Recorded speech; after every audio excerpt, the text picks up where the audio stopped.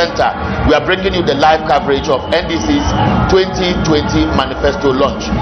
I'll be taking a short break. I want you to watch a short video which just summarizes some of the flagship projects by Dramani Mahama before he left office in 2020. It is very important for this conversation because here we are. We know that Ghanaians have been debating the NPP's 2024 manifesto, and many of the concerns people have shared is whether they should trust the NPP to deliver because of what they perceive to be the campaign of lies, which was confirmed in 2020 because that reassurance never came to pass.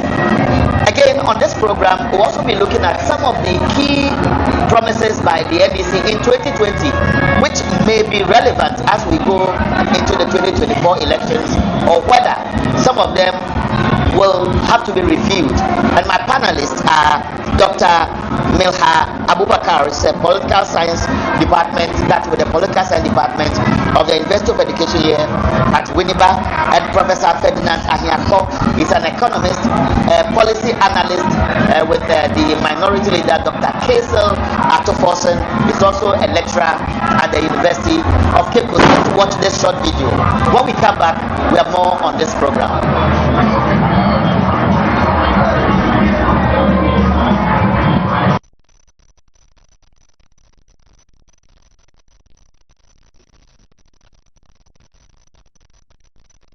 Builder. Don Mahama waya waya waya waya waya waya waya waya waya waya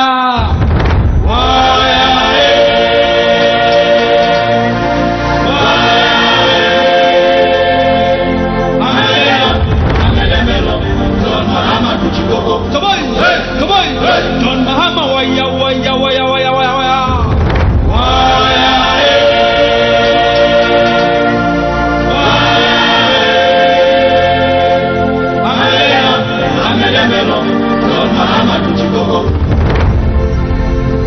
A nation builder is one with vision, a planner and a master tactician. Here's a man with a team that understands that the implementation of free senior higher education, for example, requires adequate infrastructure in order not to destabilize an already working quality. We are the University of Ghana, University of Winneba, University of Education Winneba, pardon me, University of Education Winneba, the Professor Jopus Anamwa Mensa Auditorium, where the 2024 Manifesto launch will take place. I am sitting with Dr. Milha Abubakar, who is the lecturer at the Political Science Department of the University of Education Winneba, and Professor Ferdinand Ahiako, an economist with the University of Cape Coast. That short video may be telling John Mahama's story or the Mills Mahama administration story. When Dr. Abubakar spoke, she said yes, the NPP may also have done one or two things, but perhaps bad governance and where we are now is what is fueling anger or the disappointment among Ghanaians.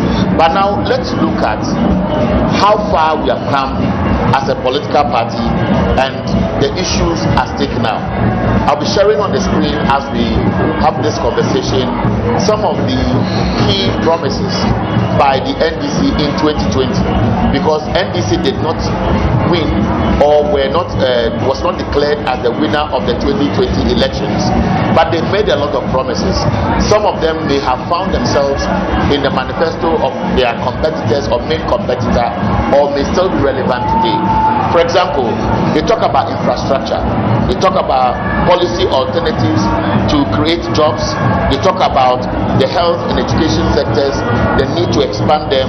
It talks about justice delivery, it talks about the free SHS, which became a major issue in 2020, most especially because the conversation was about implementation, quality, and perhaps the need to look at the factors that influence government expenditure. And of course, we look at the roads and jobs, which has become a central point today as we speak. Now for you, if you look at the issues that are playing out, because Dr. Baumia is promising jobs, he's promising skills training, he's talking about infrastructure, which will be continued, he's talking about tax review, he talks about flat tax rate and so on. When you look at how this conversation is going, does it convince you that government perhaps is doing so well and should be given the other chance when Bawumia takes over to move Ghana the way they want it? The NPP manifesto, if I am going to look at it, I think I would look at it from 3 different dimensions. Maybe the strengths of the manifesto, the weaknesses of the manifesto, and whether Ghanaians can have the confidence that the NPP would be able to deliver what they say they would deliver in this manifesto, considering what they have given us or what they are giving us now. So when you look at the manifesto, the background started by going back to 2016. The background started by going back to 2016 to tell us where the NPP inherited Ghana's economy from, which I found to be very... Doc, I want to do something briefly. Okay. While we are having this conversation, I believe that many people watching us also want to have a feel of the atmosphere around us, that we can feel the buzz among the youth. Randy is standing by, and Randy will be speaking to a few people as this conversation continues. All right, so let me say thank you to Senior Eric, and of course we are still live on Wezo TV, and this is the special coverage of the NDC's 2024 Manifesto launch. We just awaiting and expecting the arrival of the party bigwigs, but from the background, as you could hear, cheers, chants, and singing and dancing is what you can feel in the atmosphere. It's a charged up atmosphere. People are in high spirits and high anticipation. It's just to hear that message that will send some sort of hope into the lives of the many people that are gathered here, not necessarily just the party faithfuls. But let's get more interactive with people. Some you know them by their faces, you've seen them on TV, some you've heard of them on radio as well. But there are other people who are also gathered here. Honorable Maunyo Agba is the presiding member of the whole municipal assembly, and of course let's find out what this really means to him as an individual, and also the promise we've heard that John Mahama says is going to pay some emolument to the assembly members. What does that really mean to him and his people? We also have lawyer Chumbarima who will also tell us what he expects as someone from the legal industry. What should the manifesto of the NDC capture going into the elections as well? But let me begin with you, Honorable. Thank you so much for joining us on Wezo TV. This is the election center. What are your expectations, quickly? Thank you very much, Randy. Well, as you rightly said, I'm here representing the coalition of district assembly members across the country. I'm equally the dean of presiding members in the Volta region. Indeed, this particular manifesto is key for each assembly member across the country. As said, politics is local, and we are the first point of call in every electoral area. Now, for some time now, we know the challenges of assembly member is something that is disturbing. On a daily basis, the assembly member is being called upon in every community to attend to one issue or other. Perhaps funeral somewhere and others somewhere. The assembly member is the first point of call. I recall the president in his tour across the region mentioned that indeed he's going to see to payment of assembly members at least 1,000 cedis every month. Yes, assembly members applauded this. We want to see that reflect in the manifesto. The reason why the coalition is here, we want to see the other decentralization policies that we have for assembly members or for each district assembly.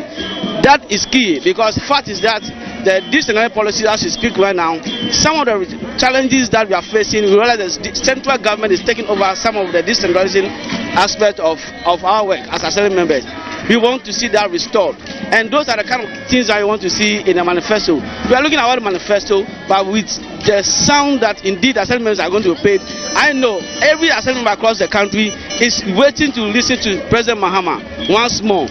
Is it real? How is he going to take care of that? And after that, we know exactly what to do on the ground and see this manifest in votes. Very well. I'll get back to you, but let me also interact with Council here. Council, just a quick one. Today is the launch of the manifesto for the NDC. I can see you fully represented in your colors. What are your expectations?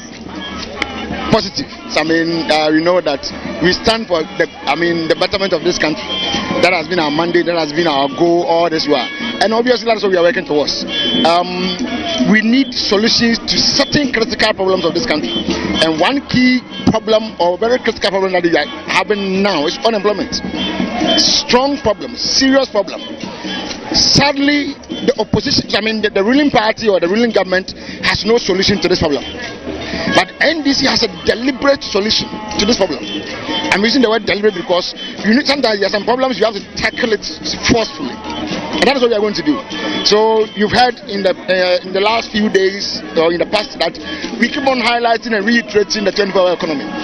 That is a game changer. That is what we are going to use to turn around the economy, number one, and create excessive jobs, number two. But that's what people want. Not jobs that you go and do 1 year and go and stay home. No. Like NAPCO, that was no job.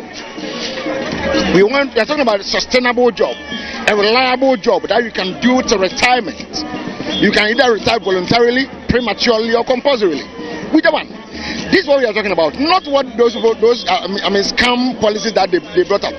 So Ghanaians should just be in waiting for the positive thing that is going to solve their problems. It's not funny for you to hear the Vice President telling Ghanaians that it's going to make driving licenses 10 years instead of 2 years. What problem does that solve? Is that not what Ghanaians want? So it takes away the fact that every other year you would have to renew your licenses. Yes, I drive. Do you need a problem for your license to be more than 2 years? No, I drive. No driver has complained that our license should be more than 2 years. Nobody is complaining. Give us solutions to the things that we are complaining about today. No one we don't need. No driver. You go around, use your microphones, your cameras. Ask Ghanaians. Check from them. Which of them are complaining or they are saying that they want our license to be more than 2 years? No driver. No driver. But sadly, this is the solution your Vice President is giving you. Meanwhile, this is no solution. Because it addresses no problem. You understand? So Ghanaians want solutions to problems that are facing us. Number one is unemployment, which I've mentioned. Number two is economic challenge, economic difficulties. My brother, one key step that can address our currency depreciation is moving the country from an import-driven economy to an export-driven economy. When you do that, your currency becomes strong. When you do that, your currency becomes good and you're able to compete with the others. Ghana is importing even water. What is wrong with us? Water. How can we import water into this country, Ghana? No. So the 24-hour economy is going to bring out a platform for private companies who are producing water, producing several other things that are highly in demand. Highly in demand. For Ghanaians to get jobs to do, do it in large quantities so that we can export most of the things that we are having. Do you know that something like stones, those stones that we use in doing our roads, these ones, there are countries that import them into their country. But here, as we speak to you, there are countries that our wealth of stone alone in this country is over $1 trillion. Over $1 trillion. Which means that if we are able to even produce this more, those countries that need them and wherever we are exporting them to, we can export to them as well and make more money into this country to change our economy or turn things around. And as we are doing that, we are creating jobs and then strengthening your currency as well. Hold on for me. Let me go back to Honorable Maonyo. So the issue about job creations is so essential to the growth of this economy as well. The current administration tells us that they have created about 2.3 million jobs. Others say 2.1 million jobs. Give and take. There is still a deficit because the data tells us that about 14% of the population are unemployed. What should the manifesto of the NDC touch on mainly when it comes to the creation of jobs? It is obvious our opponents are just showing figures out there. Last I understand, one of the youth says 21 million jobs. Now at the point it's 2.3 million, and at that point 2.1 million. It tells you that it doesn't exist. And across the country the youths are crying for jobs. Today the key issue Ghanaians are also waiting for the 24-hour economy. You and I, that on a daily basis we hear what is happening in the developed nations. The developed nations are already executing the 24-hour economy. It's working for them. What about Ghana? This is what the president wants to introduce. Youths are waiting. they want to go to job in the morning, be in the night and work, and then in the morning once more to work. That is all that they want. If the job is available, Ghanaians are happy. Now, there's one thing I want you to understand. You see, from the decentralized point of view, there are a lot of challenges. If we can begin to take back what is stipulated in the local government at 936, i.e., for example, the property rate collections, back to every assembly. Because, you know, at the point in time, some group of people hijack property rate collection, which is not by law, which is not stipulated in the Act, and we fought hard. Now that it's back, still we realize that there are some group of people who are still taking money and it's going to a certain account. What we are going to ask is that this is reflected in the manifesto that the assemblies should take absolute control of property rate collection. That must be done, and then all the collections that have been done, there must be prosecution, because up to now we don't know those who are behind those collections. The assembly have been denying IGF for some time now. Now watch, the kind of money that comes into those pockets, imagine the number of jobs that you create. So the youth must begin to listen that the decentralization that has been in the system for some time now is as it needs, simply because the government of the day denied the decentralization policies to be rolled out the way it's supposed to be rolled out. That is what is even denying jobs at every corner in this country. So we are saying that these two things must be looked at from the decentralized point of view, and that the 24-hour economy must be grabbed by the decentralization policy from assembly members. That is what I think. Well, thank you so much for joining us on set as well. Council, let me also pick your final thoughts quickly before we engage some other people. All right, so we are telling Ghanaians a very simple thing. Our women should be in excitement because one of their basic needs, which is a means of getting funds to do their trading, to do their business, is coming up through the women's banking. It's a means to create employment for them as well, and to strengthen those who are doing business. You're able to gain resources, financial resources to support their business and move on. Again, the youth should be in excitement. Looking at what we are putting up, 1 million youth into coding. Those who are going to tech startup, there's a resource available that they are going to tap into. JM has mentioned, for instance, those who are into surplus trading.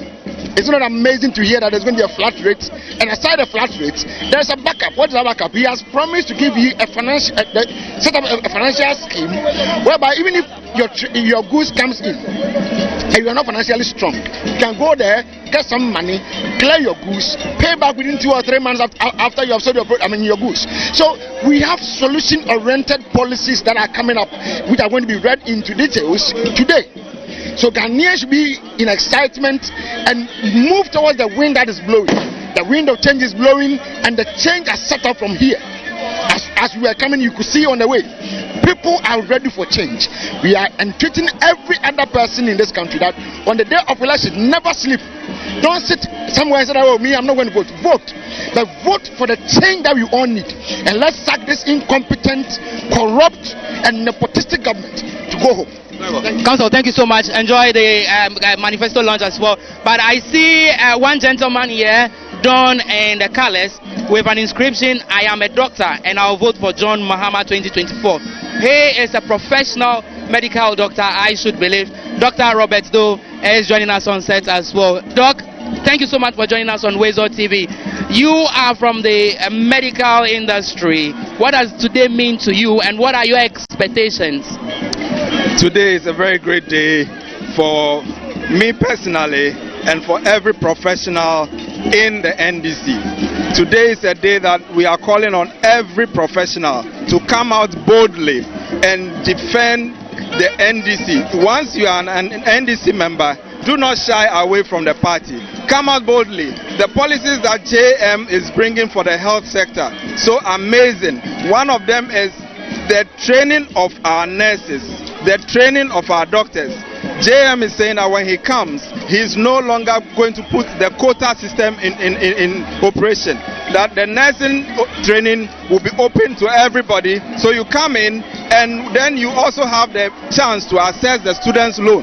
And then all the projects in the health sector that this administration is embarking on, JM says he's going to complete all of them, because the hospitals that they are putting up, they cannot finish this agenda 111 before they leave office.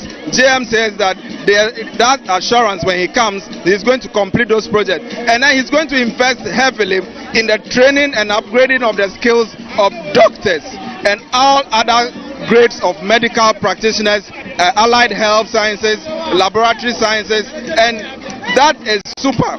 And as a medical person, there is no other government that has shown promise and commitment in lifting the standard of healthcare in Ghana apart from the NDC. See what JM did with the Rich Hospital. See what former President Professor Mills and JM did at the University of Ghana Medical Center. For these reasons, we are saying that when JM comes, he has shown that he has done it before and he can do it. So, my fellow professionals, you may be an engineer, you may be an accountant, you may be a teacher, you may be a lawyer, wherever you are, once you believe in this probity, accountability and justice, come on board with the NDC. And the policies, I'll speak directly to the youth now. This is the time for the youth. My fellow youth, the future of Ghana is in our hands. The second independence is in our hands. This is the time we must change the destiny of this nation. If Ghana does not come to the NDC, if NDC doesn't take the leadership, Ghana will be in a great mess. We must hold people accountable for the stewardship that has been granted them. Look at the All African Games. My youth, they have spent the money in your name. They have spent the money on your behalf, but those monies did not come to the games. They said they have paid GBC certain amount. These monies were not given to GBC. My youth, bring JM to hold these people accountable. He says when he comes, he's going to boost the ICT training of youth. He's going to invest a lot of money and put people into the coding system. The future is ICT. Let us bring JM. My fellow youth, the change is now.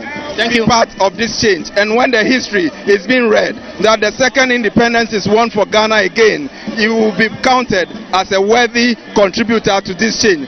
Vote for JM, vote for change, and vote for your future. Very well, Doc. Thank you so much for joining us on set. But let's get more closer to the younger ones, the youth, because they have the future in their hands as well. I see you with the inscription, think like Nkrumah, fight like Rawlins. Why? What's the meaning? Well, I think we've gotten to the point that we need leaders in this country, and if we have the leaders, they need to start fighting like those who paved way for the independence and the democracy we have today. What does today mean to you as a young man? Well, it's just a normal day for me. I'm just hoping to hear or be promised something new. I mean, as a young person that goes around, I'm a young activist. I go out advocating. I listen to the plight of the young people, and majority of the young people are not just complaining of, there's joblessness, there is insecurity, high rise of insecurity in this country, there are lawlessness in this country, and Machiavelli, we all know, doesn't really care. Okay, the life of Ghanaians are not being protected. We've had condolence sometimes. Even here in Winneba, we had this woman that was thrown outside from a hospital, and not even a minister of state, the vice president, or the president himself spoke a single word about it. This speaks that the leadership doesn't really care about the people of this country, of which they take an oath to come and protect. So I am here to get the hope back again as a young person, as a Ghanaian, that I feel like leaving home. Because when you speak about Ghana to people diaspora, they will tell you that, I don't risk coming back to Ghana. I don't like coming back to Ghana. And the reasons are that Ghanaians' lives are not being cared for. Ghanaian lives are not being protected by the people we give power to for them to protect the Ghanaians. So I am here to actually hear something different, something that will give hope to the youth of this country, something that will inspire the youth to calm down, because there are a lot of tensions rising in this country. There are a lot of tensions rising. Myself, I don't know if you've not seen, but Fix the Country and most activist group has risen up in this country, making sure that we hold government to account. And this constitution we are using today, majority of the clauses in the constitution needs to be scrapped out. Even if the constitution is not going to be taken out entirely for it to be renewed, the constitutional review committee that was set up by Atta Mills needs to be accepted by now. We are hoping that this government, if Ghanaians should vote for NDC and Mahama back to office, they will touch the constitution to bring hope back to the young people of this country. Or else, I always say, when change is too long denied, it's not that the people plan for violence, but the angers within them will start erupting. And it will definitely happen, because we are going to rise up and make sure that the hope of this country would not be taken for granted. The future, which is the youth that will be coming, after us will have hope and not blame us for we keeping quiet and watching things destroyed to the point we are gotten to. The impunity is getting too much. The tyranny is getting too much. The lack of law for Ghana, the lawlessness is getting too much, and we need leaders to solve this problem. And if you are going to be a leader, we need fighters to run and fight and make sure we save this country. This country is broken and we need a change. Do you see the NDC giving you that hope as a young man?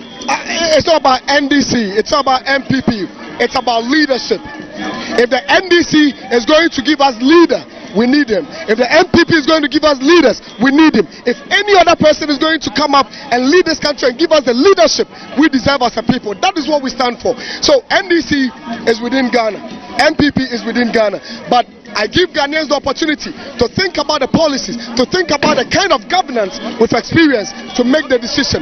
Because we should remember that whatever decision we are making out of this 2024 elections is going to have a consequence, and those consequences will not only affect us living today, will affect the next generation coming. So we should vote wisely and think of choosing leaders and not politicians. I'm grateful. Thank you so much. Enjoy the program as well. So if you are just tuning in, you are live on Wezo TV. This is the election center. We are currently located on the premises of the University of Education Winneba campus, just right in front of the Chofos Anamwa Mensa auditorium. Let's get up close to one of the parliamentary candidates who is contesting the Okaikwe South constituency seat, Honorable Ernest Adumeko, and of course he is here with us as well. Thank you so much for joining us, Honorable. And what are your expectations? I've spoken to ordinary Ghanaians. They have spoken about jobs. They have spoken about hope that they are anticipating that this manifesto will give. You are representing, you are trying to represent a chunk number of the people as well. What have they told you? What are their expectations? As you just mentioned, we are expecting hope that we are all expecting to see. We are all going to see everything. We are going to get detailed information from the manifesto. We have mentioned some few things. Recently we launched Youth Manifesto, which we mentioned some things like Women's Bank, which is going to support our women in the market and those who do small trading. Because when they go to these commercial banks for loan, they tell them they don't have collateral, so in the nutshell they don't qualify to have access to loans. So His Excellency, the incoming president, mentioned that he is bringing this bank to support our women at the bank. As we brought Agri Development Bank to support farmers, we are bringing this one to come and support our women, and also mention about youth artisan certification, which we are going to train people in the skill training, give them skill training, and also give them certification, also to support so that we can create employment for them as well. Because looking at the economy, we just mentioned about 24-hour economy, which is going to build the economy, because now everything has messed up entirely. The 24-hour economy is going to affect our inflation positively. How is it going to affect the inflation positively? We are saying that we are going to reduce the taxes for them, and then also the energy consumption, electricity that they will use in the night, we are going to reduce it for them so that they can have access to a whole lot of things, like to reduce their production cost. Once the production cost reduces, it affects the inflation, because it's going to affect the buying price or their selling price. Once the selling price reduces, automatically people also enjoy it. And then those who are also not getting jobs, one same company, assuming they have 200 workers, it means that if they want to run 3 shifts, they are going to employ 600 workers. So 24-hour economy is a game changer. It's going to support our economy. I'm grateful. But again, with the issues about some tax reforms, for instance, there has been calls for the scrapping of e-levy, there has been calls for the scrapping of betting tax, the sanitation tax, and what have you. Do you expect to see that being captured in the manifesto of your party as well? You know, as for JM and NDC, once we promise, we make sure we deliver. Why do we still pay COVID levy while there is no more COVID? And as Baumia said, we don't have to charge or we don't have to tax mobile money. Now he's taxing mobile money. Now we are saying that we are going to take off e-levy so that it can help for people to do businesses electronically. Because I don't see why I just bought an item which I've already paid taxes on it. When I'm going to pay, they also charge me another tax. It doesn't even make sense. That's why we are saying that we are going to abolish the e-levy and then also the gaming tax. The youth are not getting jobs. Now they are turning all their energy on gaming. Now the government is taking 10% out of whatever they win. What if they lose? When they lose, you don't give them 10% of whatever they lost. So we are going to abolish it for the youths. Yes. I'm grateful, Honorable. Thank you. But let's pick the last bite quickly from the women. Let's also find out from the women what they think of the manifesto. Thank you so much, Honorable, for joining us. But let's find out, because there has been just mere words that there is going to be an establishment of the Women Development Bank. What does it mean? Are they expecting this to be captured in the manifesto as well? JMC Women Development Bank. What does it mean to you? Oh, me say bank na wode ba no e je bebre because mba no ye ne ye hia bose a ye ko bank a what ye nkofa asase anase fie embra ye sue yi bi na wei manager kro ba ya ba mba kuti no be ya djuma ho nti ye kwa ye da kukudu na bokọ na ya ko jiska na ye tum ye da ye business na abayi mesuma ye se mama lo president mama ba na so ma ya sna ya so bobo ye nkunu mo me fie aya nyichi nti yi na ya da ya me asida ma me no na ya papa waso ho da wode aba da wode bobo amba mba ye som na ye botu aba no so asai na ya Naana Opoku-Agyemang ye botu ama no na ya to ama jo mama na MPC no so oba biala nye ambassador de oboko fiefie onye mba na mba kakasa na wotu aba no His Excellency John Dramani Mahama onne ne ye hia ono wamba mba ye bibia ne nkodo eti mesramba mba yenya kukudur yenya bold yen ko fiefie house to house, room to room, base to base na you want kasa ya you want kasa emba ye kasa kire mbanyin pa woti ese nda obanyin okakasa kire ne yanku banyin na nyame ya dom mentuba papa to agudo na ye di kunyim 2024 election etimigira ha me ko so asi adwuma ku enyan asia mempi honorable Atofosson woman organizer ko so asi woman organizer mkasi May I say. Well, so basically she's just assuring the viewers that look, they have confidence and trust in the man John Dramani Mahama and the running mate Professor Naana Opoku-Agyemang, and they believe so much well that when they assume the position of the presidency, they will try and bring back that hope that has lost. The frustration written on the faces of the many Ghanaians that are gathered here tells it all. But let me cross over to the studio where Eric Ahianyo is still on standby with some of the guests. Stay with us here on Wezo TV. We've got you. Thank you very much, Randy. This is Wezo TV Election Center, and I'm sure many of you can now see the excitement that is building up. Lots of people want to talk about what NDC wants to share with Ghanaians, what Ghanaians must hear, and what will determine the way forward, especially when we want to look at the theme which will run through this 2024 manifesto launch. Resetting Ghana is talking about jobs, accountability, and prosperity. I'm in the studio with two academicians, Dr. Milha Abubakar with the Political Science Department of the University of Education, Winneba, and Dr. Professor Ferdinand Anyako, who is also with the Economics Department of the University of Cape Coast. You were on the floor before we crossed over to Randy. Yeah. We're trying to look at the NPP's 2024 manifesto, but it will look like people have heard it, they may have made up their minds already, but even before we talk about what people should be expecting in the 2024 manifesto, what are those brief comments you wanted to make? Yeah. So you realize that they had an introduction where they went all back to 2016, which I feel is irrelevant because Ghanaians felt NDC was not doing well in 2016, and so they voted for you. And so we expect you to do better. And when you are giving us manifesto in 2024, you start from where we are in 2024 and not take us back to 2016 just to try to make themselves look good, that they inherited an ill economy, which is not so, because we handed over to you, and then it's been about 8 years. How have you managed the economy?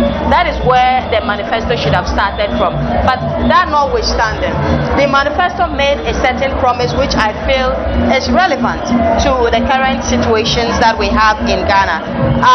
It was that the promise of the manifesto was that it would stimulate business and create jobs with strong focus on private sector, and that they will be committed to invest in the growth of the Ghanaian business, create millions of secure jobs for the youth, ensure individual and collective prosperity, and save communities, and offer a problem-solving leadership of integrity.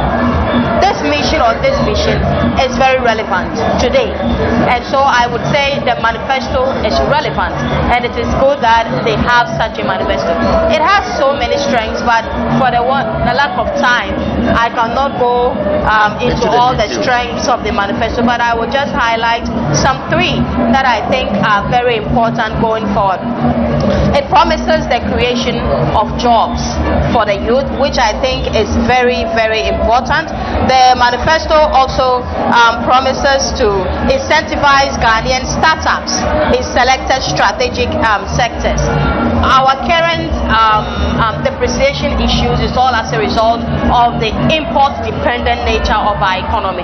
And so, if the manifesto is promising to incentivize startups that can actually create and produce goods that we can consume in our own country without importing, I think it is a positive one.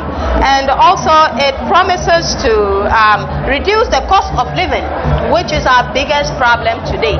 And so, if they will really work on that, Ghanaians would be very happy with that. And finally, care for the elderly, which I think is very crucial, considering the fact that majority of elderly people in Ghana do not have access to social security, and they tend to suffer a lot. Now let me come to the weaknesses that I think are found in this manifesto. First is the fact that the repetition of unfulfilled past manifesto promises is an acceptance that the government has not performed well and has, if you would say, failed to a greater extent. For example, Agenda 111. We were told it will be completed. This was promised in 2020 during COVID. The government is leaving. I don't think they have inaugurated about even 2% of Agenda 111. And so it's a total failure repetition. And then expanding agriculture. How has the PFJ performed? Planting for food and jobs. And you would realize that in the last 3 months, Ghana has experienced serious high cost of food prices. And it is all because planting for food and jobs has not actually achieved what it set out to achieve. And so it is back again in the manifesto. How or what are they going to do different to ensure that this time around? The questions that we'll be asking. Now, let me come to you, Prof. You would notice that many of those who had opportunity to speak to Randy were speaking to some of what Dramani Mahama and his running mate, Professor Naana Jane Opoku-Agyemang, have been telling Ghanaians they will do to address the challenges we are facing today. Jobs cut across, resetting the economy cut across. For you as an economist, a policy advisor to the minority leader who may have spoken to people on the ground or colleague experts which has informed what will be unveiled today, what are the solutions in there that we should expect? So thank you very much. If, as you rightly said, the key thing which is for this manifesto is job. And you see, we need innovation to solve this particular problem. We have tried all the policies, they've said a lot of things. But now let me tell you, if you listen to the innovation that the NDC has brought to address the issue, let's look at what they are talking about, the 24-hour economy. What does it mean? If you have a company, you need to only employ 8 people. I'm just giving you an example. You employ 8 people to work for you, and then they close. Then what happens in the night? You see that it takes a long time for more people to be employed. So one of the key innovations that the NDC is saying, and our flag bearer is saying, is that no, we are going to create the 24-hour economy. What it means is that you work, first batch work, when you close, the business also continue, people come. So a job that should employ, let's say 10 people, will end up employing averaging of, let's say, 30. Then people make fun of it and say that, oh, but if you are going to employ, why will you invent somebody to employ? Because there is no demand for it and all those things. Let me just give you a practical example. We know that when you are working during the daytime, the businessman is interested in making profit. So he takes a very cognizant of the cost of doing the business, because he's going to pay electricity bill. So during the daytime, he may decide to off some of the light and do production so that his cost of doing the business, and then he can make more profit. So if you ask that business person to produce in the night, it means that his cost of producing will now be high, because he has to pay for additional electricity bill. So Mahama is saying that, okay, my fiscal policy, what I'm going to do is that I'm going to emphasize you. The electricity bill that you are going to use in the night, it will be reduced. You are going to use a different tariff system. So if you use the different tariff system, what it means is that though you are going to use electricity, the light in the night, your cost of producing will become equal to what you have been doing during the daytime. Form of incentive. So you now say, okay, my cost of production will not be too high. So you now be motivated that, oh, I can run 24 hours. Then people said, oh, but if you do, what will be the demand for it? What is the demand for all this business thing? But let me tell you, when assuming that Mahama said, okay, we are going to produce furniture for all the school, and the government said that furniture must be produced by a local company. So what and we are going to incentivize the local company to produce the whole they know. Okay.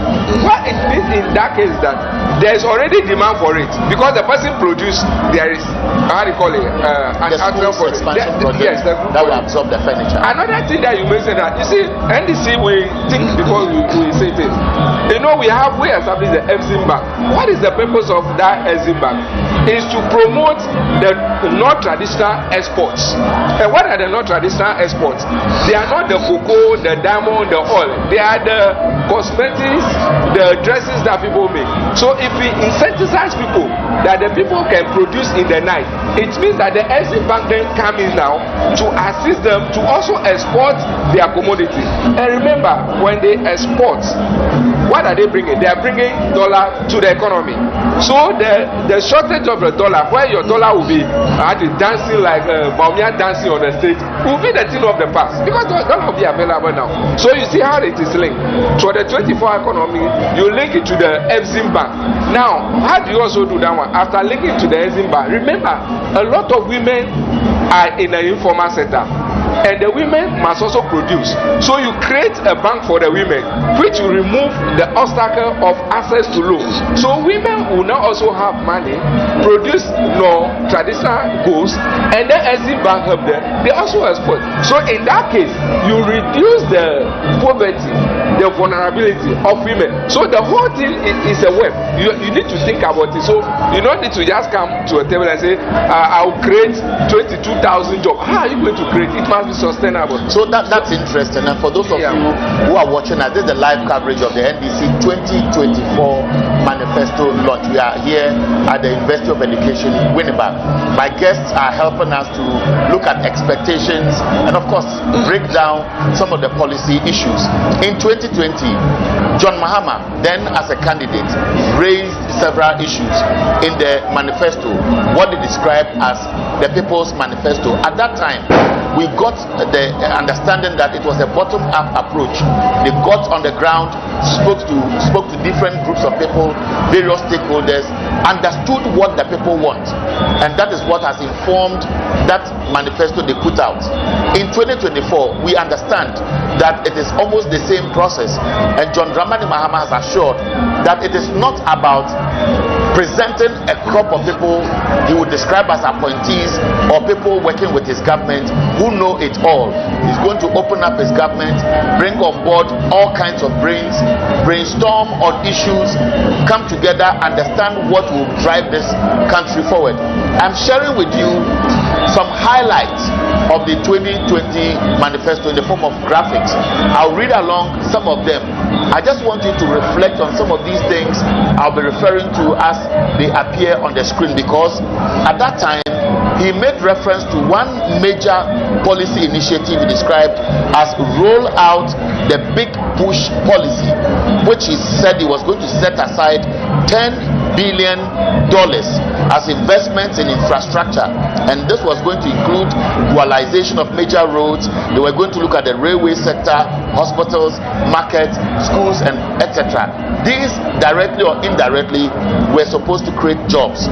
Now he was also looking at macro fiscal policies, tax waivers, reduce inflation, boost revenues, encourage vehicle assembly of companies, introduce rural investor incentive to create meaningful employment.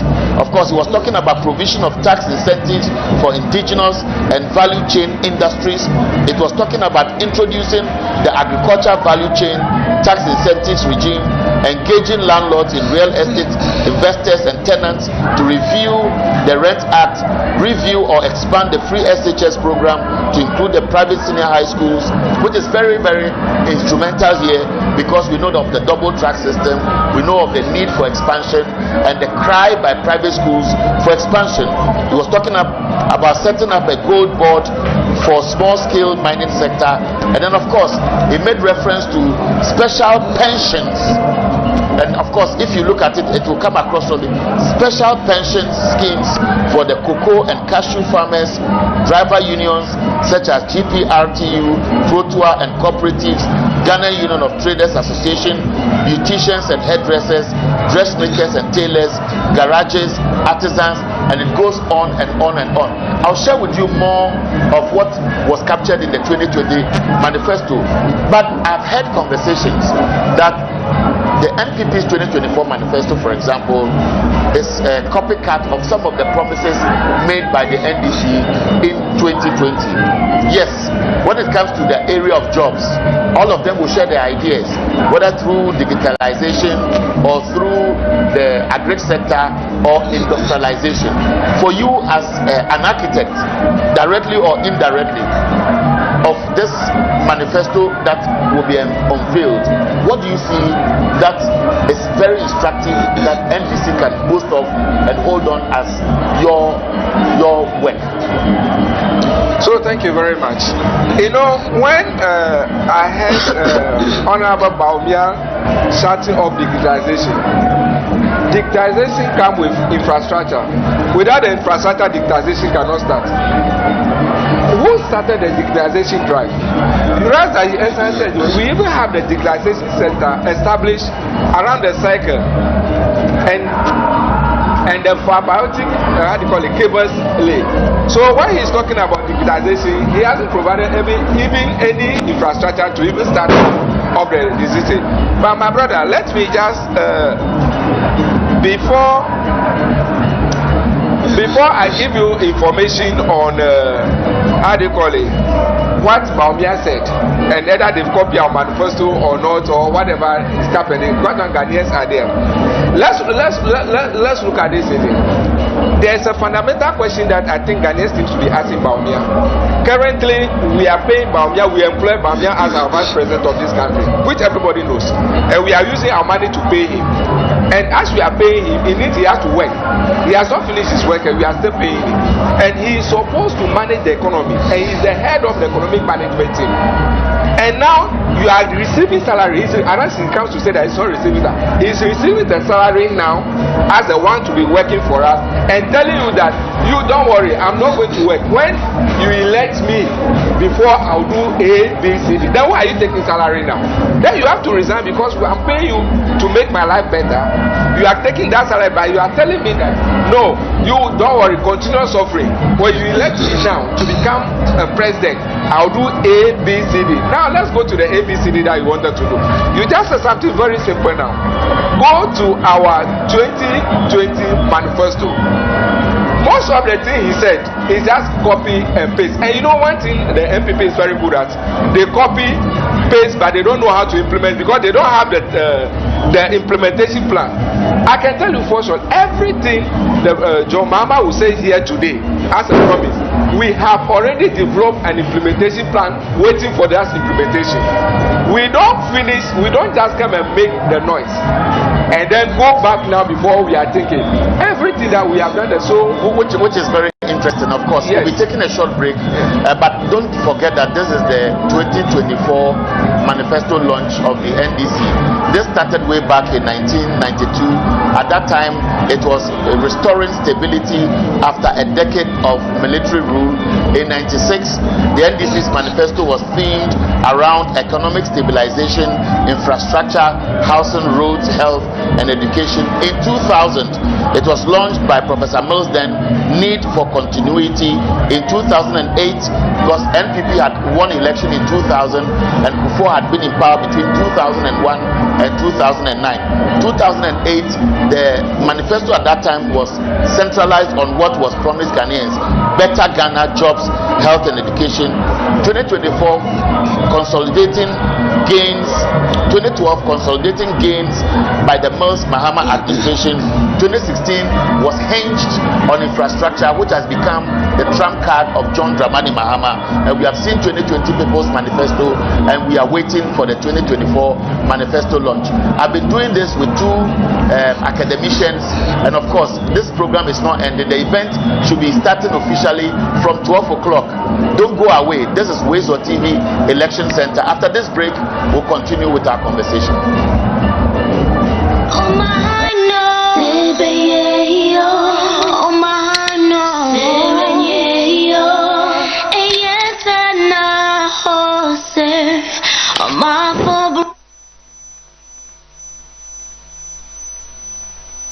The victory of Muhammad.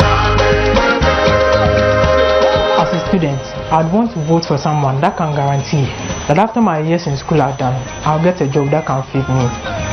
Listening to what the 24-hour economy entails, there's no two ways about it than John Mahama is the president. This is why I choose John Mahama.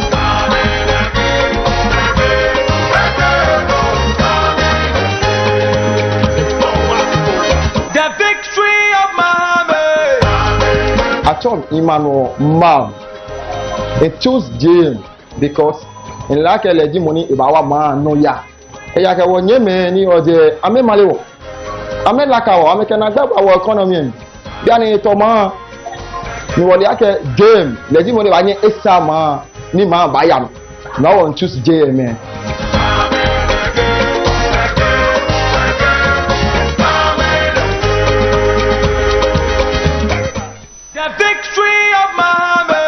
I choose JM because I would want to see him continue his good works, such as building the hospitals, schools, etc. And then I would want to see him particularly to introduce the 24-hour economy. This is why I chose JM. The victory of Muhammad.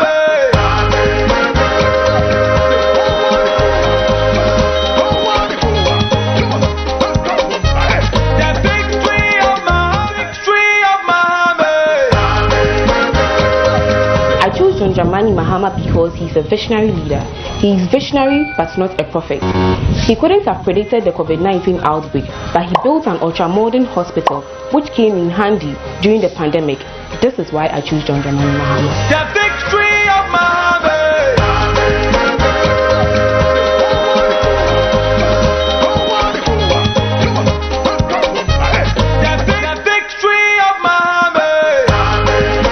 Can say all the nice things they want to say about JM, but I choose JM for his straightforward tax approach, no reciprocity, no sloganeering. Experience over experiment. Ejumera all the way.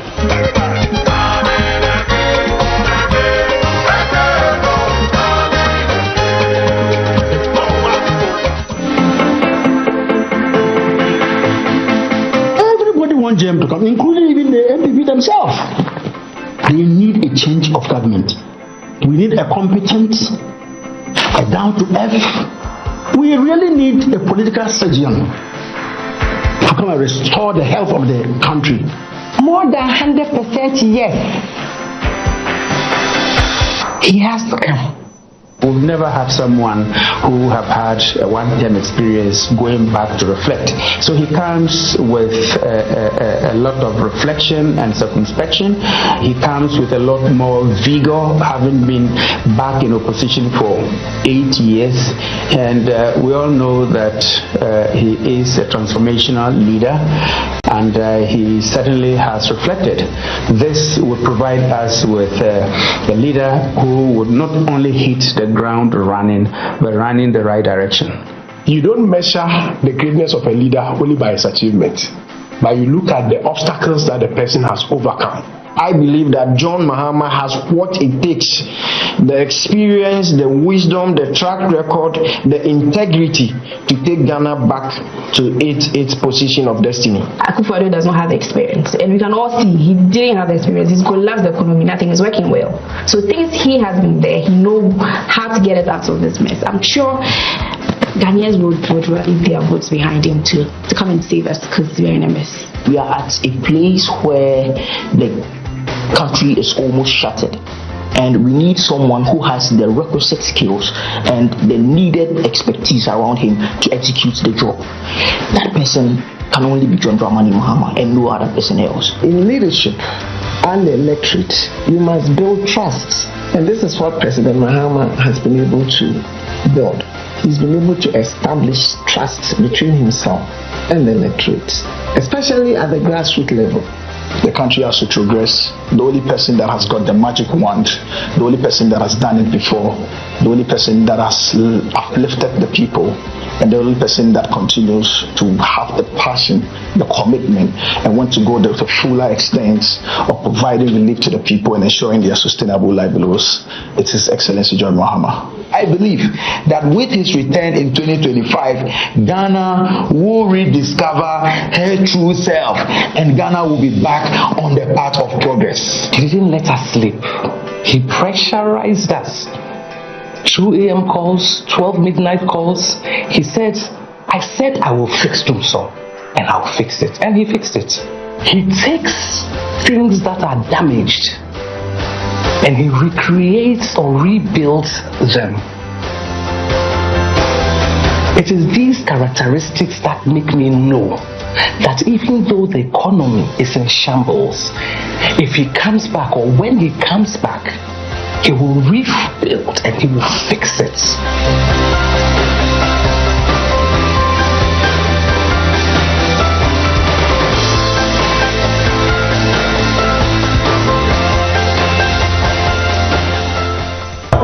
Welcome back. This is Wezo TV Election Center. We are live from the University of Education, Winneba. The NDC is launching its 2024 manifesto today, and there's a lot of activity here.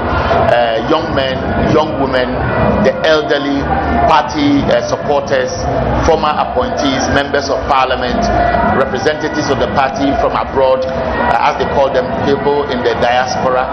We also have party executives who are all gathered here. Representatives of the diplomatic community are also going to be part of this very, very important event. I've told you that there's so much confidence among NDC supporters that John Dramani Mahama will win the 2024 elections. And so the young men especially have that expectation that this manifesto will open up what they want to hear, what will affirm some of the promises by John Dramani Mahama and his running mate, Professor Naana Jane Opoku-Agyemang. What is very, very common on the lips of many across the country: 24-hour economy, women development bank, mechanizing agriculture, making agriculture easy for many people, attractive, where farm inputs, everything that is needed will be given to those in the farming communities or the farming belts, adding value to farm produce, reviewing how we mine in this country to make sure it is as responsible as we all want to expect, and what is most important, resetting Ghana. And of course, one thing that John Mahama has always been referring to is building the Ghana we want together. And so just as Ghanaians saw a president with his cabinet and people in government mobilize Ghanaians, the people in academia, experts in the economy, the financial sector, etc., who met at Senchi. At that time, we saw the revolutionization of Ghana's economy from the Doomsday era to what we saw through the World Bank's prediction that Ghana's economy was going to grow by 7% because of the initiative that we're taking. He says he's going to do same. As soon as he wins, within the first 100 days, he's going to engage Ghanaians for discussions on the education sector, on the economy, for people to appreciate the true state of the economy so that Ghanaians will manage their expectations while he goes along to prioritize what he sees will address the concerns of Ghanaians, open up the industry, build confidence in the investment sector, create jobs, and then bring prosperity to Ghanaians. The next set of panelists I'll be engaging, they are well known to many of you, especially Dr. Justice Sremsai. He's a senior lecturer at the University of Ghana School of Law. You are welcome, Justice. Thank you very much, my brother. How are you doing? It's been a while. Yeah, it's been a while. You have beard, I don't have. Yes, now I have grown beard. And of course, I'm bald, you are not. Yes. You're welcome. Yes, thank you very much. Happy to see you again. A lot of Ghanaians enjoy you because for them, you speak to the issues and you open up the debate for people to also bring their input, all for the cause of Ghana. Happy to have you on Windsor TV. Thank you very much. Thank you very much. Yeah. My other guest is Dr. Albert Kwame Arthur. He's the patron for the 10th year at the University of Education Winneba chapter. You are welcome. Thank you, sir. You are not in party colors. You are not in party colors. Oh, our colors. This shows that we already on the 7th December. So it's a victory. It's a victory. So you are celebrating ahead exactly. of I'm celebrating ahead of time. For you, what does this mean for a whole party to come to your campus to launch a manifesto, to be speaking to the youth through your platforms? In fact, it was a very great with excitement that when we received the news that the party manifesto for 2024 is going to be launched in Winneba and specifically on our campus. So some of us dedicated ourselves. From Monday, I'll be here all trying to help the national communication team and the local organizing committee as well to make sure that we put the place in order to ensure that we have a successful manifesto launch. And our youth are voices for change. But I always tell them that this election is not about NDC, MPP, it's about the youth of Ghana. And therefore we cannot afford to take things for granted. It's a communal labor, and therefore we must all come together and work without being complacent. And I always tell them that set a goal that at least you talk to one or two individuals a day and tell them about the good policies of the NDC, like the 24-hour economy, which is going to bring job and prosperity in other jurisdictions is done. So why can't we also implement it here? So it is a great honor for us to have manifesto launch of the NDC here right in Winneba, and we know that inshallah everything will be successful. Okay, so those are your opening remarks. Now let me come to you, Dr. Justice Sremsai. Now, if you sit on the fence, you look at the narratives, the expectations among the youth, the challenges ahead. What must this manifesto ensure is captured? Thank you very much. I think basically when you follow what is going on, regardless of whether it is an NPP person who is saying it or an NDC person who is saying it, one thing is settled, that the youth of this country have been given a raw deal for the past 8 years. Nothing has happened which has improved the lot of the Ghanaian youth. And the youth themselves are crying for a particular change. And so you cannot be a very competitive political party, you cannot be a very competitive politician, you cannot be taken seriously if you do not have a specific program, projects, and policies for the youth. And for me, when I sat through the youth manifesto launching of the NDC, it told me one thing, that the NDC is responding to a very critical demand, a very essential demand for our politics. In fact, not just for our politics, for the growth of this country, which is that you need to listen to the youth, not just to listen to them. When we see there's a difference between hearing the youth and listening to them. Listening to the youth means that you are really identifying their voices, you are taking them seriously, you are addressing what they need, and you are ready to provide and to help them, not to even provide something for them, to involve them in the discussion. So, for example, if you have a manifesto and there is no specific involvement of youth and of the youth, and I'm not talking of general involvement as in we have the youth in the party. No, the youth must be given a front row, because it is clear that the whole world, if you look in the Western world, the developing world, everywhere you look, it is clear that you cannot make progress without giving the youth a front row to play.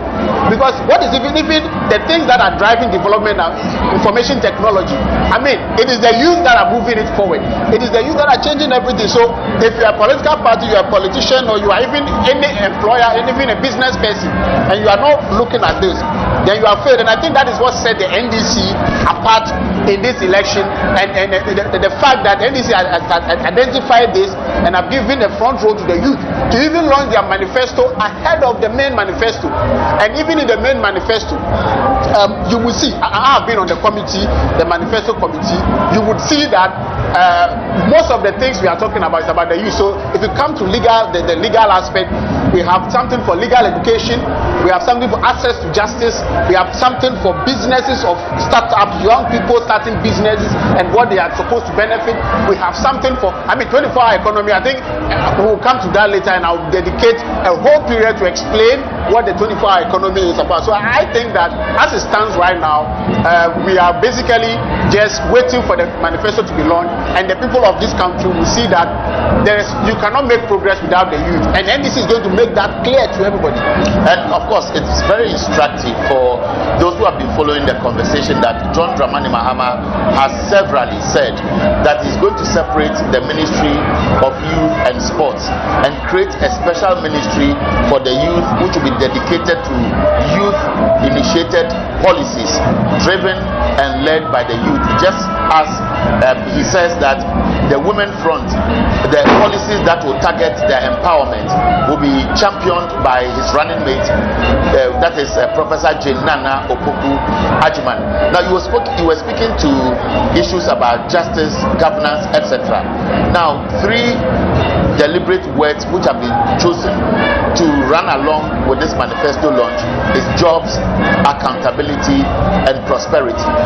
When John Mahama had the opportunity to engage the media, the first one, which was held in Accra, which appears to be cutting across when you hear people speak to him, if the opportunity comes, is about his ability to ensure that there is accountability. How difficult can it be, or is it likely to be if he has to confront it head on? Yeah, so talking of accountability and overcoming it or ensuring accountability has a direct connection with corruption. So, and we know corruption is the most difficult thing to fight, and we have seen it from the current government, that all the attempts that they have made to fight corruption have failed. From Galamsey, which is the root cause of Galamsey's corruption, when you come to what? Real corruption, bribery, and it's rife, and no one is doing anything about it. So the fight is a difficult one. It's a fight which must involve not just talk. There must be the desire by the leader. And you see, people underestimate the role of leadership in ensuring accountability. If you are a leader and you show clearly that you do not tolerate corruption and you do not tolerate bribery, everyone who follows you will change overnight. So for example, if the first accusation of corruption comes and you think that the best way to do is to clear it and to tell that you have cleared the person, what the signal you are sending to the whole government and the whole country is that you can do whatever you like and I will be there to clear you. And when you do the second one, then it goes beyond assurance. It's now become a culture, and then the whole government, the whole system, the whole country sinks deep into it. So when you have a government which is prepared to fight corruption, you must look at the leader. Recently, I mean, and that is where John Mahama's integrity comes in. He is the only president, you know, in recent history who has prosecuted his own appointee, and the appointee was found guilty and was jailed. What does that tell you? It's not easy to prosecute your appointee, and we all know, even that is why we say family and friends. It's not easy to prosecute people you have reposed confidence in to work for you. So if such a person has done something, you have prosecuted the person, it shows your commitment. Then come to this airbus issue, which was, I mean, it was a non-issue from day one, because a report which was clearly a settlement agreement, which has said nothing, which has no evidence of anything, was used as a tool, and it was used for propaganda purposes. You remember that this thing came up just before the 2020 election. But at the end of the day, when the special prosecutor went through, he came out with a clear, I mean, what some of us knew from day one, that there was absolutely no evidence for anyone to do anything with. So what does that tell you? At least it speaks to the integrity of the person. So when such a person is telling you that I'm going to ensure accountability, then you know that at least he has demonstrated that before. He has a track record of fighting it. He has a track record of coming out clean even after falsely being accused and subjecting himself voluntarily to such investigation. Now back to, but there are more dimensions to, apart from the leader, you must also look at the justice system.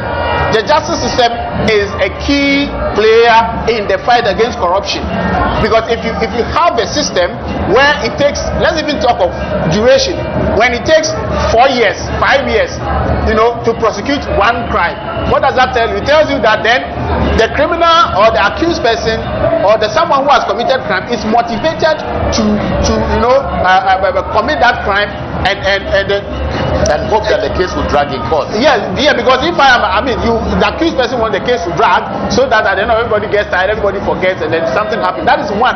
Two, we have seen situations where, they've been documented, evidence of bribery, even on the bench and even among practitioners. So all these people must come together, and they must be made aware that, you see, corruption is not just about one person. Corruption is about everybody, and it can affect everyone, and in fact it affects all of us. So the fight against corruption is not going to be easy, but if you have a leader who is determined, and you have a judiciary which is very, very ready and able to work, I believe that could be done. So that's Dr. Justice Shrem Sai, who is a senior lecturer at the University of Ghana School of Law, and I'm also speaking to Dr. Albert Arthur, who is the patron Tain, University of Education, Winneba. Now let me come to you. You are representing the academia. You deal with young men and women, students. The NDC has been telling us that we should expect in the 2024 manifesto a policy that will review free SHS, expand it, bring all hands on deck to look at a better way to implement it. I'm understanding that even people are proposing that there should be a special fund that will guarantee sustainability. The NDC recently, when the youth manifesto was launched, spoke about absorbing or cushioning first-year students, where their academic user fees would be taken care of, to free space for them to adjust and move on as they continue from second year and so on and so forth. The flag bearer of the NDC has told us where or how he's going to fund it, giving us an idea. The details obviously will be in the manifesto. You work with students, you dine with them, and they are your colleagues virtually. Help us to appreciate how significant this free SHS business, whether the quality is being met, and this issue about students coming to school and having a policy that will sort of give them some support. Yeah, thank you very much for the question. I think we all attest to the fact that the implementation of the free SHS came with a whole lot of challenges, which a lot of stakeholders in different areas have mentioned the fact that there's a need for us to review And when one person talks about review, all that they do, the propaganda way is that when the person is given the mandate, is going to cancel it. Having worked with students for some time now, I see this review as very crucial and important to be able to address especially the issue of infrastructure. Because there are areas that you can even go that we have students, they have lecture room, but where they will sleep becomes a challenge. So definitely that shift system will continue. And that was the reason why incumbent President Dramani Mahama came up with the E-block system that was sprinkled up all over Ghana, so that not every student living in the rural area have to leave the rural area and come to the urban area. So I'm sure that once it comes back, we'll be able to complete all the E-blocks that were left to be able to ensure that every student get access. Considering the fact that NDC Manifesto, I made a promise from the president, from Dramani Mahama, that first year students fees to be absorbed.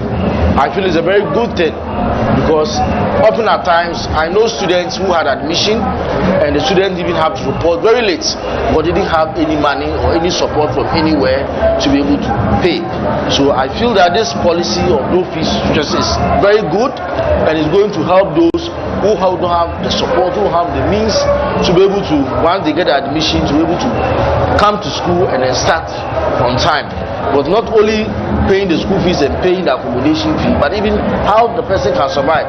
So if your academic user fee aspect is taken care of, then other resources that the student can get, whether from a acquaintance or from the parents or a guardian, at least that can also take care of the other aspects of the student's life as far as his educational ladder is concerned. So this is Wezo TV Election Center. We are bringing you the live coverage of the NDC's 2024 Manifesto launch.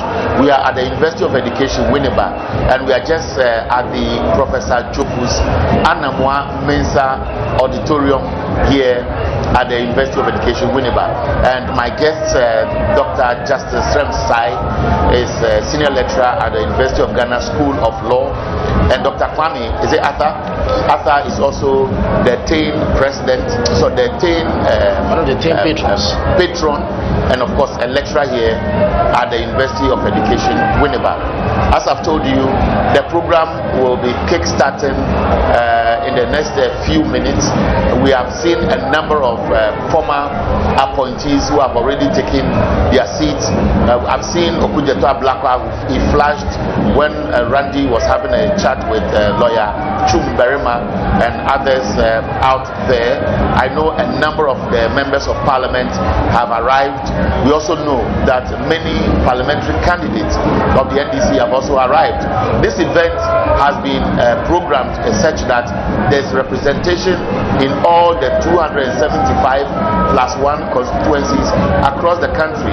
The constituency executives, we have the regional executives of the party, national executives of the party, the council of elders of the party obviously will be here, and then of course we have representation from diaspora, and then we have also the members of the diplomatic corps, and of course you have the business community, which are all going to be very much interested in this manifesto launch. We are live on all the Wezo TV social media handles, and of course our partner stations, which are also picking this event live on radio and television, and those who are running their own social media TV platforms. We are grateful for you for joining us to share this conversation with millions across Ghana and around the globe. Now, the conversation is now dovetailing into what the NDC has been speaking about. Justice Sremsai wanted to speak more about the 24-hour economy. It has become a subject of interest because critics of the NDC are suggesting that it is likely to be difficult to implement in spite of all the explanations. Many are also looking at what opportunities are in there for people to tap into, right from education to health to any sector, especially construction. I, for example, met a young lady who's a nurse, who was having a debate with me and said one thing that struck her, and she works at Kolebu Teaching Hospital, is that sometimes after midnight, when they are at the pediatrics department and children need oxygen or basic things, they have to go cross to another department. When it is closed, it is closed. And you'll be surprised that even though Kolebu is a tertiary medical facility, some of the departments close, including even the pharmacy. So they have to struggle or wait till the morning, especially those who cannot afford to go outside the facility. These are realities for them who will fast track development, will create opportunities, and beyond that, save lives. Let me come to you.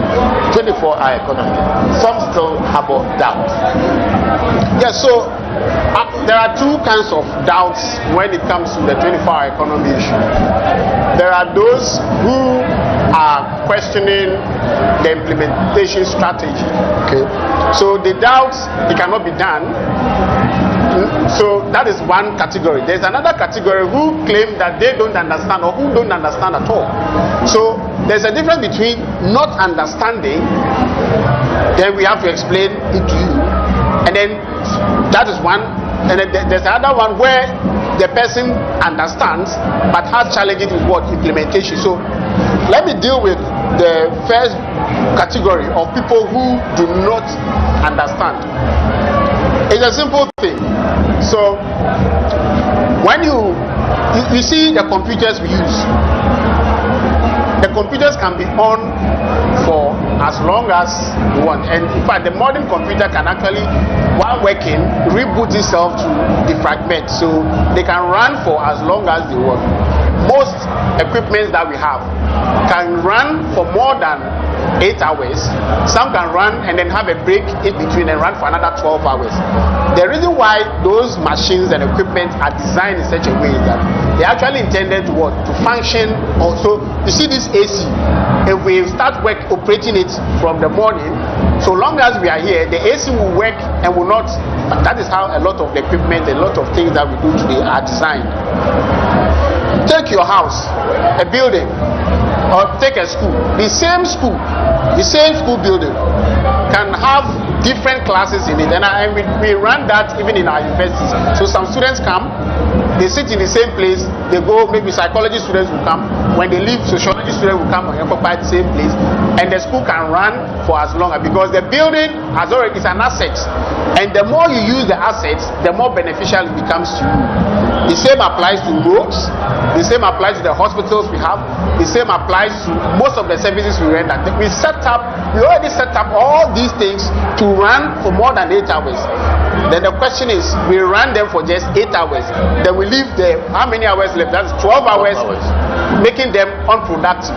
The question is, why wouldn't you understand if someone is telling you that instead of using 1/3 of something, you can use the entire thing? So once you agree that something which is there could be used beyond 8 hours, then you are on the road to understanding 24-hour economy.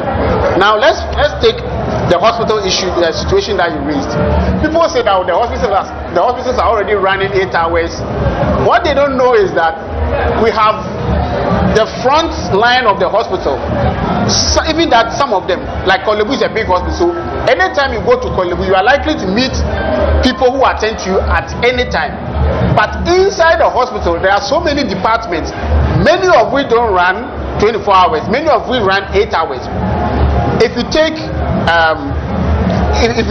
most of the government services that we provide, they close early, and then the rest they don't do any work. So the 24-hour economy is simply saying that we already have a lot of assets which are basically going waste. So we can capitalize on that and run them beyond the 8-hour shift. And it is possible for us to run up to 24 hours in the day. And that is how the beginning is. Now let me come to people who want to understand the implementation policy. Two main things prevent us from working at night. Most people would like to work at night, but two main things prevent them from working at night. Security, because it is natural that when there is darkness, people will do harm. So most often we all work in the day and go to sleep mainly because of security. That is one. Two, people also work, and people also, don't work at night because of what? Electricity. When it's dark, you have to illuminate the whole environment. So these are the core foundational things that prevent people from working in the night. Now, the policy implementation is simply going to put in place one legal framework which would allow a lot of people to work across the board. Currently, the labor laws we have actually is skewed to working in the day. The labor laws themselves are skewed to working in the day. So if you're a company, for example, and you want to let your workers work at night, the regime is slightly different from when they have to just work 8 to 9. So those are some of the things that we are going to look at, and the manifesto is going to outline some of these things. Secondly, in terms of security, now government is going to take it upon itself to provide the needed security to prevent the crime that will be happening under the cover of the night.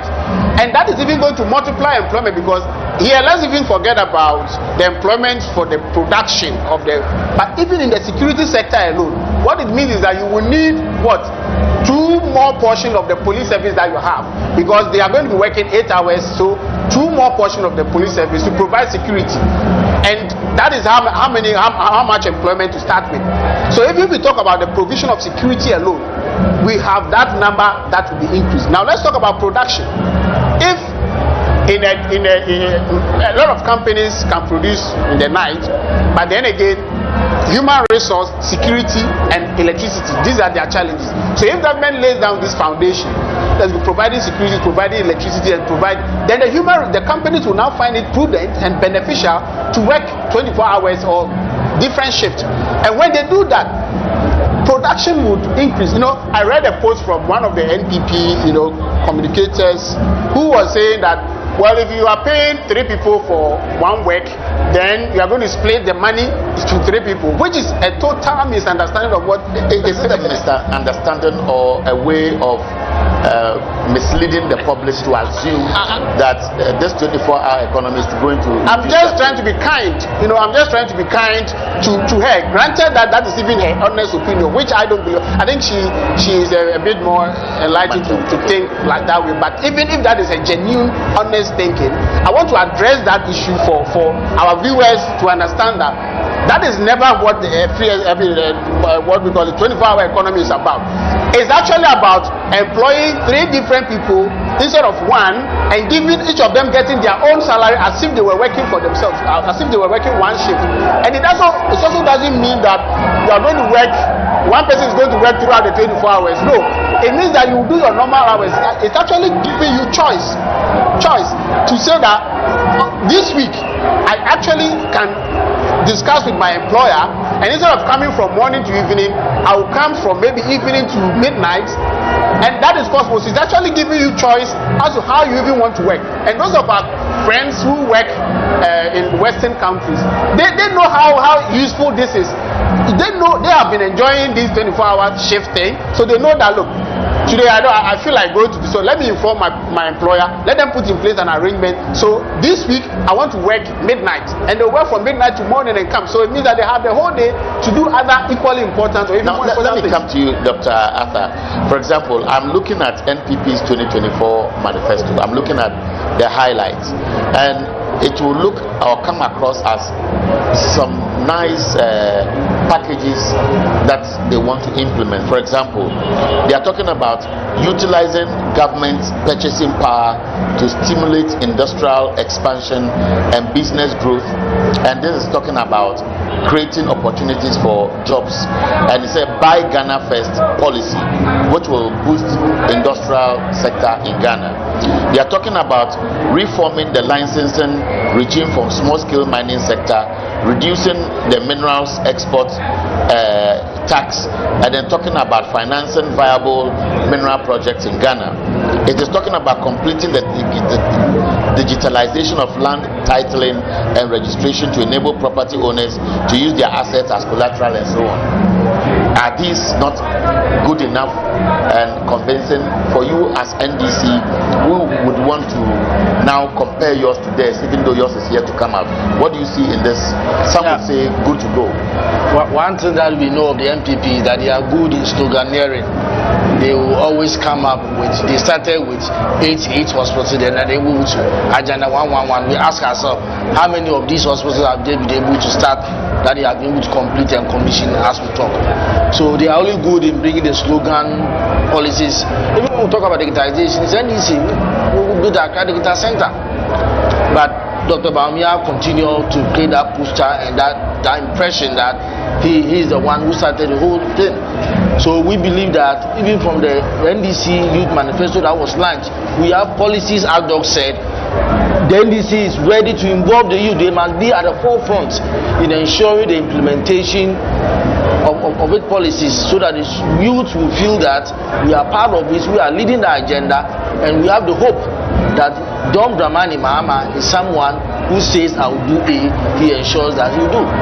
Within the poor period that John Mahama had and the things that he did, we all know.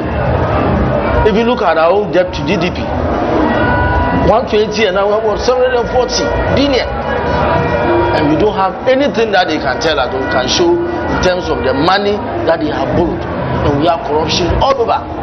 President Mahama made it very clear that if you consider the wastage in the system, the National Cathedral whole alone can pay a lot of money will be left. So I'm very confident that President Dramani Mahama is somebody who says and he does. He's a nation builder, and we all saw the thing that he did. He did just that 4 years of his rule, and we know very well that his coming back is to reset Ghana and to build a Ghana that we all want together. So this conversation is live from the University of Education in Winneba, and as you know, the NDC will be launching their 2020 manifesto. As we speak, lots of people have arrived. There's a lot of excitement out there.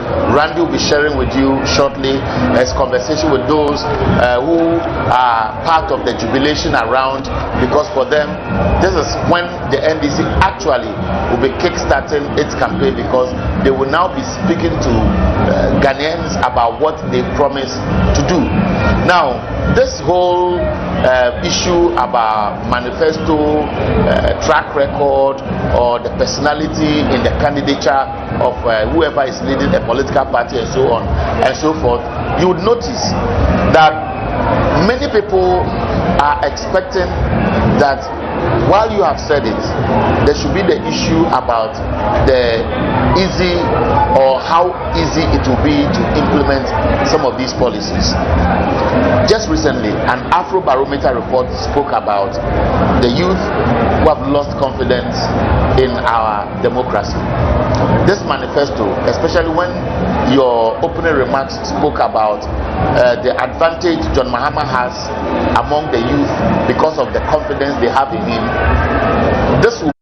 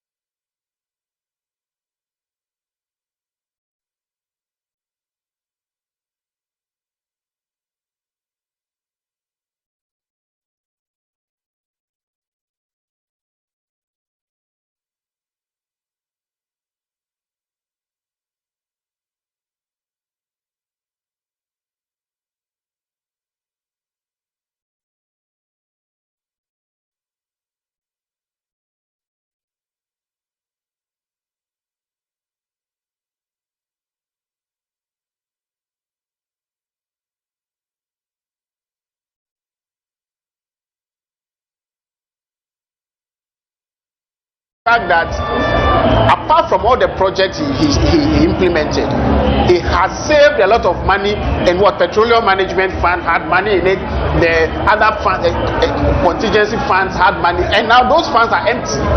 Within 8 years, all those funds are empty.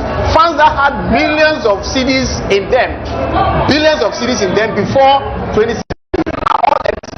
What do you have to show for it? You drive around and you don't see what exactly is happening in the country in terms of development. Then you think that, okay, maybe we are not seeing infrastructure, so then maybe we are seeing human development. Then you come to the human development, then you realize that people are poorer than they used to be. Aged, retired people don't even have access to what? Their money. No, when I say access to their money, I'm assuming that the money is there, they are not having access. The money has been taken out of their pocket because the pension money is not government money. It is your own money which has been kept for you. So sometimes we misunderstand pension and we think that it's taxpayers' money. No, that is how serious this haircut thing is. It is your own money which someone has taken from you. Then you look at the youth, then you see that almost everyone who is youth in this country doesn't have a job. We don't have a job, and even those of us who say we have a job, we are underemployed. That is one concept that we have not paid attention to, underemployment. The fact that you are doing something doesn't mean that you are employed. Some things are meant to be done for 1 hour, but most of the people who say they have jobs are spending 8 hours doing the same thing. And then you come to healthcare, then it is collapsed. Then you come to what? Road, then the roads are in bad shape. Then you come to everything human is declining. Then you come to the freedoms. The freedoms, I'm a lawyer, so I come into contact with freedom, justice, trial, fair trial, and all these issues every day. Human rights abuses, and they are through the roof. And then freedom of the press, we saw the indexes. We are falling below. We are now competing with countries that are known to be dictators, like countries that we never think we can, like Gambia. We are running alongside the Gambia, Yahya Jammeh's Gambia kind of. That is where we have reached. So unfortunately, this conversation will not continue for a while now because we need to go inside the main Professor Jofu's Anamwa Mensa auditorium where the manifesto launch will be taking place. But don't forget that this is Wezo TV Election Center, and thanks to all those who have joined us to share this conversation across the length and breadth of this country and across the globe. And of course, this broadcast will be live and will continue till the event ends today. So don't go anywhere. Just stay. Let your set or your chairs be glued to your TV sets and watch our programming because we have more to share with you. I've been doing the discussion with Dr. Justice Remsai. He's a senior lecturer at the University of Ghana School of Law. Dr. Albert Kwame Arthur is also a lecturer here at the University of Education, Winneba. He's a patron for the 10 students. And then, of course, we also have Dr. Maliha Abubakari, who joined us earlier, a political science lecturer at the University of Education, Winneba, and Professor Ferdinand Ahiako, an economist with the University of Cape Coast, also joined us. So we are going into the auditorium after here. And I believe that while you continue to watch and listen to the presentations, you would also have the opportunity to see what is happening outside the auditorium. This is Wezo TV. Stay with us.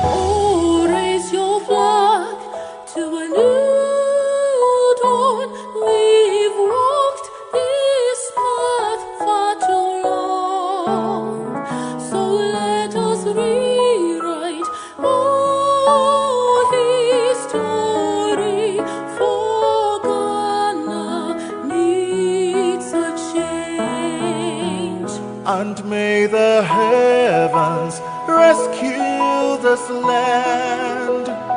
We need a man with vision to lead. John Mahama is the man for us. Oh, Ghana needs a change. Mumma and sorry and renum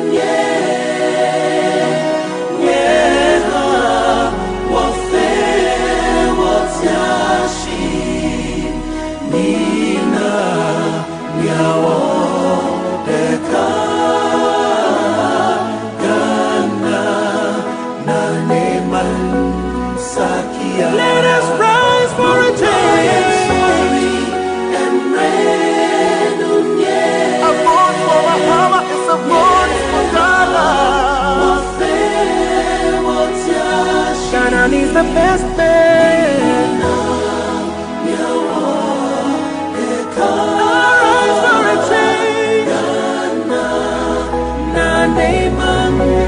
Sakia Belashe Time Aso Time Yaki Mumma and sorry John Mahama is the man for us. Oh, Ghana needs a change. Let us rise for a change.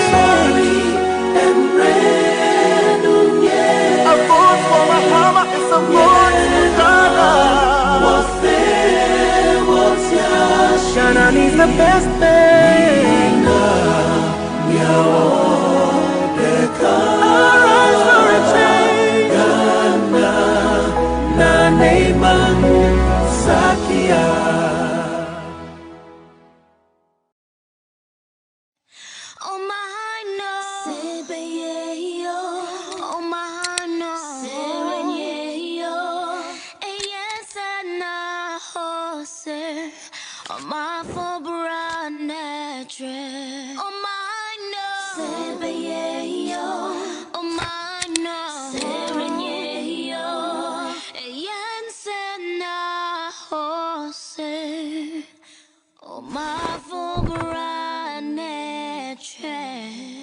Don Mahama waya waya waya waya waya waya waya waya waya waya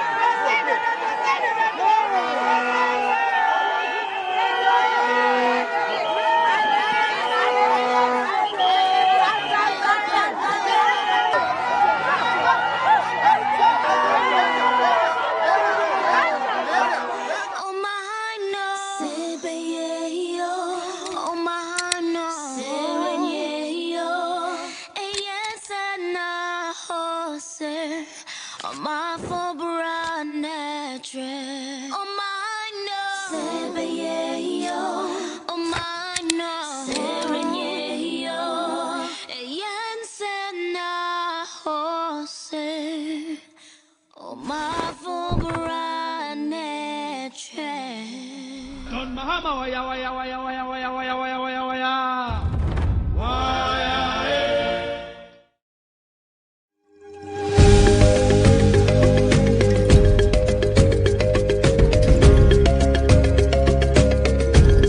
In the midst of Ghana's bustling landscapes, amid the vibrant rhythms of Komenda, emerged a figure whose legacy resonates far beyond the sandy shores of her homeland.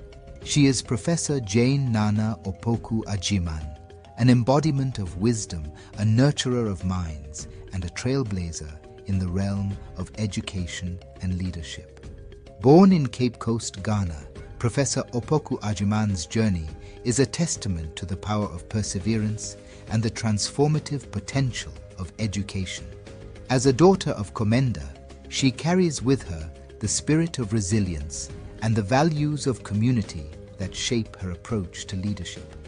From the corridors of Wesley Girls High School to the halls of academia at the University of Cape Coast and beyond, Professor Opoku-Agyemang has left an indelible mark on the educational landscape of Ghana.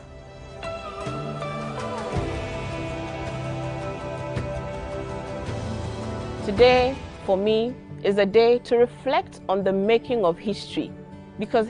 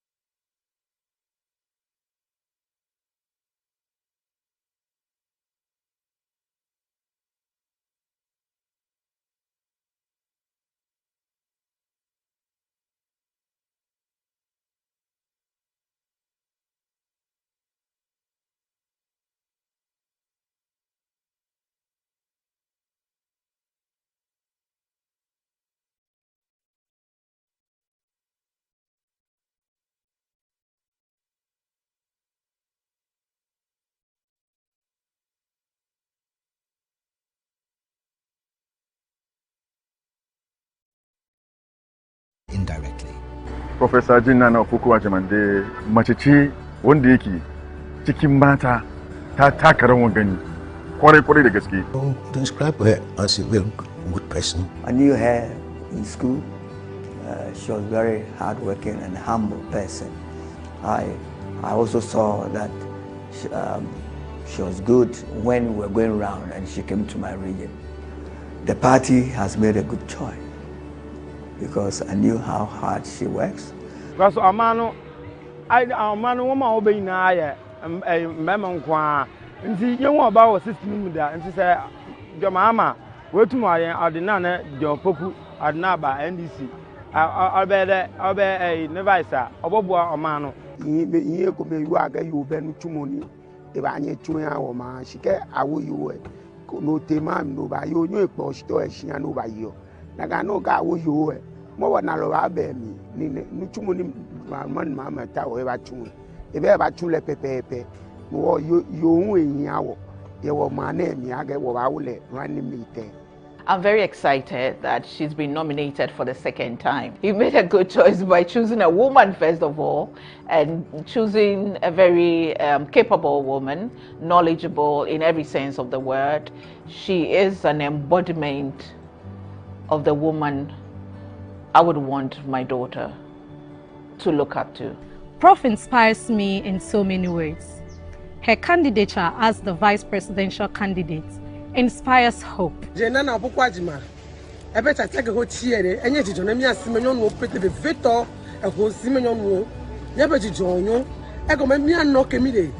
Like Ghana Petela, and me put a Yakuma Tola, near Funton, no communion Tontoya, no, Mino Moko, but Durami, but Duramo, well, Yato John, Lanega Botiake, Happy Mom and Revenge Chocola, and Yamaka Hill. I come to the work on the Hancola. I want to meet Tamibian Lame, Tag Bedzi. No, I'm not John, I mean John and Jane. You're the couple to 7 January. Never come out to you. Abrana Mahama was on. Nay, who play and pa, say, see, I'm just a hotel Nabano. The Sessa Naana Opoku-Agyemang Baba, no bad man, seeing yet, begin seeing ye. So it's na afei mo se se bichi masama bebra na yakubu ekase no kase bi se ono NPP mapa ba se bi bichi waja BDC no mo akasa kanisa na wa chete sike e ko din ba bi ba na na so NPP na so wa chete sike ba cha o me NPP ba middle bet to ma do what kaso to boots na se akufo do ma ye brother do school na ma for ba ye obi anoko school no do echi ye mi asabi yanko ndu echi no ama ma ye bre we jije na no ediban ato achen ta ma this time me my mother say me system aba NDC this is my system nti e ba mo cha mo moen pa penifo mo moen and I make one person.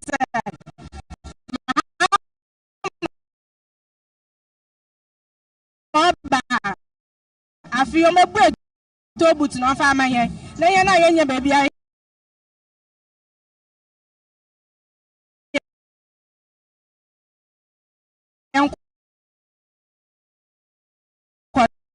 no, yes, you to me. I quite you, ma.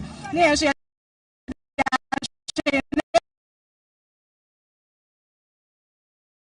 Ebusiafo nti me dem anase date report in party now LPP no say over NDC mano sisi enkoye kra ya bre I offended. I go find the right now. Me happy be mapa. Me happy be na kasa. What about NPP? What about NPP? What about Ifa? Na go kasa. This is my traffic post. Me happy be mapa. What about na kasa officially is go. But this is my sister na so ba. Na me be my. You see our my. No me be to go to na ya sabi yanko school kan ya na de. Me da se kasa ya pop me na bantere. They dey come after you baby. Ba me say benefit so our ha. Chief akwa na bibia boko. Observation so far no me ko say. Perfect. 100%. The year say accountability akrofo no Jomba ehene akrofo no every before akrofo no Jomba omachi omutum saa ne ahwehwe sesia ya hwehwe accountability na hia anu na kum Ghana scandals no doso. The scandals of the day are uncountable. And then me and you, media, family and friend.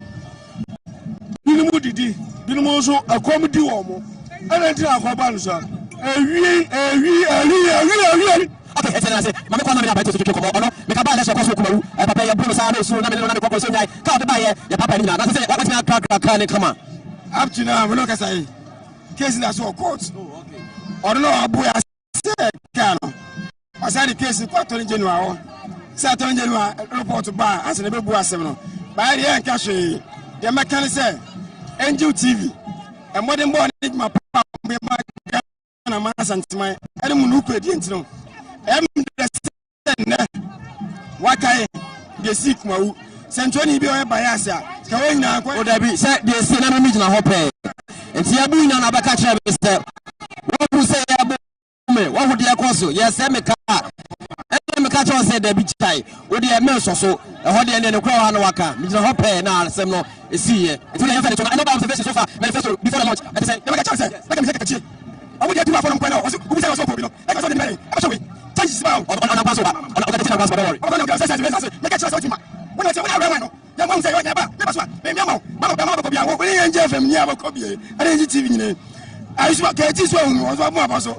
Get this one for baby. But all here Edwa pa wo me said that actually any power engineer you mother the can say yes ya ozumi eja no ebu am ti very oboguma na sana edumare te ese no ba say then I was expecting before the launch the can say Nyamiato super program so over we are more. And no chance change here. Eba, obi o ebi ani here. Ati e ma so aba. Wa we ku be bi. Why you so pure iri because region no be for there. When him now so, you do the call. Again, Sampa, and I join Mama de Beden. Adi Baba, your manifesto, no, and before that, we are manifesto, no, and before we are manifesto, no, I can say, fair, Mama Erika de Baye, Baba Shem can invest in a free first year. Mr. Manco invested my way access, Bamitife, minimum, sir, invest in I free first year, 111, but when free, I'm never try. But I'm a pump, the Mogofie, the Mopane and Paso, and this Mano, when my family, every time I come to I say, okay, Mako second Takade or more, charging for us Abaze. Yellow Chrome, no, yellow Chrome. And the lawyer go, lawyer come, because I can't go to my papa.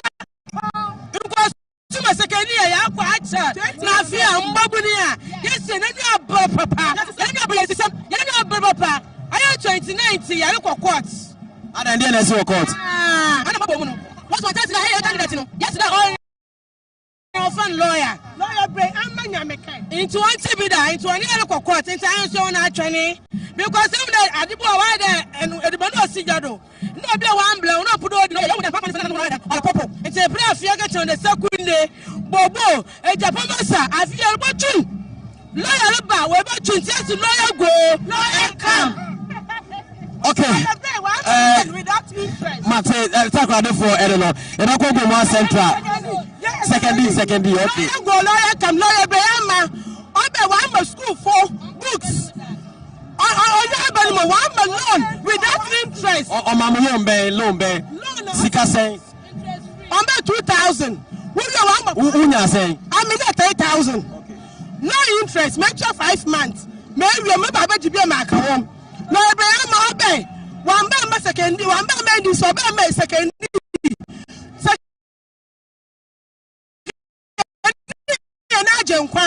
What your books?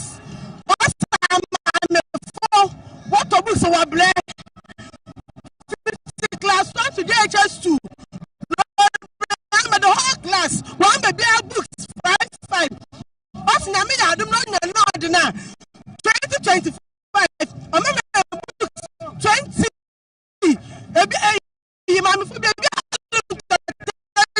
Book on size book.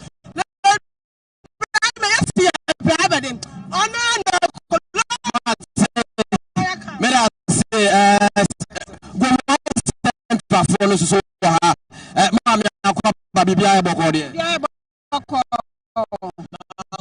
central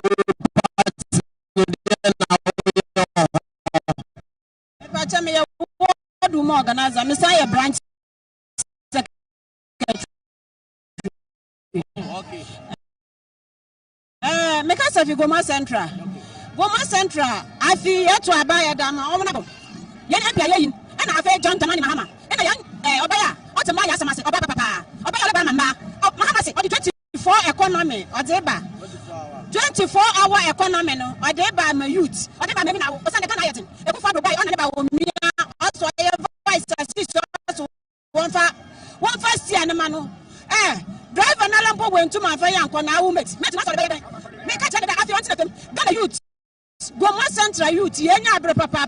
I feel either rain or shine or soon no if you rem to look. Goma Central Yenya Yataba, I'm a PC. Yes, what I'm Dramani Mahama. I'm a babu Papa. Mahama, what you see? Don't have advice on Namagama. Then you said you know what? Also, I'm a Yamato, Obama was saying, Mahama, why you bit that? A Sunday, on what you know what you just what I see what's the way. Because we get a Mahama, not a better side, then a good assistant. I'm going to wait after the 7th December. John Dramani Mahama.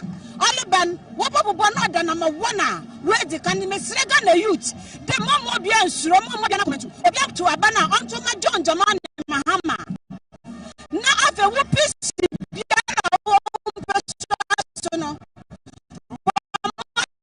About to Wabadama Wempi. A son to Abama Wempi. Take a Cassapa Papa. And yeah, government one inyi chafe bia wo ho enti yesre Ghana amai ene go masa afi yenya Kwame D. Yosin Honorable Kwame D. Yosin Honorable Kwame D. Yosin Boga bako pepe bi Missy Yesheki Goma Central na wabo bobo abana Kwame D. Yosin Oda number 1 ene Dramani Mahama Oda number 1 ene oba pepe obaya den nana Missy Araba tikiti kakai enti e people wo gwai wo ko wurem sana osunu rama no fi enti osunu na ko na bosi ko wa wurem enti wurem enti tafi osunu na wurem to ya to ya do e ma ya ho ma kai timi na mra na ma ya juma ya ene juma menu enti I can show you say 24 economy na Mahama Deban you tini no bia do juma ya enti obi ati no na yimo na eni genesis saba de madam ase okay also that's a papa branch secretary and I'll tell you no educate and come on still it has so we about na Yakubu yeah former NSA na empathy for about so patron of here by Aguna is okay now so observations are why then I'll back to say I have the main manifesto launch then I'll back at Angela well then you back any day you be think I near the Ghana free now so I said the way you put I can fia watch Atitia no how are you coming and I'm going to do didn't there NDC that trouble manifesto a year amembu in church or some I debate to Gano Ghana for Bejatum na abaye betono mama name Ampoku mame of Jane where did Queen Yeba Yana Ably is why your mamma about Tampoku on also I don't need 4 years in the back of 4 times. It's the Neko, my was Friday, I went to the gun of Fina. Your mamma was there. What to about? Imagine your mamma, not your mamma, bra. Catassis, any Yaman boy a thing, and then Sanya or my name call. Petrol, this time, if any sort of project, e-blocks, hospitals, polyclinics, tablet, airport, and It's why home, somebody told him, 7 December 2024. In there, 7 January 2025, the Mama on my Amagana. My critics say, MPs from Master say, they 200 flats. It's also FBI, no yet man. Nah, on war, minor, with them I see. Yeah, that's Aguna for Sudiano. Now, Sabre, Oheni Pana, Aguna is, that's right. Where is Sabah and our capital? Papa, so by our better Wizimu. So far, when Pana, Ebana, Womodo, Swamp, Papa, almost all the regions, the regions, 5 and Akasa, earlier out is Eric Education Como, we are call a half one of one to buy, and as activities so about they say, open Aguna is now. Mobile, ebedu da be yankasa. Oh, near the Ably sister your center. So from the constituency, I am Mokase, but this is to be what the 9 more research officer for Ably. Research free international match with Fiana say on come out with the research team.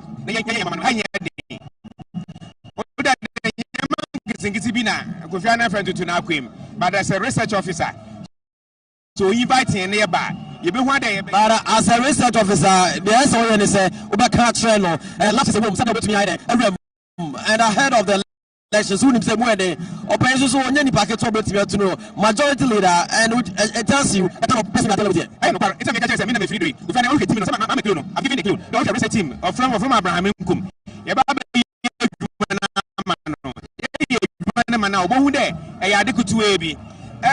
Majority did after the market into Yadi.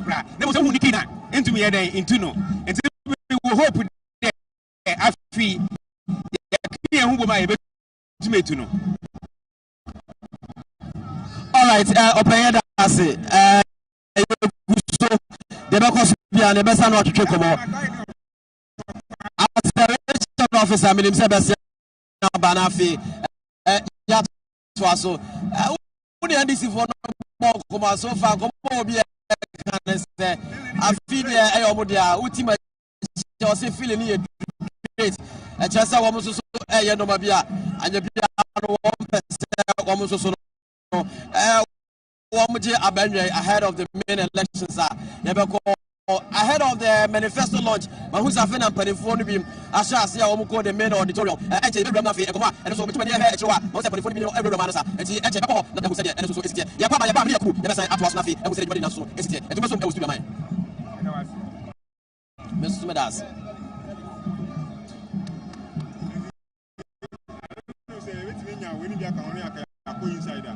okay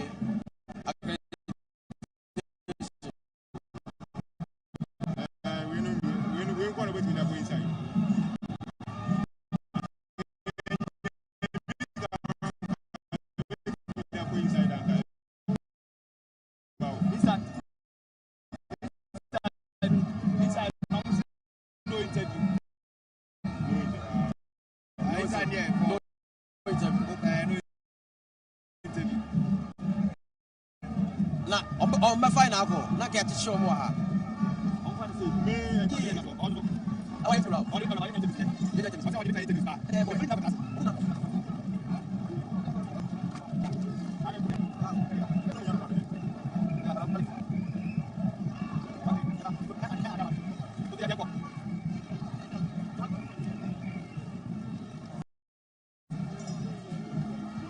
and you just had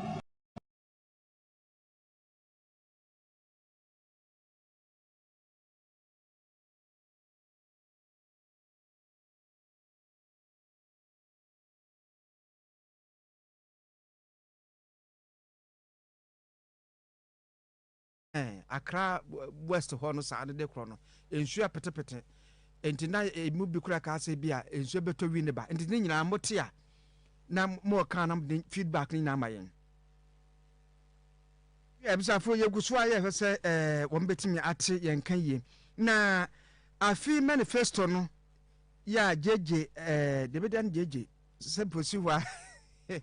So, we now cry J. Wumia.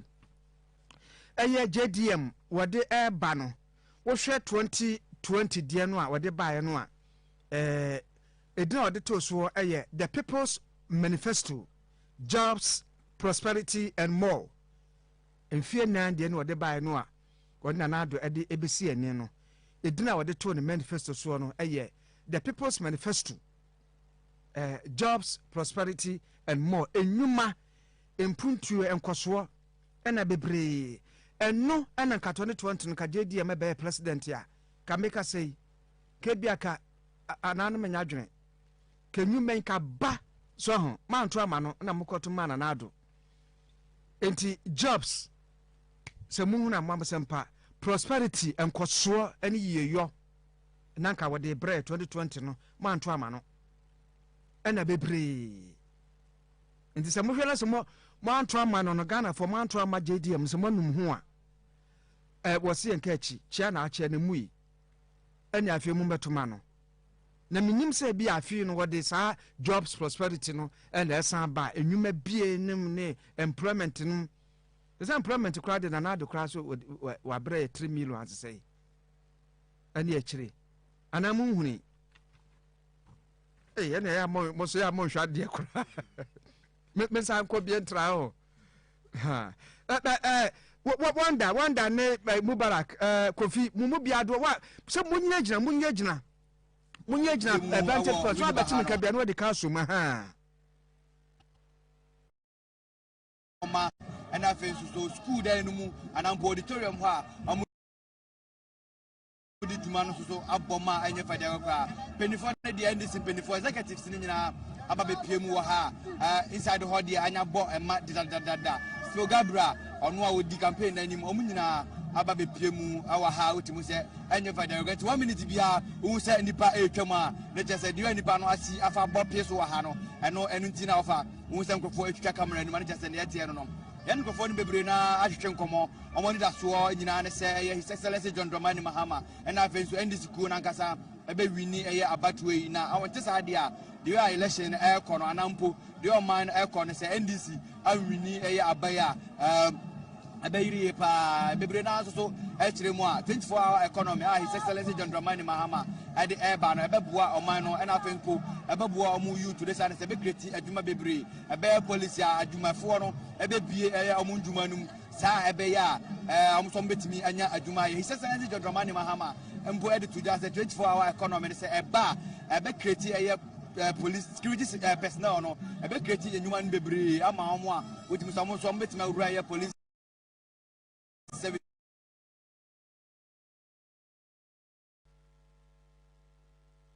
Yeah, for some traffic na akogu hono Mubarak Yakubu and Wonder woman now hormone na ye wura dan akasem afisem hu se lawyer Samejemfia or ye communications officer de Mendy Samanyoku no wono na wakasa no tie de mu wura ho na afi no ano no na de besi bia de say ye ba na ye chirichiri mu sa bibia no beto for mo a monti anase mu hunu ewo angel so momyenko fie hoye. N4 is the message of the various political parties and personalities contesting in this year's election.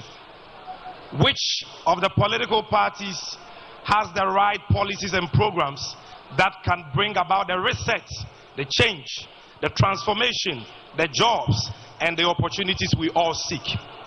This is why we in the NDC have congregated here in the town of Simba, popularly known as Winneba and formerly called Win Bay. The election eye. The election eye. Just abofra I no etwetwe enkomo ama wonder wonder bibia boko de o bibia boko so far crowd you o hwa eto sem potin nyame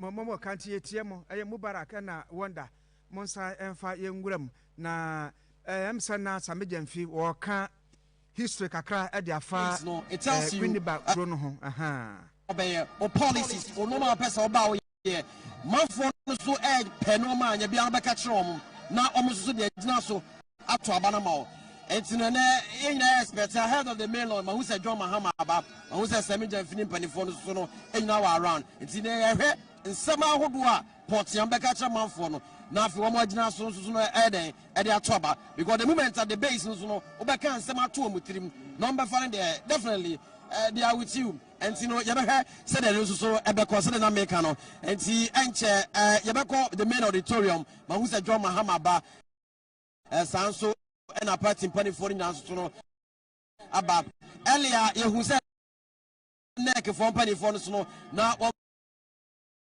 meeting and nya de ketwa e wo de man central for room and ma who so bi to ayam wetri sa pepepe o kire se ane o who say angel for so aba obi adman de obi aye de se de ho asem so esi etie enti okay mate the person be come fia be can don't worry I say on the person cancel but be free by na fi yamokomo yo we dey meda say you from ayep 7 ma me fan chia soronko e fa ma NC mabunu na o man from me pie mu ana o mo ti o mo fidi achi na o mo hwe John Dramani Mahama manifesto e ba we set Ghana na me free town south the chem town south hono ye Charles Edu on PC e wo hono afi the essence Ghana for ehwe ahoche na e wo Ghana for so ene krono a aban we e da be so na ma o man sika enu ne ye de ye as de bia na sika ye bobosia egum no the essence Ghana for say o monto aban fama John Dramani Mahama na ye ntimi sat Ghana na Ghana ntimi ka behwe na e mabunu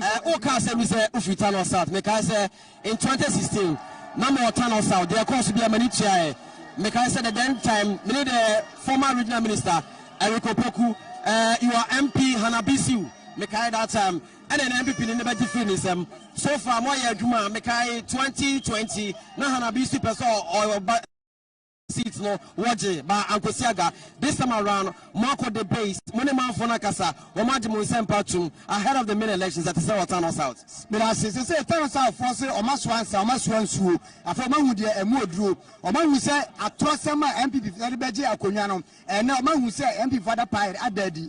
No, Pepian who are matching the Amatana South, MPP entering Fan and San Sine Boncase, Mayo at Amatana South. And 2016, Dramani Mahama true and Hannah Lizabisu, omitting any chip compound. Emma, I advance a town side, a Pasu, a blue Mansin, a blue Subiso, I send ya block, Cassia or Derma, Emma send ya acquire any ensure at any area, any committee electoral education.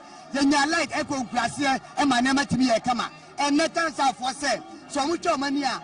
Amusa and Contompon MPP at Baja Conyano, and not yet, a man will be behind to Abano, boom, boom, Edama, John, the man, Mamma, and Chazasidu, Ama, Omatima Bamo, Mino, and as a time sub, I found Papa Efra. Matana Sad, the minimum Papa, because 2016, 2012, Nano, we believe my dear Casio, Mekana E-block before one bay E-block Bibiano, Manicha, Mekana then time, the Rico Poku, Edemiko, Wankasa, and now 1P at the time, Hanabisu, our national organizer of the party. Tiukatano Sata Sempadia.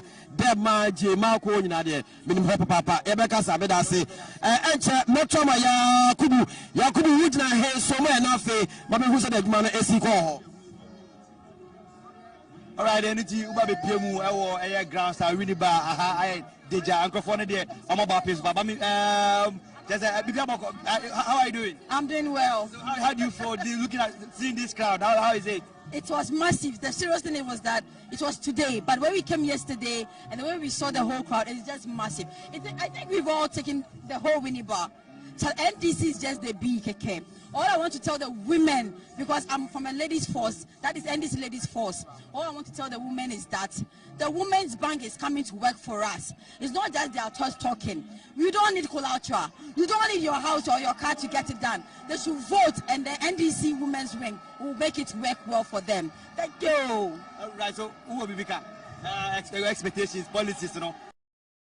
And then I'll try to free your mama. The American say, when it comes, the other so now.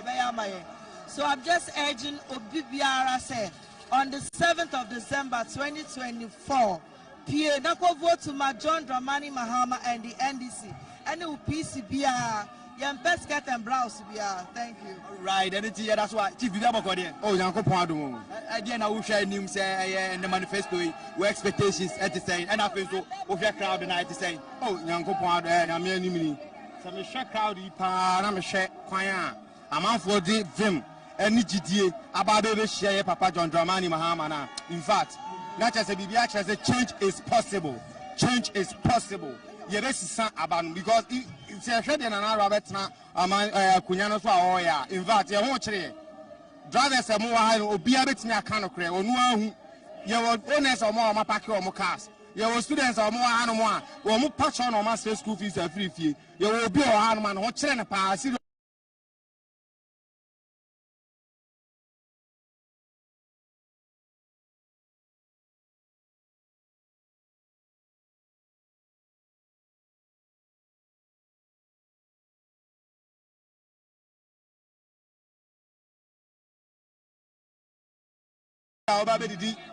Station master at somebody but Women's Bank policy no GDO say oh yes, Women's Bank need GDI a woman no GDI say it will come and then women are going to benefit.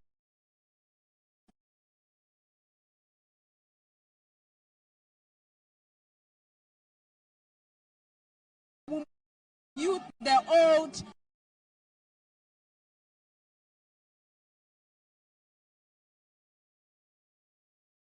women, the Women's Bank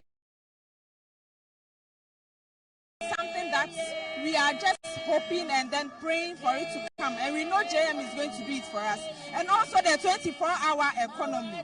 The 24-hour economy, a lot of youth, 2024 is for the youth. A lot of youth are interested in the security forces.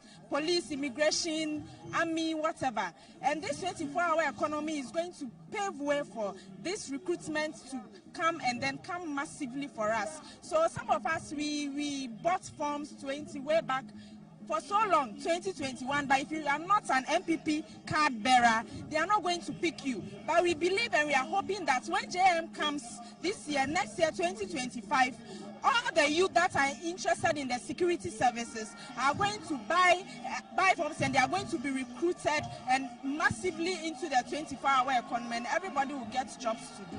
I follow. Figure the two. Pando. Me bane na me nienti a me wa ha ne say 24-hour economy no eno ntia na me wa ha che say me nua be ma wa ko school we wie 5 years ni otifie onye juma anye enti no me show bia kran say abatuo no eduso a obi ampie no nkoto aba because say no ya bra Ghana pa ya youth no ya bra ya mame no mo abra what year school fees ama ye nua no mo nanso ejuma papa bi amba e ma omo ye emfa nhwe ye mame no mo enti ye mame no mo omo frustrate nkola no so omo frustrate enti me bokoko me catch obi ase 24-hour economy no me jima ha me dipa se oba bibia be fine enti wo ha se a wo ye youth no me pese nyina ye mpie December 7. Our strength in unity.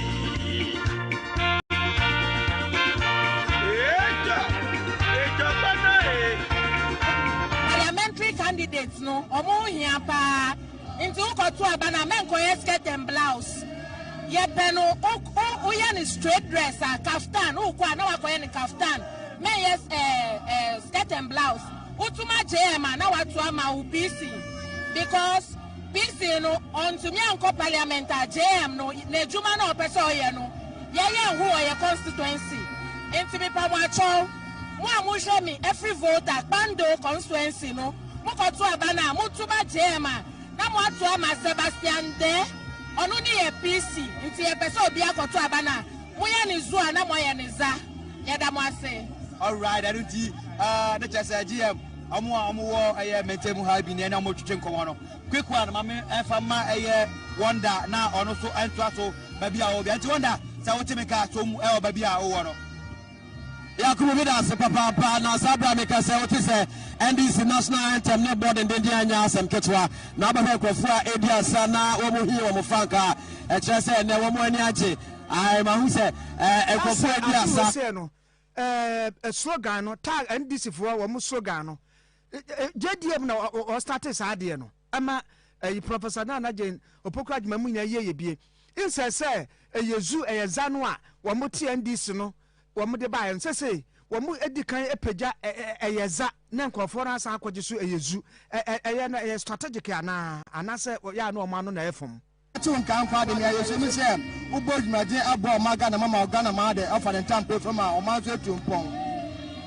Yo, so far observations so by my national anthem for dia side him party flags are holding the kitwa. So far observations and after expectations I have the main launch of the manifesto. In fact, many ajepa the ban many if you say uhwe mbonu bra o memwa MPP edi amana de akwa which him ama youth for enye adwuma nye the bash me won say omano NDC for no bia ke kan no waso if you say FS Mahama for 24th economy now or the ban e boy mo bia mewu no bia ye adwuma ye because this year na chama mu ne adwuma ne ho a obeda ball bra FS na do ba obada da bebre say the obogbo man so ntuma ambo man no akohwe ne ndada na entrom ana ma na de youth ne brem egete se de brem na che brem pe for bre atetem so ayede nti ye so bi say John Mahama ba 24 work economy na ode ba no ode bobo mo obia de enye adwuma ye na obia so ho aton o ma so ndwa ba man mu. Okay, me da say obaye chifu praso chifuma lower bench okay me da say obaye and see said the city no and then Chebeko auditorium ma who say and ya born national anthem den den a chese krofo to be susu edi achire e chese ampa Ghana man ni nyina back na ene obehwe krofo ani gya wo mo edenam na say the wo mo him wo mo NDC franka na e chese the base nyina e wo ha said earlier meka no pepepe and he said the ho asem so etie eno no aka asem back okay o say aka say JDM awura ho no morning penifo nyina minority leader enso Dr. Atufosin omunya wo ho mo ye hu omunyina nti mo fie nwura ho na afi de ekoso no yentimi entibi na kire masembusa na mante no mo tia no maba be ya no de amayen call up here. For NDC for Manifesto launch and Professor Richard Kofi Esiedu to welcome all of us to his region. The only professor who is regional chairman. It can only happen in the NDC. Thank you very much, Prof. I'm NDC for no ati.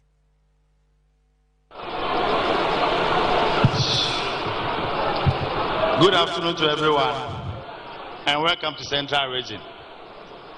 Eyezu,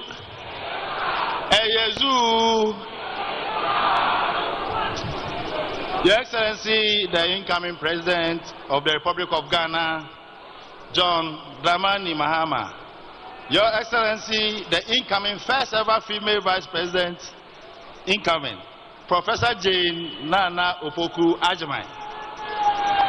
The National Chairman of the NDC, Comrade Johnson Esiedu Nketia. Our able General Secretary, Comrade Fifi Fiavi Kweti.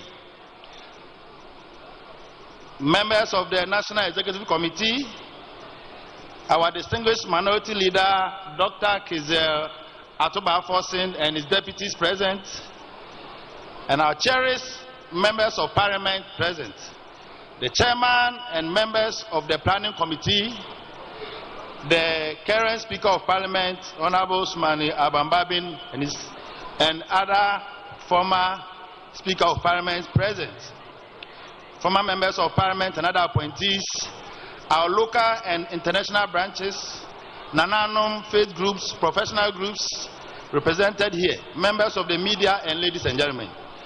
Let me, on behalf of the Central Regional Branch of the National Democratic Congress, welcome all of you to this historic town of Winneba in the Central Region. We are delighted to play host to today's significant event, which marks an important milestone to dislodge the corrupt and inept MPP from power. We believe that the NDC has a plan to save our country, and we in the Central Region are prepared to join the people of Ghana to ensure total victory for His Excellency John Dramani Mahama and the great NDC in this year's elections. As I've had the occasion to say many times, we in the NDC in the region are working around the clock to secure 7 more parliamentary seats to bring to 20 the number of seats in the NDC in the Central Region. We are also working very hard to give President John Mahama a resounding victory in the region to enable him continue the good work he began before his sterling leadership and was 16. We are confident that the manifesto we learned today will leave no one in doubt about the NDC's readiness to win this election and deliver a masterclass in governance for the benefit of all. I have 2 simple messages, one for the people of Central Region,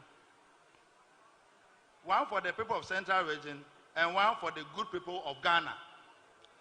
To the people of Ghana, I say to you, Shewa Sitinem Natohun Abapa.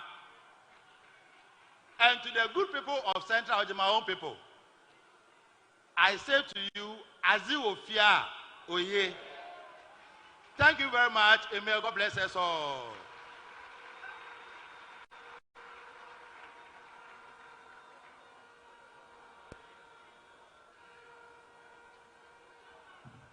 Thank you very much. Can we do it again for the host chairman, Professor Richard? Thank you very much. We are very grateful. I'm going to welcome the chairman of the Manifesto Committee.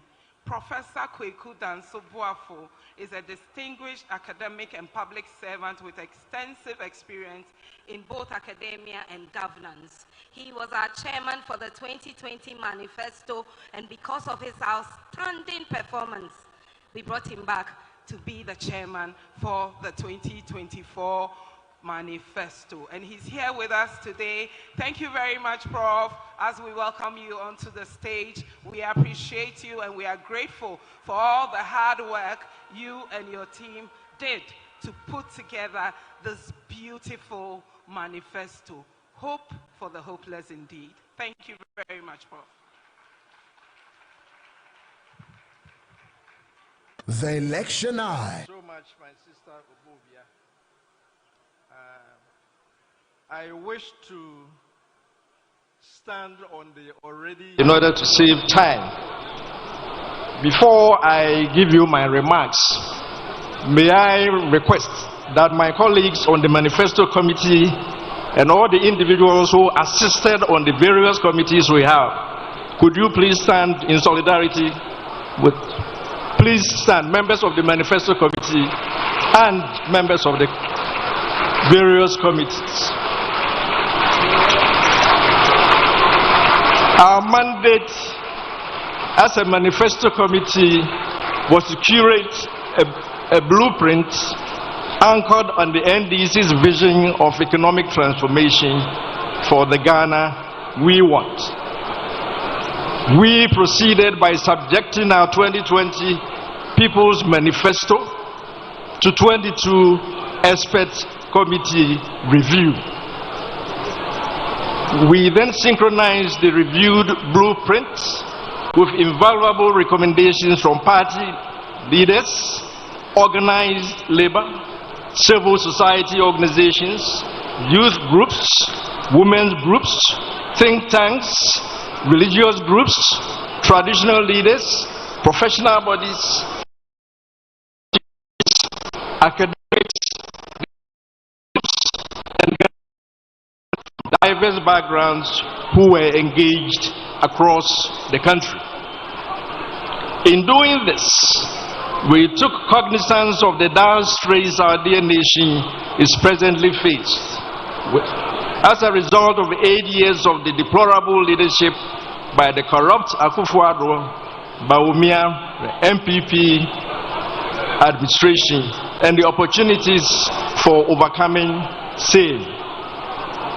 The result of these rigorous research, debates, consultations, and engagements is the manifesto we are about to launch. The NDC's program for resetting Ghana and revitalizing our economy for jobs and prosperity for all. My brothers and sisters, this is the statement from my comrades in the Manifesto Committee.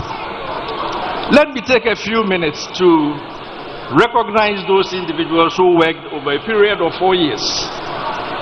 The membership of the Manifesto, the 23-member Manifesto Committee.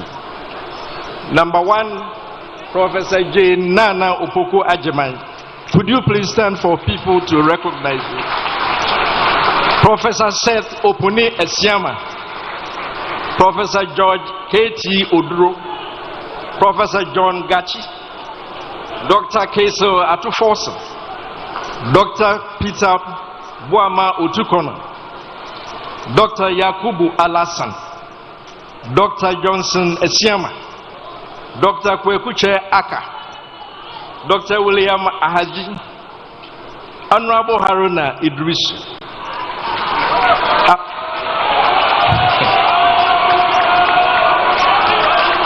Ambassador Sampi Yale, Honorable Mavis Amma Frempong, Mr. Kofi Triche Upoku, Mr. Alexander Mould, Mr. Kakra Esamwa, Mr. Michael Abe, Honorable Isaac Adongo,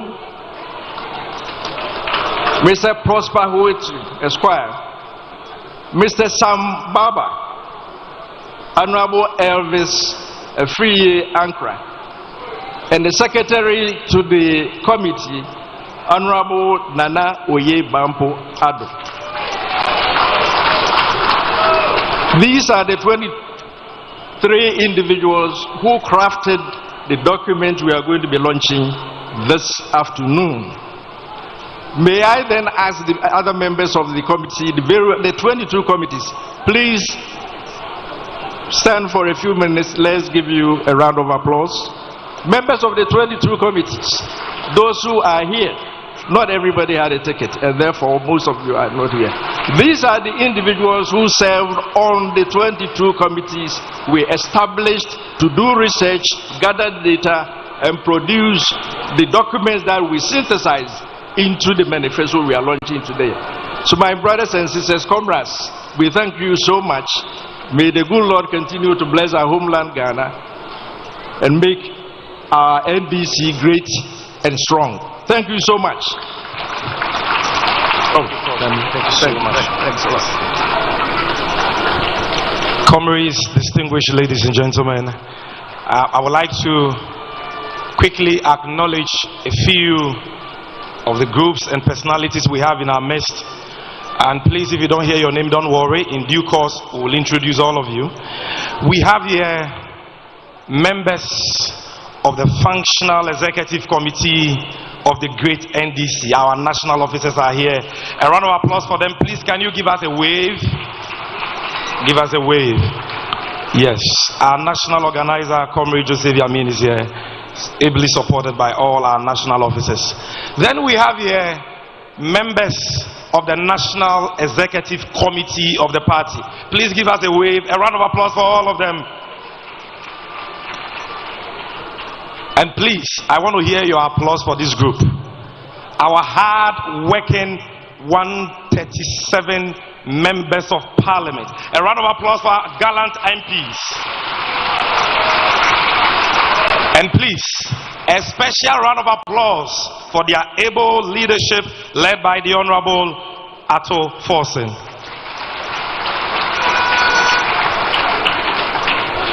I also want to especially acknowledge a leading member of the NDC, a member of the steering committee of our 2024 campaign, Dr. Kwamina Dufo is here. A round of applause for him.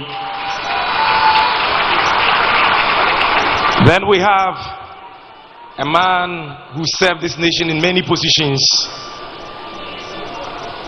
He is the former Speaker of Parliament, Right Honorable Do Ejaho. A round of applause for him.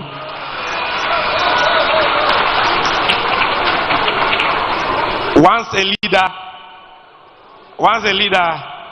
a round of applause for the Member of Parliament for the good people of Tamale South, Honorable Haruna Idrisu.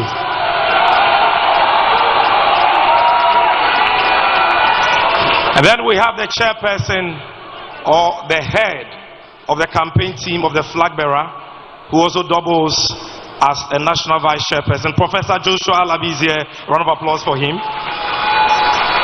The head of the campaign team of the running mate, Honorable Alex Segbefia, is also here. Round of applause for him. And then we have the former national chairman of the great NDC, Honorable Dr. Samuel Opoku-Agyemang here. A round of applause for him. And in due course, I'll be introducing other dignitaries herein present. Now, distinguished ladies and gentlemen, fellow countrymen and women, the NDC has an unparalleled legacy of development and national transformation. A legacy that we are proud of. Unfortunately, many are those who have been hoodwinked and deceived to believe otherwise. And that is because of the considerable deception and mischief that our opponents have peddled about our record, especially the state of the country we bequeathed to the MPP on the 7th of January 2017. And so even before we go into our manifesto for the 2024 election, it is important to set the record straight. And if it's about setting the record straight, then you will agree with me that there is none better than the man who led the famous forum for setting the record straight, a man who has inspired me a lot. With a round of applause, with a rousing round of applause, ladies and gentlemen, welcome to the microphone, the Chief Executive Officer and General Secretary of the great NDC, Honorable Fifi Fiave Kwete.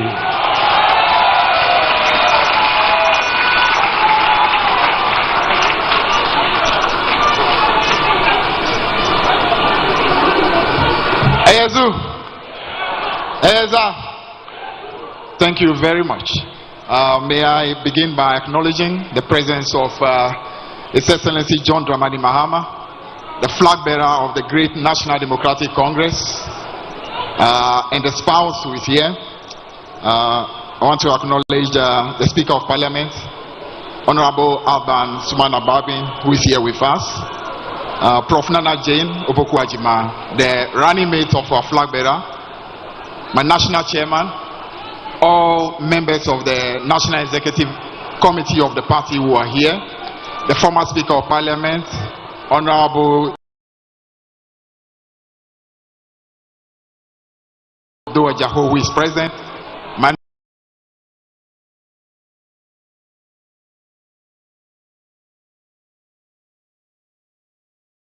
leader, and all our MPs who are here, members of the Council of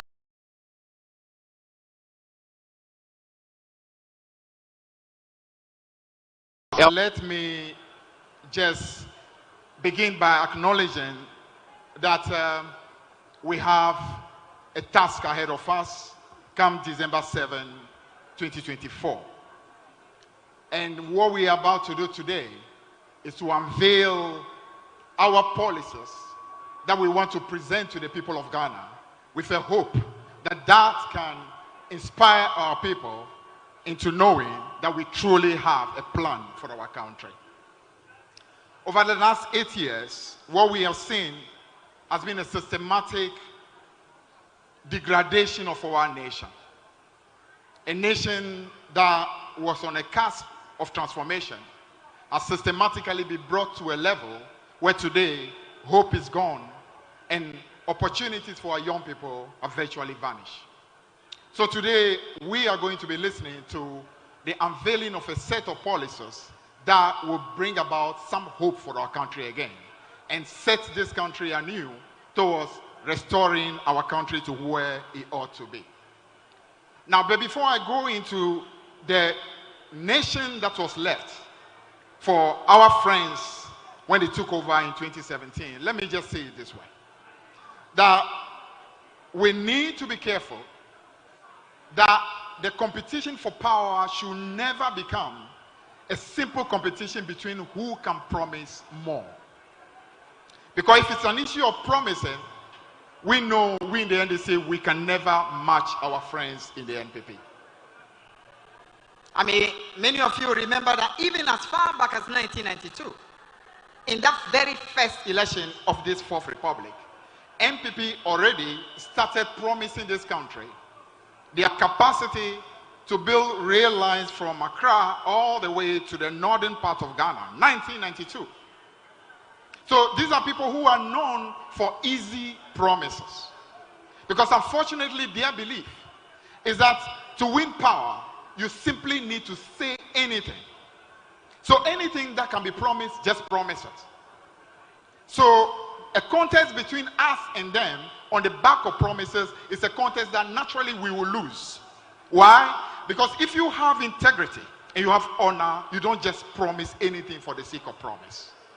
So what I want to establish before I go into the Ghana we left is that promises are important, but promises based on policies that we want to deliver must be inspired by principles. When principles inspire your policies, you are able to deliver those policies. Now, so when, for example, you say that you want to transform Ghana in 18 months, we know that that's a policy that is not underpinned by any principle. That's a policy that is simply anchored on lies and deception. We know that when you say, for instance, that you want to change this country from production, from taxation to production, you clearly are stating a policy that is not anchored on truth. You are lying, because it's simply not possible in a developing country to tell people that you want to remove taxation and simply have a country that is only for production. It's not possible. Some amount of taxation will definitely continue. When you say one village, one dam, and you know beyond doubt that you do not have that capacity, you are deceiving the people. And that is what we have seen over the last 8 years, that every single one of those promises today have become promises that are null and void. Now, so we want to make a difference. And the difference we want to make is our promises and our policies are anchored on principles. And those principles represent the life of the promises that we make. So, if you saw over the 8 years that we were in power, what it is that we were able to deliver for our country, you must appreciate that it is because every single thing we said, even though we were not perfect, was anchored by sound principles. And those principles were anchored on the respect we have for our people. The need for us not to just tell our people anything because we want power, but tell them what it is that we can truly achieve. Now, so, in the 8 years that we were in office, these are some of the things that we left behind for our friends. Even though they came into office, and the first thing they did was to tell the country that we left for them a country that was destroyed, a country that was in a mess. But truly, if you go through the record, you know that many governments would actually be happy to find the foundations that we left behind when we left office in 2016. In 2016, when we were living, we delivered for our friends in the MPP a sound economy that was marked by sustainable public debt with a debt to GDP ratio that stood at 55.6%. A stable credit rating of B-, a low budget deficit of 6.1%, a declining inflation rate that stood around 15%. We handed over to them a depreciation of currency that stood about 9.6%. Handed over to them a manufacturing sector that was very strong. We handed over to them 2 massive oil fields that they inherited. Handed over to them a cocoa sector that was thriving and was producing at over 960,000 metric tons a year. Handed over to them a number of significant buffers. And some of these buffers are the ESLA that we handed over to them. We handed over to them Ghana Infrastructure Investment Fund, handed over to them a sinking fund, and all these were funds that any government taking office would be happy to inherit. Now, apart from this, we handed over to our friends the most monumental portfolio of investment that you can ever boast of in every sector, whether in the health sector, educational sector, in the energy sector, across the whole segment of all that we had in government. Many people would actually wish that they inherited such an economy. Our friends unfortunately took over and pretended this was an economy that was in chaos. Now, when you take over a country and you cannot even acknowledge what you take over, you lie about the quality of the economy that you had met, right from the word go, you are in difficulty. Now, so what I want to just close today to say is that our manifesto that we are presenting to you today, just as we have done in the past, is a manifesto that will be delivering to you promises and policies that we know are achievable. The things that we cannot do, we will not talk about. But what it is that we can do, we will elaborate today in order for the country to know the clear difference between the NDC and the NPP. The final thing I will say before I say that is that it's a problem. You should have the capacity to acknowledge it and be able to receive the feedback so that corrections can be made. The manifesto we are presenting today is by no means going to be a perfect manifesto. But one thing we can promise you is the humility of the leadership, the humility of John Mahama, the humility of the people who are going to work with him, to be able to say if there is a problem, we will be able to receive the necessary feedback and do the corrections in order to be able to deliver for the future. Unfortunately, we deal with people who, even when it is blatantly wrong, even when the vehicle is driving in the wrong direction, they are too proud, they are not humble enough, they are too arrogant to acknowledge it, and they continue driving in that same direction, refusing any feedback, refusing any constructive criticism.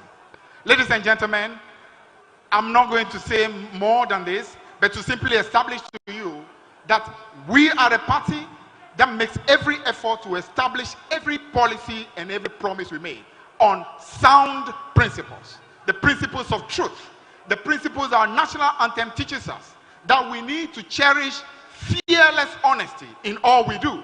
It is only on the back of that honesty that we can truly have a nation that is truly great and strong.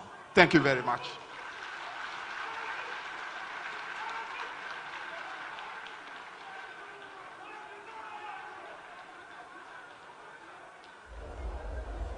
Eyezu, Eyeza. Another round of applause for the General Secretary. Ladies and gentlemen, we have in our midst some revered chiefs that I would like to acknowledge. We have here the paramount chief for Gomua Ejumako, Obrimpon Nyamfo Krampa. A round of applause for him. We also have here the chief of Efitu Esuya Ebusuya Penyin, Nenyi Akon. A round of applause for him. We have here Nana Nekte.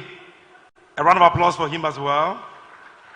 Then we have the Moses chief for the Greater Accra region, Naba Kauda. A round of applause for him. Then we have Dr. Chief Ishaku Tutu Maba, the Borisa #2 Gonja chief for Ejumako traditional area. A round of applause for him.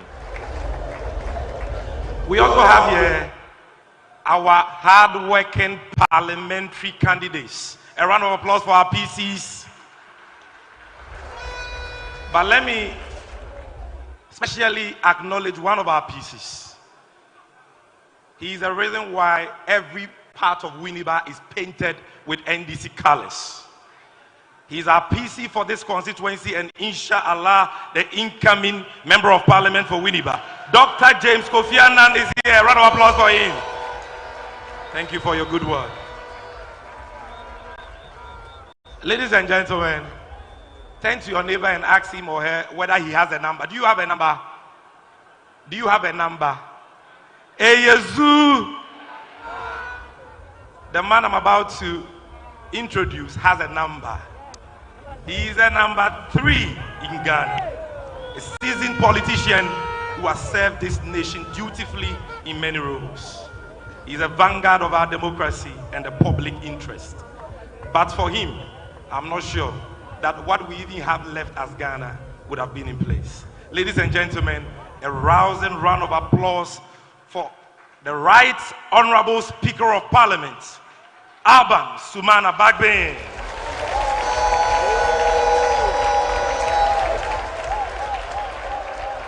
Chobai.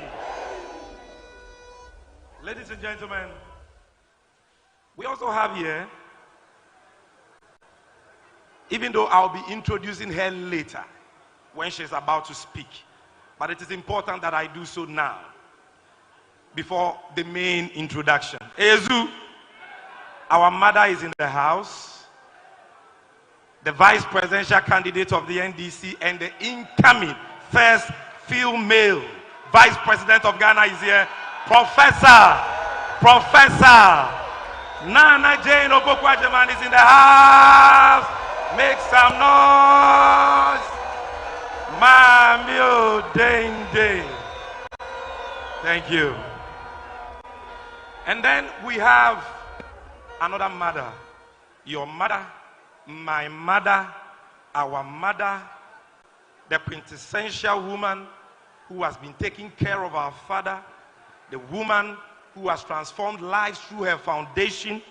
She's been First Lady, and by the grace of God, she is the incoming First Lady of Ghana, the beautiful wife of our father. Her Excellency Naana Mahama is in the house. Make some noise and show her some love. Choboy. Choboy. Now we've listened to our General Secretary set the record straight on the state of the country we bequeathed the MPP on the 7th of January 2017. It is important for us to know where Ghana stands today. But who better to do that than a man who is a seasoned politician, has crisscrossed the nation many times, understands the state of affairs, understands the plight of the Ghanaian. We used to affectionately call him General, but these days I call him the Chairman General. Ladies and gentlemen, with a rousing round of applause, welcome to the microphone, the National Chairman of the great NDC. The National Chairman of the great NDC. The National Chairman of the great NDC. Honorable Johnson Esiedun Ketia.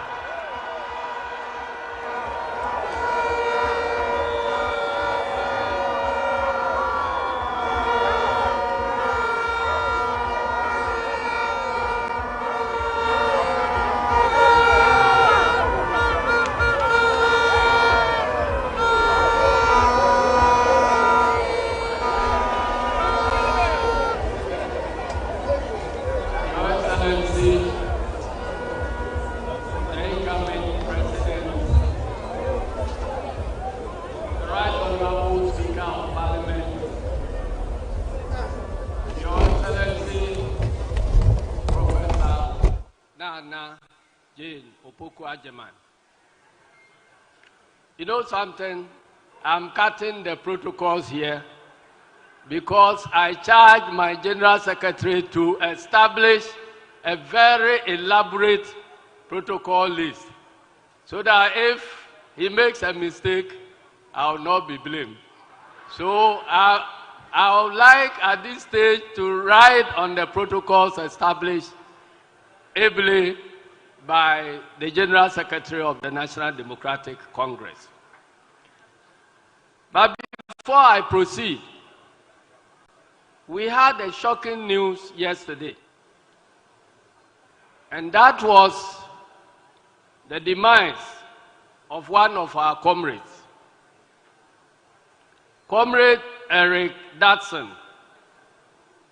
Served the party dutifully, beginning from a branch youth organizer, 2 terms constituency youth organizer, a deputy regional youth organizer, a regional youth organizer, and deputy national youth organizer aspirant, and a long-term central regional communications member. Ordinarily, we could have maybe postponed this event, but we've been taught that when comrades are in battle, some comrades will fall, but we fight forward, win the victory before we come back to count the fallen comrades. So on this note, we are encouraged to proceed without him. But I'll crave the indulgence of everybody here for us to remember him with just 1 minute silence before we proceed with the rest of the proceedings. Shall we stand up and observe a minute silence for Comrade Eric Datson?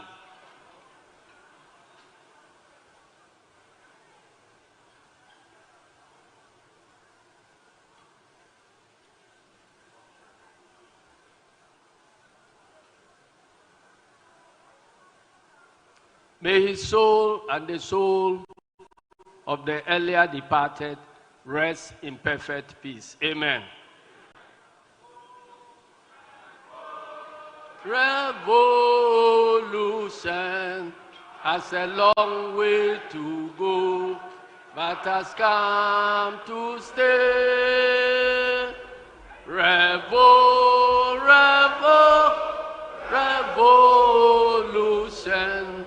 has a long way to go, but has come to stay.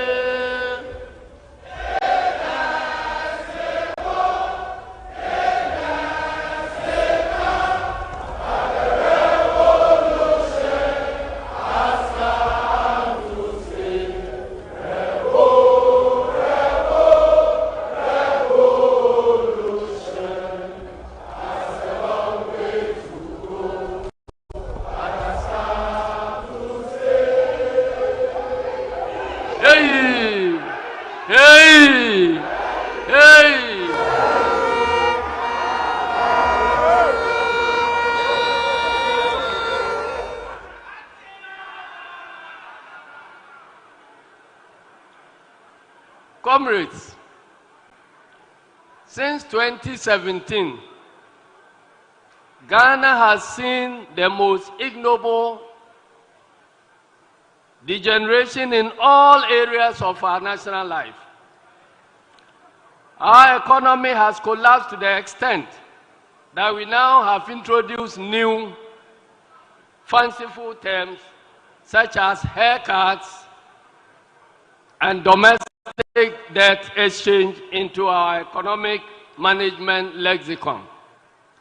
For the first time in our history,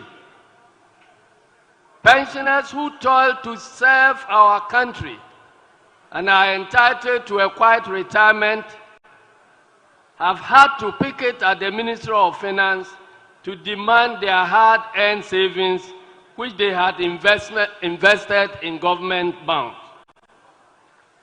The sight of these senior citizens on television painted a rather bizarre image of our beloved country to the international community. Our present government has introduced a plethora of taxes that have visited excruciating hardship and a debilitating impact on our living conditions. Our infrastructure has broken down and many of our roads have been left in a bad state. Our hospitals have been neglected and many projects meant to enhance the quality of our health services have been completely ignored. Our educational system has been destroyed almost completely due to the reckless and the incompetent approach to the implementation of the free senior high school education program after the smooth introduction of the progressive free senior high school education program by the Mahama administration. Many parents have become exasperated as they demand the ever-elusive quality education for their wards.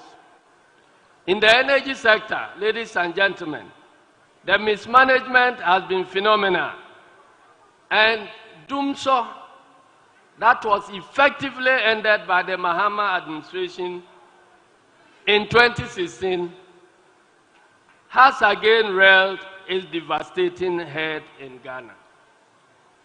Underpinning all these setbacks has been the massive corruption, nepotism, favoritism, and impunity that has weakened independent state institutions and furthered the culture of state capture. We have witnessed the most devastating destruction of our environment through improperly regulated mining activities led or aided by government officials. In this manifesto, the National Democratic Congress has provided Ghanaians with clear, actionable, and concise solutions born out of our social democratic ideals to address the many problems this country faces today. Our policy of the 24-hour economy has been clearly stated in simple terms to enable everybody to understand and associate with, except those who intentionally refuse to understand. So are other policies that we are convinced will help create the egalitarian society that we all seek for our country, Ghana. We assure Ghanaians that this manifesto, which represents the People's Manifesto, provides a solid framework for building the Ghana we want together. We urge you to identify with our manifesto policy proposals and dedicate yourselves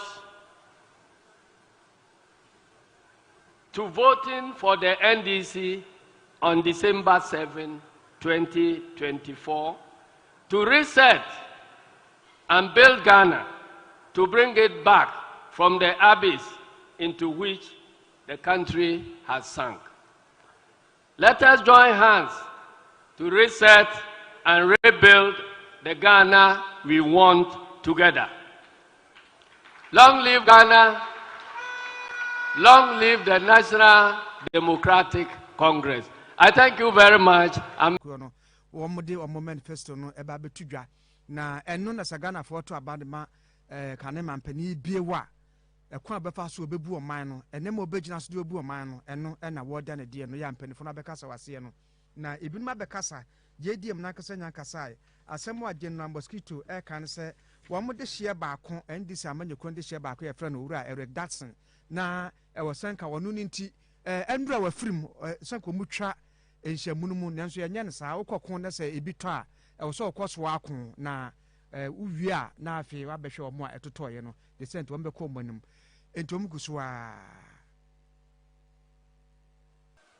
We believe that tomorrow by this time God will make a way. God bless you. And yes,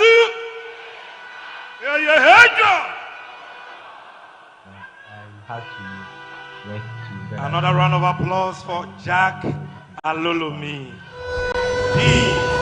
Tomorrow by this time, God would have made a way of getting any support from. Ladies and gentlemen, we have in our midst members of the diplomatic corps that I want to quickly. To the farm anymore. It's my mom who is able to. We have here Mr. Bobby Carlos, head of consular services of the Togo Embassy. A round of applause for him.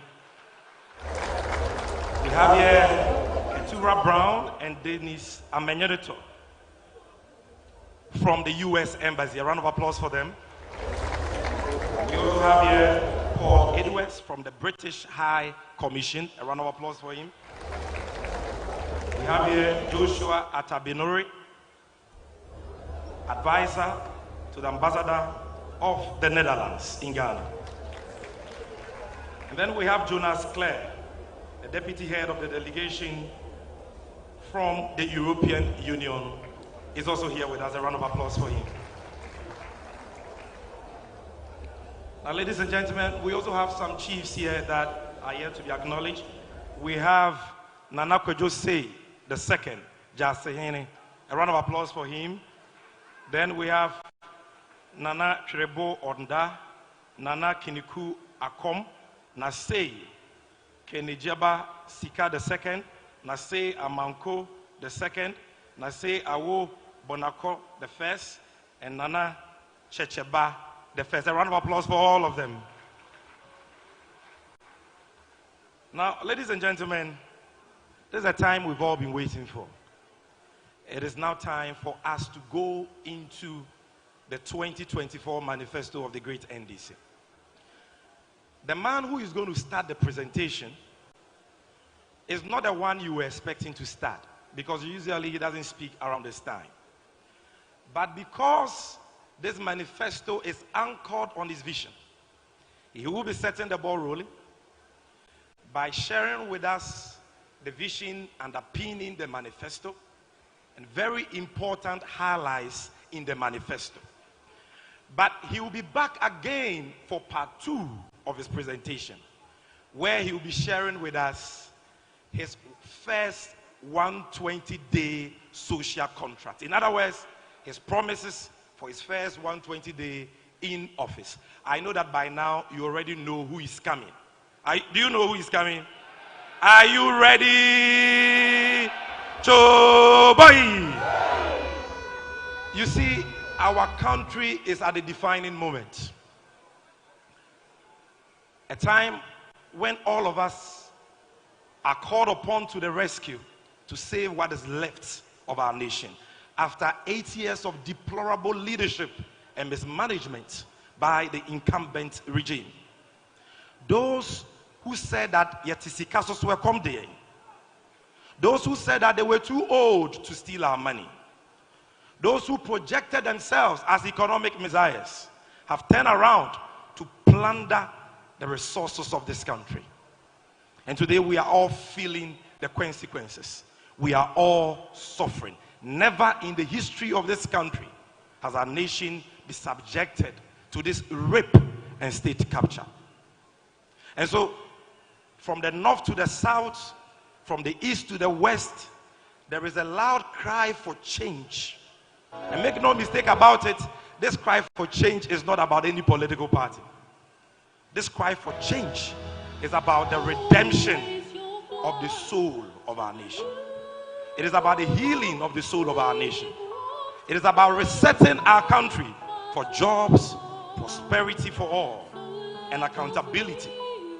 And ladies and gentlemen, as daunting as this task is, we all have the collective capability under the right leadership to turn things around.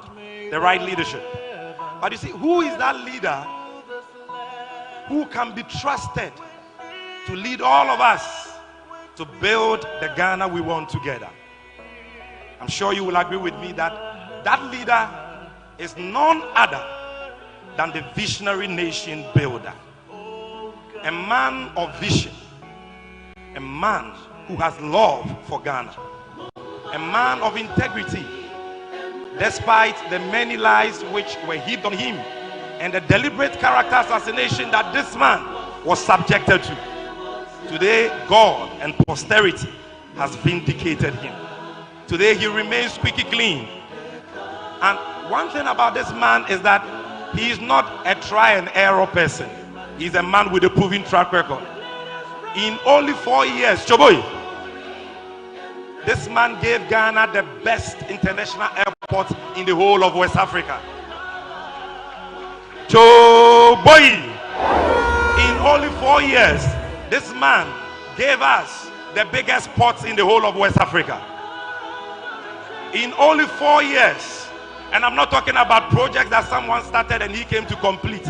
Projects started and completed. Choboy, in only 4 years, under his leadership, the Bank of Ghana Hospital was built.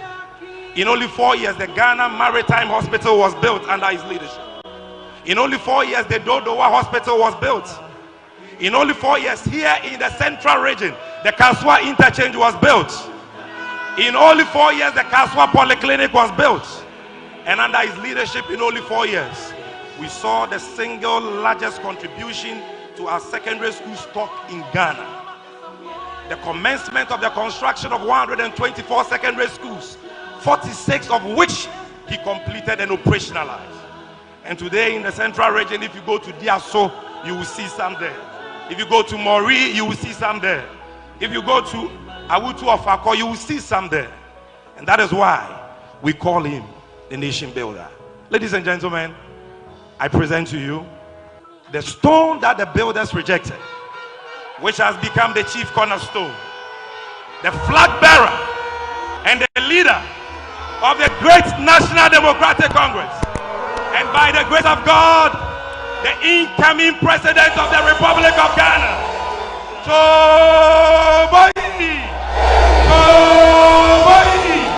Welcome to the microphone, His Excellency, His Excellency, His Excellency, His Excellency, His Excellency.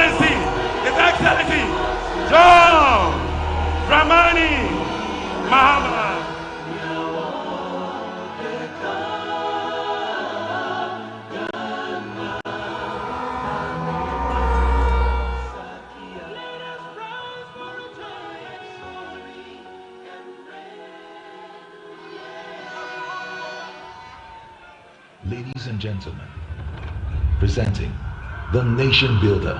John Mahama, waya, waya, waya, waya, waya, waya, waya, waya, waya.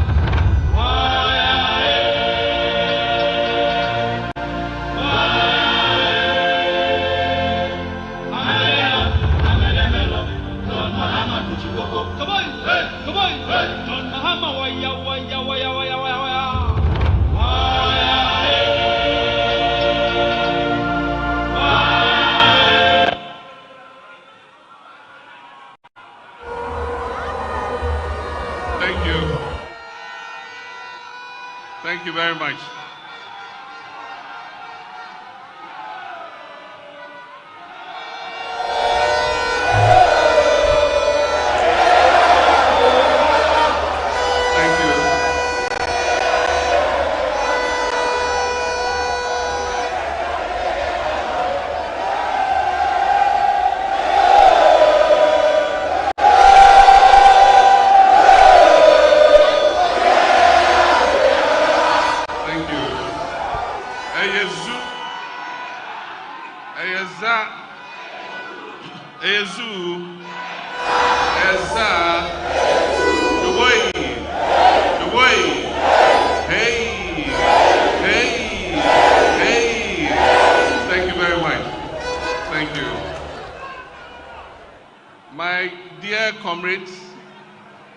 Members, supporters, sympathizers, and followers of the National Democratic Congress, the good people of Ghana watching and listening from across the country and the world, and those who have joined us here in Winneba, Professor Jane Naana Opoku-Agyemang, my running mate for the 2024 election, the Right Honorable Speaker, Alban Bagbin, a bona fide member of our party, my beloved wife, Lordina,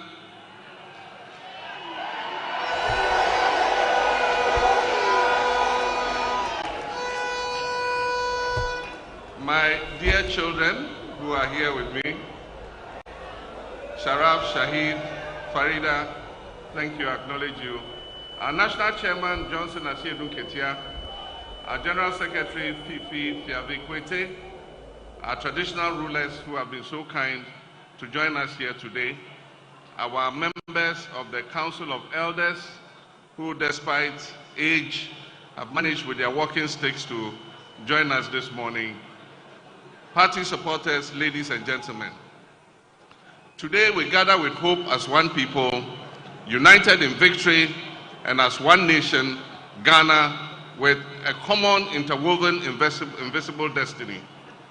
Today we also gather to reignite and reaffirm the dreams of our forebears, led by Osajifo Dr. Kwame Nkrumah, the founder of our great nation, a nation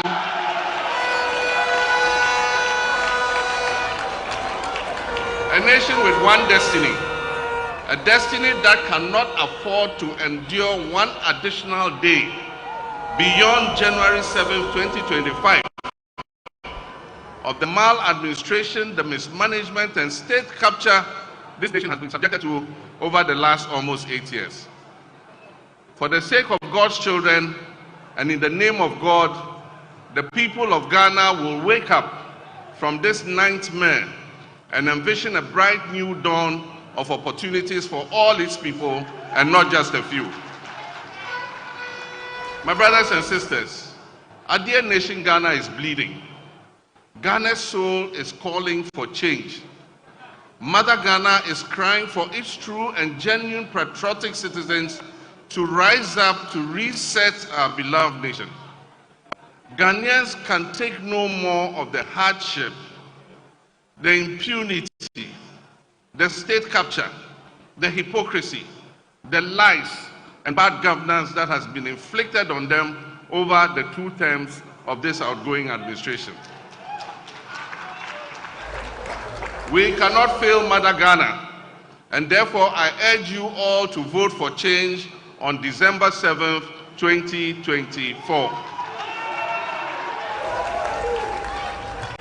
We, the members of the National Democratic Congress, have gathered here to express our utmost belief in democratic governance and to proclaim right here in Winneba, also called SIMPA, that the time is up for this administration. The time is up for them to go. They have decimated our democracy beyond recognition. They've destroyed livelihoods and families and pushed millions of our people below the poverty line. Your vote on December 7th will end the tyranny. It will end the cronyism. It will end the corruption. It will end the hardship. It will also pave the way for the vision, experience, and trustworthiness. And I, John Dramani Mahama, is going to restore that to the Flagstaff House.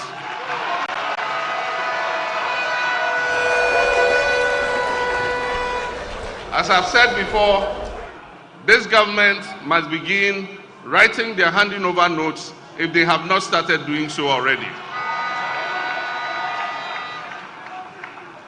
This MPP administration has been the biggest political scam that has been pulled on Ghanaians since our independence in 1957. And I'll explain why. They were repackaged with ribbons and sweetly scented with enticing promises. Most Ghanaians will agree that Nana Akufo-Addo is indeed the president Ghana never got. And indeed, I dare say, his much touted economic whiz-kid Vice President Dr. Mahmoud Bawumia is also the economic messiah Ghana never got.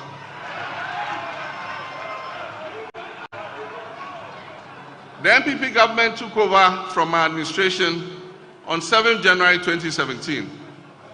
They inherited an energy sector we had stabilized with the fastest mobilization of emergency power of almost 800 megawatts in the history of Ghana.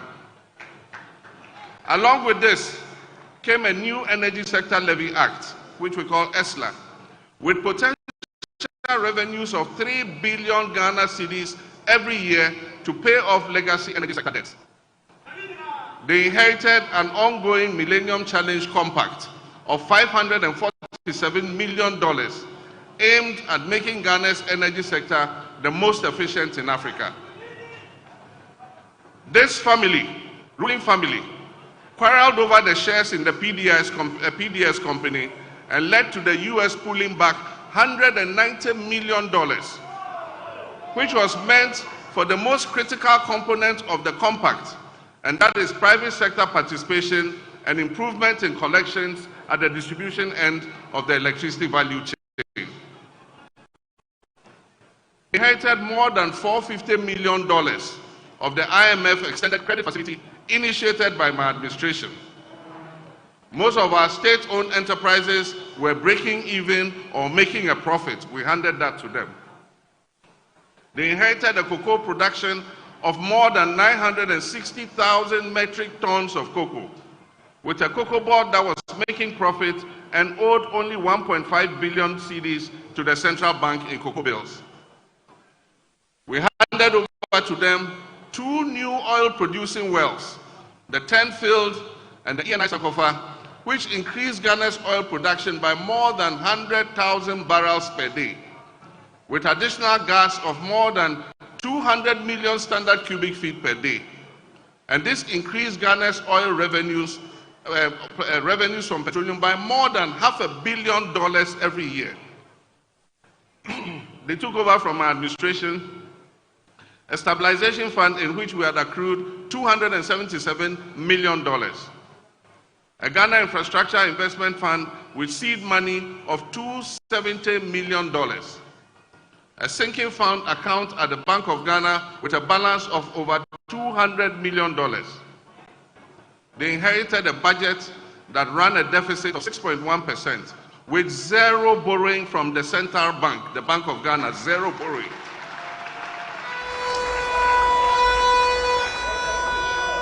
They inherited a stable currency that traded at about 4 cedis to $1. Inflation was at 15.4%. Unemployment was at 8.4%. And when we handed over the administration of this country to the Akufo-Addo-Bawumia government, Ghana's debt as a percentage of our GDP was 56%. As a result of fiscal consolidation, we handed over an economy that was set to grow above 8%, as predicted by the World Bank and IMF and all the credit rating agencies. Private businesses enjoyed an enabling environment to thrive, and foreign investors were queuing to make investments in our economy. The NPP government also took off with a stabilized economy and significant buffers with enormous domestic and internal goodwill. Indeed, this has been the most favored government in our history. But alas, the Ghanaian people's favor, their goodwill, has been repaid with only pain and anguish. This government has received more revenue than all governments combined in the history of Ghana. And as the saying goes, to whom much is given, much is expected. Unfortunately, the people of Ghana have been severely shortchanged by this administration. The scorecard of this administration has been abysmal. An inflation rate that went as high as 54% and is currently still hovering above 20%. Ghana today has one of the highest food inflation rates in the whole of Africa. We have a currency that has depreciated to almost 16 cedis to $1, and we borrowed more than 70 billion from the central bank, the Bank of Ghana, causing a serious upsurge in inflation and causing the Bank of Ghana to go broke. We have a debt to GDP that went as high as 104%. And today, the unemployment rate is almost 15%, from just above 8% in 2016. Worst of all, Ghana has defaulted on her debt payments and has therefore engaged in a debt exchange that has resulted in painful haircuts, and they have deferred the tenure of bonds at lower interest rates. This has caused a lot of trouble for investors, including pensioners. Cocoa production, which has been one of the mainstays of our economy, has plummeted, and for the first time in the history of our country, the Cocoa Board annual syndication, which was sought after by all international banks, today it has no takers. Nobody is willing to lend Cocoa Board any money. Production volumes are down, and Cocoa Board is seeking to delay delivery of almost 350,000 tons of cocoa to next year. It means that your government, NDC, is the one going to have to find the 350,000 to fill that hole, to pay the debt. Cocoa Board has also defaulted on almost 13 billion Ghana cedis in cocoa bonds. Oil and gas production has declined by 32%, and debt to independent power producers has increased astronomically. Today, the majority of state-owned enterprises are posting massive losses. The COVID pandemic, rather than being an adversity, turned out to be a blessing, with a windfall for this government of almost 25 billion Ghana cedis of inflows, most of which were doled out to companies owned by family and friends. The majority of our citizens are convinced that our country, Ghana, is going in the wrong direction. Faith in our democracy is at its lowest, and many of our youth do not believe that constitutional governance is working for them. Faith in our democratic institutions and the political leadership is at its lowest ebb, and corruption is at its highest, and Ghanaians have become numb to the scandals that are exposed almost every week. And when you have a president who says he does not understand the hullabaloo that is being made about the sale of snitch hotels to a minister in his own government, then clearly he is on a completely different wavelength from the rest of us in this country. My brothers and sisters, this is a president who just doesn't get it. Many domestic and foreign investors have adopted a wait-and-see attitude. Many of them I have met have told me that they are waiting for a signal from the Ghanaian people that the political and business environment is going to change for the better, that we're going to effect a change of course so that we can provide a reasonable environment for them to put in their investments.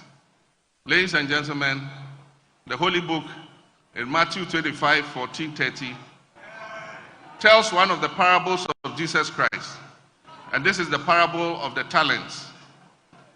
This parable teaches us to invest whatever is put in our care wisely for the benefit of our master. The master in this case is the people of Ghana. This administration is just like the last of the servants who buried his talents that was given to him by his master, and when his master came, he returned the 1 talent to him. But in this case of Akufo-Addo and Bawumia and their cabal, they did not bury the 1 talent and give us back our 1 talent when we returned. They gambled with the talents that we gave them, and they landed the people of Ghana in a huge debt.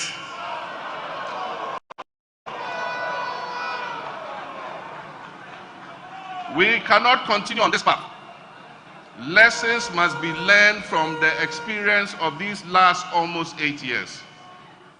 A vote for the MPP will be an expression of satisfaction with the impunity of the last 8 years. A vote for the MPP is a vote for a 3rd term for Nana Akufo-Addo. A vote for the MPP in this election is a vote to escape accountability. It is a vote to allow officials who have stolen and raped this country's resources to escape accountability and go laughing all the way to their bank accounts. Ladies and gentlemen, their flag bearer and his running mate, who have been prominent actors in this horror movie Ghanaians have watched these last almost 8 years,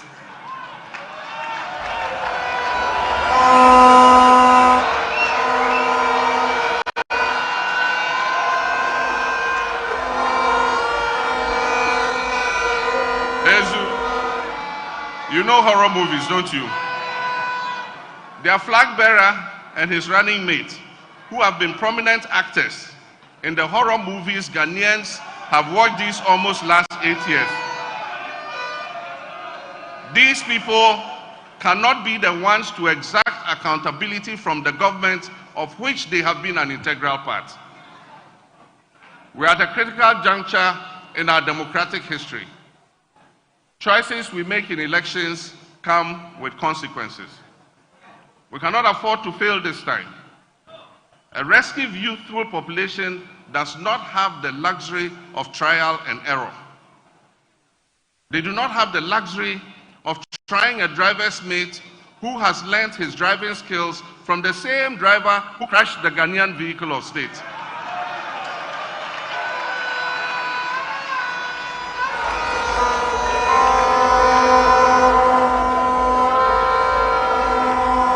Our nation needs a reset. Our democracy needs a reset. Our economy needs a reset. Our governance needs a reset. And our attitudes need a reset.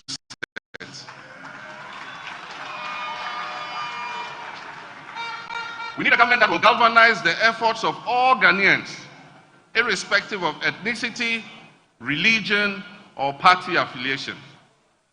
We need a government that will allow all businesses to thrive, whether owned by domestic investors or foreign investors, no matter their ethnic, religious, or partisan colors of its owner.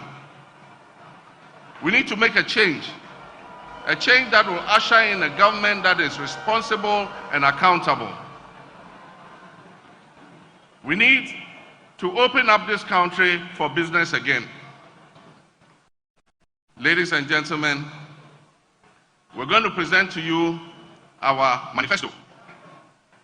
We need a leadership that will crack the ship when its own appointees go down the wrong track.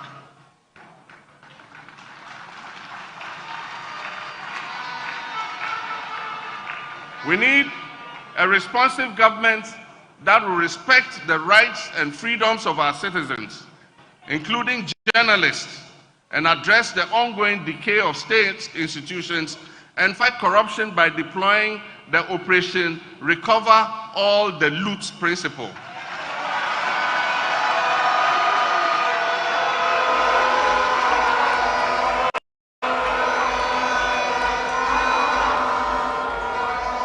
Operation Recover All the Loot strategy, and that is ORAL. Ladies and gentlemen, today we're presenting to you a manifesto that will help take back your future, take the future of Ghana back into the hands of the Ghanaian people. Ladies and gentlemen, I will at this point give you some highlights of our manifesto, after which my running mate, and by God's grace, the next Vice President of the Republic of Ghana, Professor Naana Jane Opoku-Agyemang, a prominent daughter of the Central Region, and other presenters will delve into other areas of the manifesto. Ladies and gentlemen, first is resetting the economy for prosperity.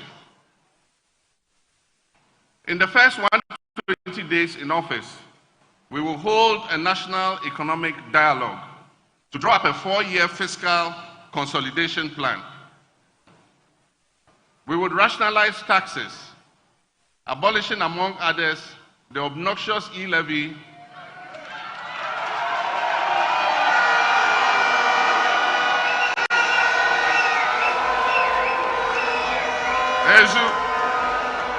the COVID levy, and the 10% levy on bet winnings.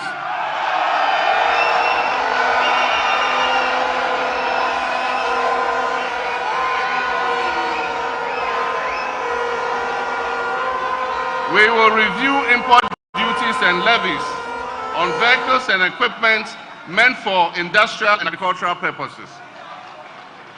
Ladies and gentlemen, we will rationalize port fees and charges and implement emergency measures to stabilize the city and the macroeconomic environment. Ladies and gentlemen, we will use the price stabilization and recovery levy to cushion consumers of petroleum products. We will investigate the MPP's opaque gold for oil deal.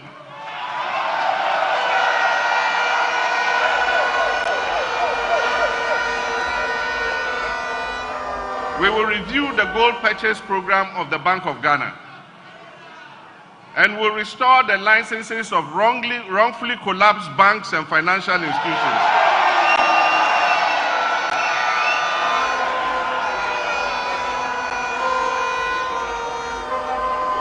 We will increase indigenous participation in the banking and financial sector, and we will free the statutory funds, the GET Fund, NHIL, Road Fund, to be able to achieve their mandated objectives.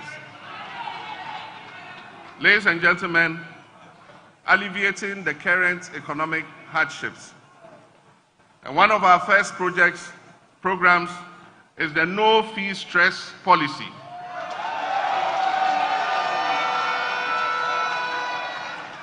There are many students who are unable to take up their places in tertiary educational institutions because they cannot afford to pay the academic user fees, the academic fees. And so we'll take that stress off them.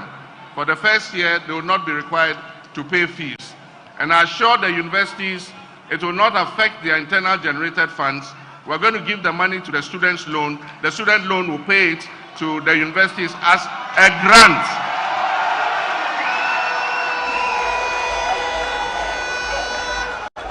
It will be paid as a grant, not as a loan. And aside from that, we're going to increase the subvention that goes to our public universities so that we can improve quality and learning in those universities. We will provide free tertiary education for all persons with disability.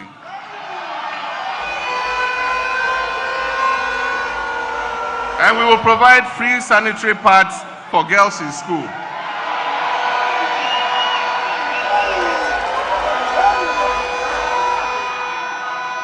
If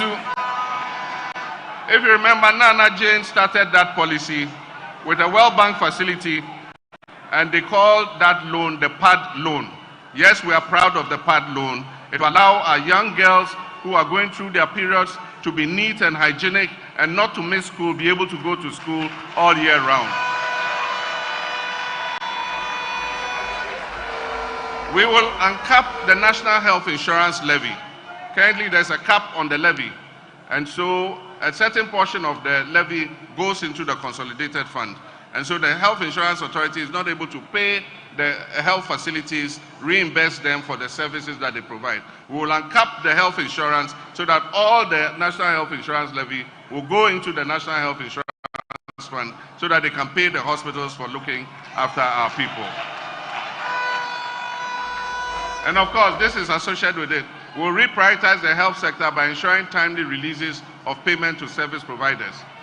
We established the Ghana Medical Care Trust, into brackets, somebody calls it Mahama Cares, to support persons with chronic diseases such as kidney failure, cancer, sickle cell, diabetes, hypertension, and other health-related diseases.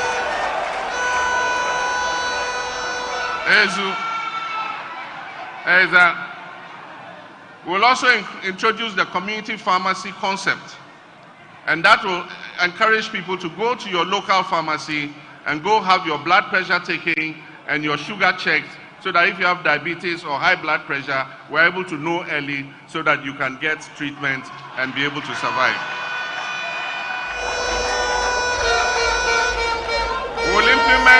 We'll implement free primary health care services. So if you go to a CHIPS compound or a health center, whether you have a national health insurance card or not, you will be treated for free.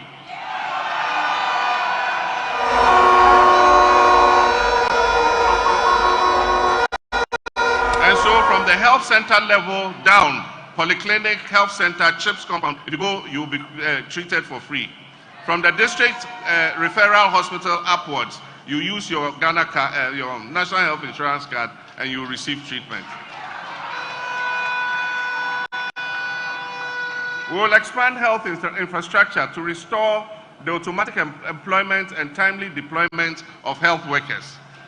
And so we're not going to wait till elections are coming and announce that we've opened the recruitment portal. The recruitment portal will be open and will do continuous employment of health workers, doctors, and nurses.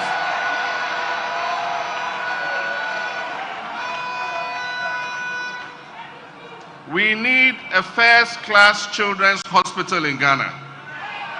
The existing children's hospital has outlived this usefulness. And so we're going to construct a state-of-the-art 500-bed specialist children's hospital in Accra.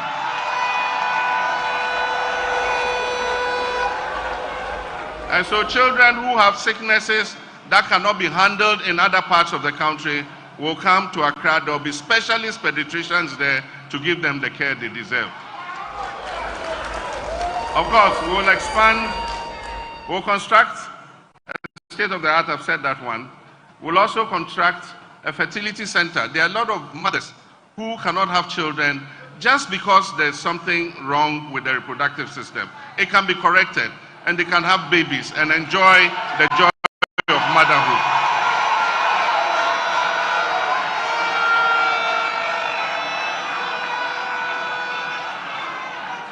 But currently, the prices that the private fertility hospitals charge are out of the range of most mothers. And so government will step in.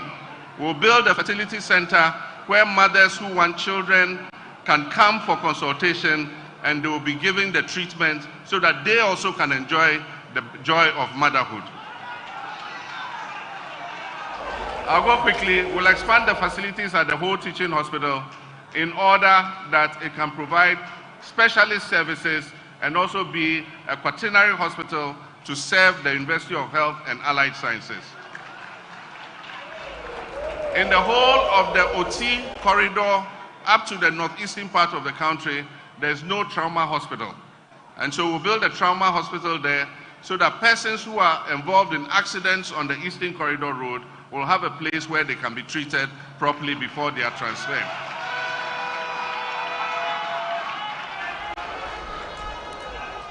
We will establish modern dialysis centers in hospitals in regions that don't have them.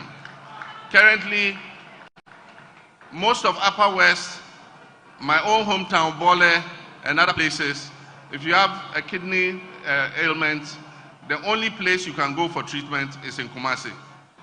And you have to go with your wife, your family, you have to find a place to stay. It is a burden.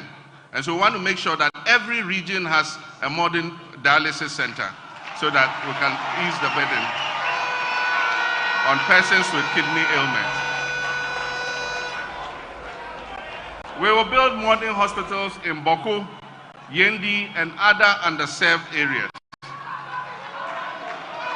Ladies and gentlemen, this is the training.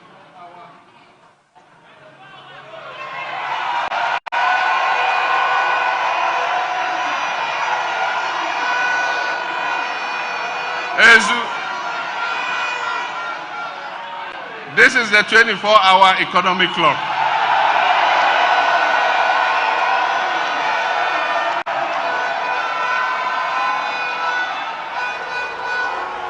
One job, 3 shifts, 3 people. 1, 3, 3.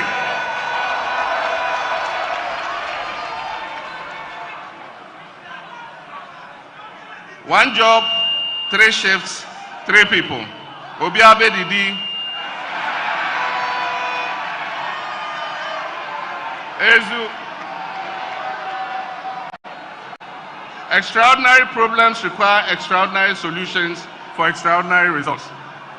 And so businesses and public organizations will be encouraged to operate 24/7 in 3 shifts of 8 hours each. This will boost production, it will increase employment and provide well-paying jobs. It will transform Ghana into an import substitution and export-led country. It will increase employment opportunities and revenue, and it will enhance access to public services. We will focus on some selected public institutions that have huge customer traffic. For instance, the ports and harbors should be open 24/7. That means we have to employ more workers at the port. We have to employ more customs officers, more Gapoha workers, more forklift operators and all that. We need customs. Customs should work 24/7, 3 shifts, so that at any time your items come, customs at any time of the day is open for business. You can go and process your import things, papers, and take your things out of the port. We must have a passport office that is operating longer than 8 hours, so that people who need passports and other such documentation can have access to it. We must have a DVLA that is working more shifts than 1 shift, so that more people can get their licenses processed in a shorter time than the current waiting time. In the private sector, the sectors that we are looking to promote and encourage to run 24/7 and 3 shifts are first the agro-processing sector. That is those who will process our cassava into cassava starch, cassava flour, gari, and all that. There's a huge market in Africa for all these products and in other parts of the world. Manufacturing, that is industry.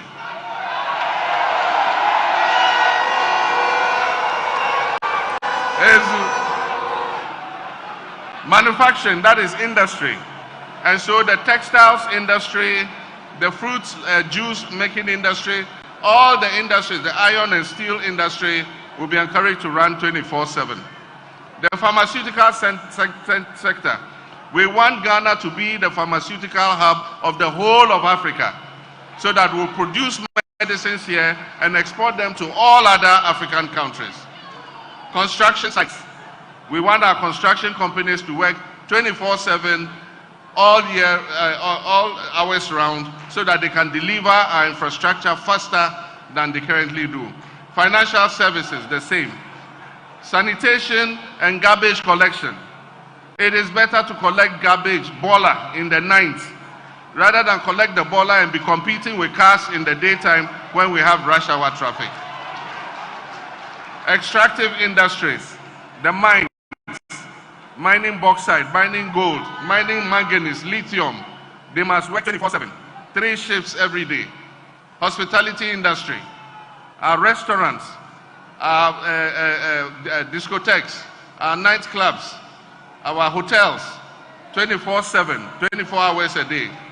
Retail centers, all the malls, there's no reason why you should shut. People can come in the nighttime and buy items, so they should work longer than 8 hours. Transportation services, there should be buses running 24 hours so that people who have to go to their jobs can be able to get a bus to go to their jobs. Security services, we need safety and security to be able to implement the 24-hour economy. And so we need more police officers, we need more soldiers, we need more prison officers, more fire service officers, more customs, more immigration.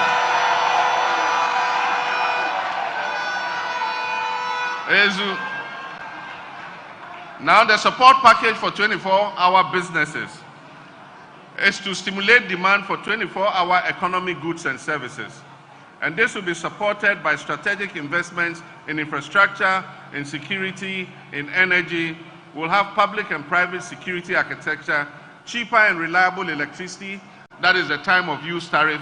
So in the night when we're not using much of the power and it's going to waste, we can supply it to the 24-hour economy enclave at cheaper rates than we currently charge. Tax incentives to companies that will sign up for the 24-hour economy, they'll be given tax incentives so they pay lower taxes so they can reinvest what they have saved back into increasing their production. We'll give them support from the Ghana Exim Bank, especially for the agro-processing and manufacturing sectors that are going to be exporting. We'll support SMEs operating capacity with catalytic investments to upgrade and generate jobs. The Accelerated Export Development Council, I'm going to chair that personally. We want to accelerate our exports. We're going to register more Ghanaian goods on the African Continental Free Trade Area so that we can export to other countries. And I'm going to chair that personally. And we'll meet every month and appraise where we are at in terms of encouraging Ghanaian businesses to export. This Accelerated Export Development Council will promote exports under the 24-hour economy. My running mate will talk more about this, so I will jump it. Women's Development Bank.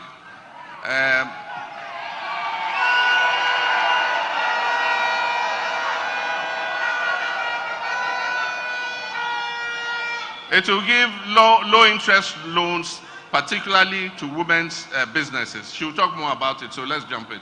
The National Apprenticeship Program will be for self-employment, and it will also help people who have come out of school at different levels who want to go and learn a skill, but their parents are unable to pay the masters for them to go and learn. The government, through the district assemblies, is going to register all master craftsmen. We're going to pay them and assign these young people to them so that they can learn a skill to go into the world of work. Next slide. Free technical and vocational training for young people. The time for grammar school education has passed. The time where you were judged by the long grammar you could speak has passed. We now need more technicians, more mechanics, more plumbers, more artisans. And so we're going to shift our focus from grammar school and build more technical and vocational educational schools so that our children who leave free SHS, who leave JHS and are unable to continue, can go and train as apprentices and be graduated with certificates. We'll provide them with startup capital to be able to start their own small businesses. We'll also use NVTI to train and test them so that they can get their certificates to enter the world of work. We have what we call the Jumara program. And this is the entrepreneurial program. Nobody says you must finish school and become an employee. You can finish school and become an employer and employ employees. And so every year we want to target 10,000 youth entrepreneurs to set up their own businesses. We'll mentor them, we'll monitor them, we'll supervise them until they're able to stand on their own feet, and they will employ their colleagues instead of becoming employees. Business development. We exempt new and small businesses, that is small and medium enterprises, new and small businesses that are registered, and personal income tax of those businesses from the first 2 years after they are incorporated.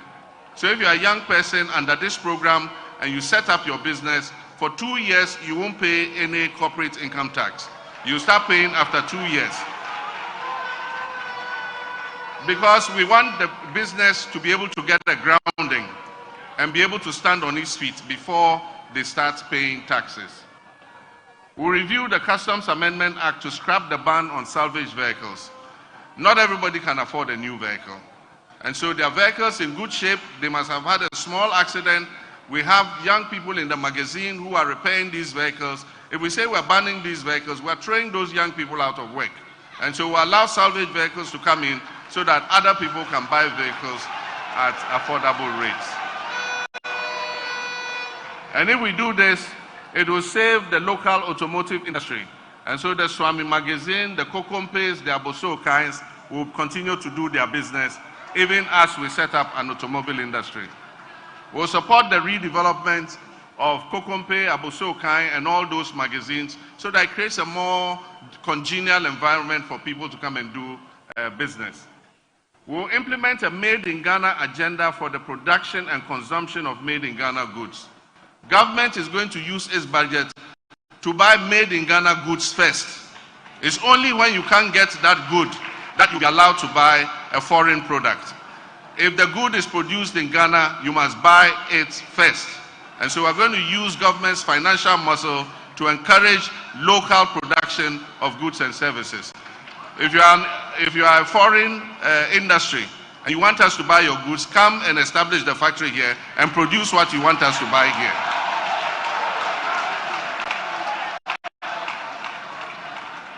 We'll launch an Export Ghana policy, and it is the Accelerated Economic Development Council that is going to oversee this Export Ghana policy. And we're going to use that policy to facilitate exports under African Continental Free Trade Area and also the ECOWAS trade liberalization. We'll enhance the role of the Ghana Exim Bank in financing non-traditional exports. We'll readjust their focus so that they are putting money into industries that are exporting products, so that we can give them capital at a cheaper rate. Money yo, am I right? A money yo pension scheme. We'll introduce an money yo pension scheme so that persons in the informal sector who want to put something aside for their pension and their retirement can put 10 Ghana cedis a day, 5 Ghana cedis a week, 50 Ghana cedis a week. They will keep paying it so that when it gets to their turn for retirement, they have some money that they can rely on.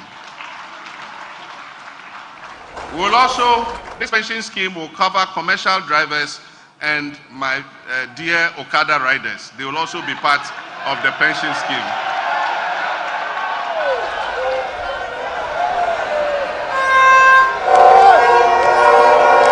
It will also be extended to small-scale miners, farmers, fishermen, traders, and market women. People who receive cash on daily basis. You put a little aside. If it's every week, you go and pay it into the money, or you can use your mobile phone and pay, and your account will keep being updated. So after 15 years, that money has been invested. When you are retiring, you have your pot of money so that you can be getting a pension every month in your old age. Digital jobs initiatives. We'll partner the private sector to invest $3 billion to leverage ICT for jobs. And this will be through the 1 Million Coders program. We announced this in 2020, and we didn't win power, so we couldn't implement it. Somebody lifted it from our 2020 manifesto, and quickly put it out as if it was theirs. As I go and look in 2020, you see that we had already put it there. But we will continue with our 1 million coders program to train 1 million people in coding and web development, software engineering, and others. We will stimulate demand for made in Ghana software. We are exporting a lot of hard currency. When we import goods, we know that we are sending foreign currency out to buy those goods. When we import food, we are sending money out to buy that food. But when we send money out to pay copyright to Microsoft, to Oracle, to all the people whose software we are running on our banks and all our online portals and all that, nobody sees it. And so if we are going to train 1 million coders to do software, web hosting and all that, we must create a demand for it locally. And so government will first see if we have the available software in-house before we allow anybody to buy software from outside.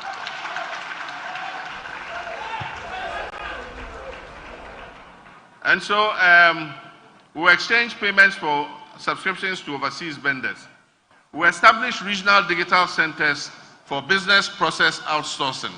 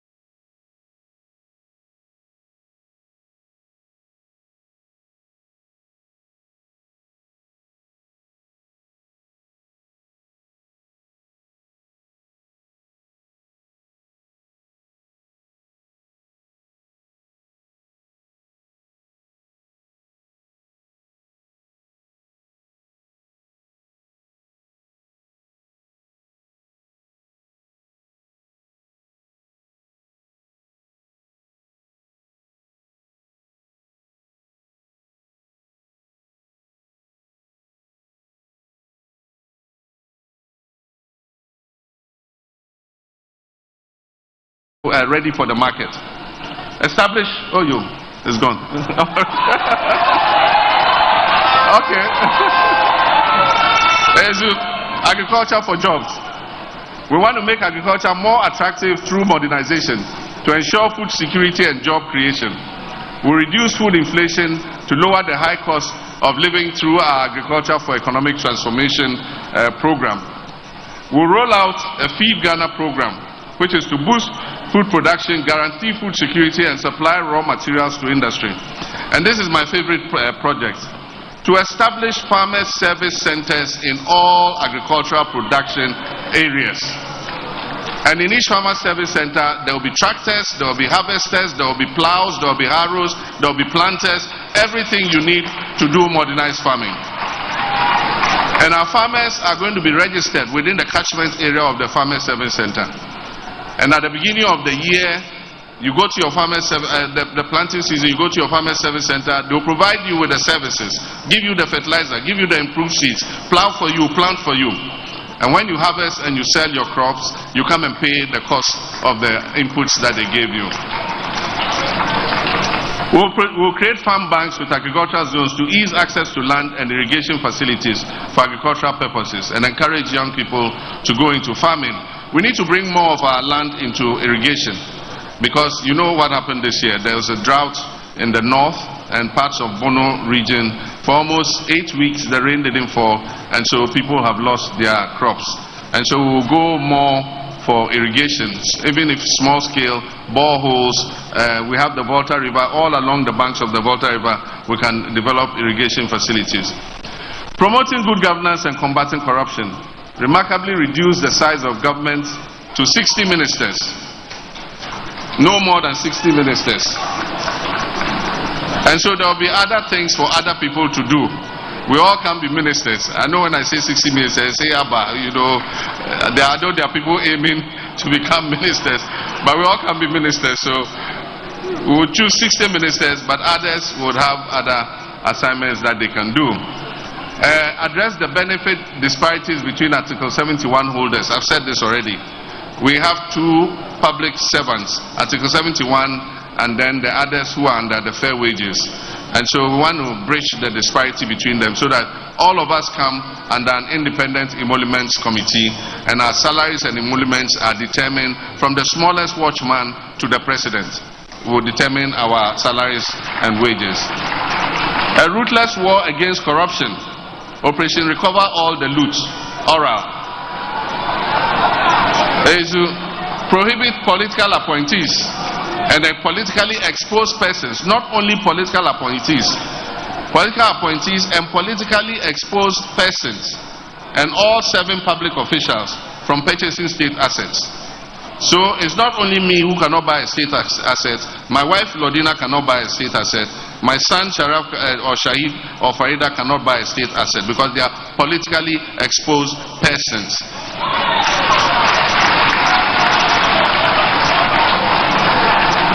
Reopen investigations into major unresolved cases, including the Ayawasu West Wogombai election violence, the 2020 election killings, the unresolved murder of Ahmed Swale and Silas Wulo-Chami. There are all these cases that occurred under this administration. They refused to investigate them. Even where they've investigated, they've refused to implement the reports. They've not paid any compensation to the persons who are affected. We're going to look at all that and we'll deal with it. Dedicate equitable attention to all levels of education. Improve free SHS. Improve the quality of food for our children. Cancel the double track so that all our children can go to school at the same time. We're going to provide dedicated and sustainable source of funding for free SHS. The problem with the free SHS is it has no dedicated funding. And so it's subject to the hazards of the budget. And often the consolidated fund does not release funds. And so children go hungry because the funds have not arrived. Decentralize the procurement of food for SHSs to boost local economies. The feeding grant will go to the schools, to the headmasters and the bezzers, and they will go to the local market and buy the beans, the granules, the rice, the cassava dough, the agbelima, the meat from the local market. so that the town in which the school is located can also benefit from that. It will also allow the headmasters to provide more nutritious foods than the current system. I said this already, implement a no academic fees policy for level 100 students, no fee stress policy. We'll use 5G and low Earth orbit systems to improve the quality of education across the country by extending course tutorials to students everywhere. We have good masters in different schools, and so for us, perhaps the best mathematics master is in Wesley Girls. The best French teacher is in Ghana Secondary School. The best geography teacher is in GSTS. Ghana Education Service will select these teachers, and they will be filmed teaching the course online. They will teach online, and we'll upload this course content on YouTube, and so you can go on YouTube and download what you want. If it's mathematics, you download it. If it's geography, you download it. But at the same time, it will be available on demand. And because we're going to put Starlink internet satellites on every secondary school, the teachers can use the Starlink to show the children the demonstration by these teachers. And so you can be in Bunkurgu Secondary School. The best maths master in Wesley Girls will be teaching you, because you'll be able to download his course material.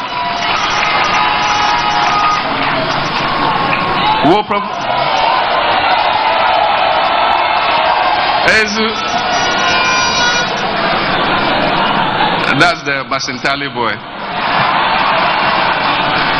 We'll provide free tertiary education. I've said that already. We'll provide continuing students with financial assistance. We're going to reintroduce what we had started, which is the Student Loan Fund Trust Fund Plus. It's a Student Loan Plus. And so it's an enhanced student loan. You get more money from the Student Loan Plus, and you only start paying when you get employment, when you leave school. Implement a bed for all. We have a bed for all program. Our tertiary institutions have huge lands that are not utilized. Normally when we want to build a university, we take a huge piece of land, and after many years, part of the land is still lying fallow, and even people are encroaching on the land. And so we're going to sit with the universities and carve out a part of their land. And we're going to get the private sector. We'll do a design of hostels. If you're interested in investing your money in the hostel, you will build the hostel, we'll regulate the charges, and you will pay for the cost of it over a period of time, and you can make your profit. So that more of our children can have accommodation on campus. That is the Bed for All program. The hostels will be built by the private sector. They will build it, they will charge the fees, but we'll sit with them and regulate the fees so that they are not too exorbitant. What else? Legislation to streamline and regulate the award of government scholarships. Government scholarships have been fraught with a lot of, let me say, kalabule. We want to streamline it, and as I've said, persons with conflict of interest would not be allowed to apply for scholarships. I would not apply for a scholarship for my children. None of my ministers will do it. Any political appointee must not apply for scholarships. You must pay for yourself. Leave the scholarships for the children of the underprivileged. Those who cannot afford it are the ones who must get the scholarships. And we're going to do that. We'll abolish teacher licensure exams.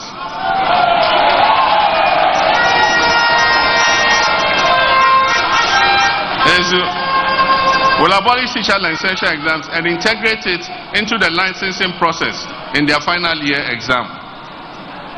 We'll institute the Teacher Dabre project. And what this means is that any new school we are building must be accompanied by accommodation for teachers. We're not going to build classroom blocks anymore without teacher accommodation. Every new classroom block, every school must have teacher accommodation. And we'll also accelerate providing accommodation by the existing schools that do not have them. And that will be the Teacher Dabre. It means where teacher will sleep program. In consultation with the stakeholders, we would push ahead with the implementation. This has been on the drawing board for a long time. That is 20% basic salary, special allowance for teachers and health workers who accept postings to rural areas. Most of our teachers and health workers don't want to go to rural areas. Everybody wants to serve in the city. And so we're going to map out what we define as rural areas. If you accept posting to go there, you get 20% of your basic salary as an incentive, as an allowance to teach in the rural area. Expand infrastructure to ensure prompt employment of nurses and teachers. And so that is also part of it. Assist teachers to own their own vehicles of their choice by offering flexible duty payment arrangements and employer guarantees in partnership with teacher unions and the banking sector. We will encourage teachers to take loans to own their own cars, teachers and other public sector workers. And so your bank will pay for the car, we will deduct it from your salary and pay straight to the bank. And what we'll do is, we will not waive the duty on the vehicle. What we'll do is, we'll allow you to pay the duty in small installments until you finish paying the duty, so that the car is yours. You'll be using the car while paying bit by bit by bit. I didn't say 1 cedi, 2 cedis. That will take 1,000 years to pay. But it will be a percentage of your salary that will go towards paying off the cost of the car and the installment payments of the duties. This is going to be the age of the railways. We have paid lip service to building railways for a long time, and this time we want to make a move on it. It's going to be done by build, operate and transfer. Because we've been shut out of the international credit market, there's no way we can go on the capital market and borrow to build railway lines. We're going to offer an expression of interest, transparent, to companies that are willing to invest in our railways, and they will bring the money, they will build the railway lines, and all the revenue will go towards repaying the railway lines. And so if it takes 25 years to repay, they will control it for 25 years. After 25 years, when they have recouped their money, then we'll sit down with them, and then they will transfer the assets to the government of Ghana. And so the western and eastern lines will be connected to the landlocked countries. And so there will be a line that joins from the western and eastern lines and goes up north to Burkina Faso, so that we can send Burkina Faso containers up to their country, and we can bring down their cotton and their imports down to the ports for exports. Construct urban intracity railways and BART rapid transit. The time has come for us to take some of our people off the roads. Many countries are moving in that direction, and so there are light railways that supplement the urban transport system. And so we'll do a feasibility study and see how we can get BOTs to start light transit rail. Promoting responsible mining, ban issuance of new mining leases and activities in forest reserves. We're going to close the forest reserves and get all those Akunta mining and all of them who have desecrated our forest reserves. We are going to march them out of the forest reserves. Some of those trees in the forest reserves are 700, 800,000 years old. And just because you want to take a little gold from there, you go and destroy the whole forest reserve. That is why we are having drought in our country today. That is part of the reason why our cocoa industry is going down. Because we are not getting enough rainfall. Because looking for that small gold they will get, they are destroying all the forest reserves and destroying the climate in our country. So those there, get ready, start packing your things. After 7th January, if you are not out of the forest reserve, we are going to come and march you out of the forest reserve. We will establish mining cooperatives in all mining districts. We'll set up a gold board that will be responsible for buying gold from the small-scale mining sector. The way we have the cocoa board, buying cocoa from the farmers, we'll have a gold board that will buy all the gold from the small-scale miners.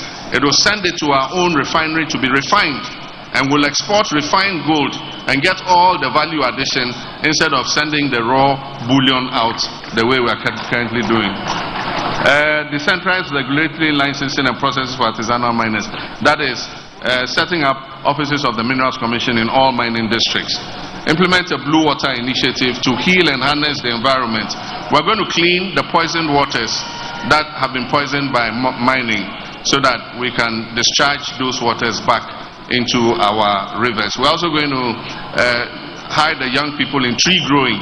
And so in the areas where mining has finished, we will level the ground, close all the holes, and we'll have young boys from the community. We'll pay them a stipend every month. We'll give them a bobo yas. We'll put polytanks in there so that they can plant trees on the mined out land so that we can reclaim the land. Implement a tree for life reforestation policy. This is what I just talked about. And so we're going to plant commercial trees like cocoa, palm, and rubber on the lands that have been reclaimed. Implement a blue water initiative. I just talked about it. So these are just tidbits of what you are going to see in the manifesto. My running mate and Vice President of the Republic of Ghana to be Naana Opoku-Agyemang and other experts will go into more detail in some of the areas that I've touched on. But this is just a tidbit of what we are to see. I'll come back after with the 120-day agenda. That is when I'm elected on 7th January 2025. Within 120 days, I have a social contract with the people of Ghana. I'm going to tell you exactly what I'm going to do in my first 120 days. Thank you very much.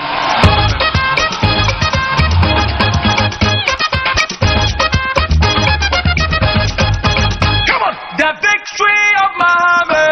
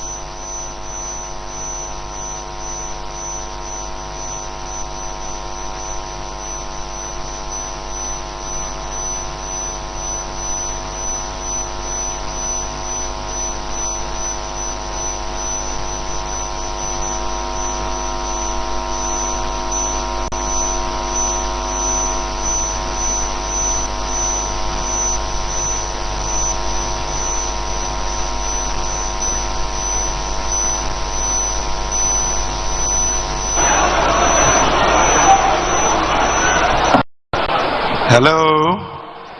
Yeah, we're having a little challenge with technology. There is a short documentary that we're going to play for you. So kindly bear with us.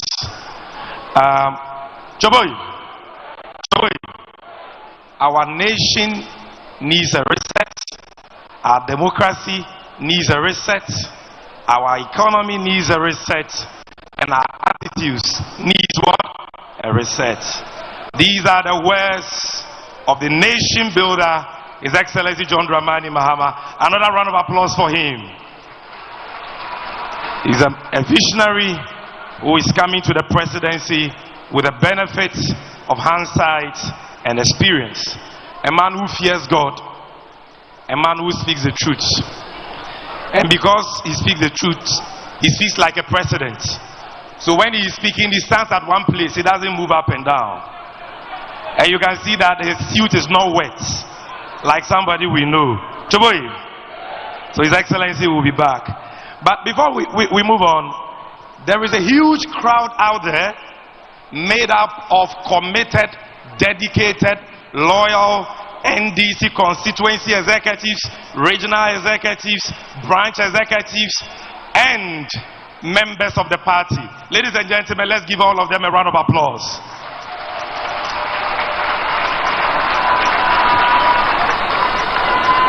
Choboy.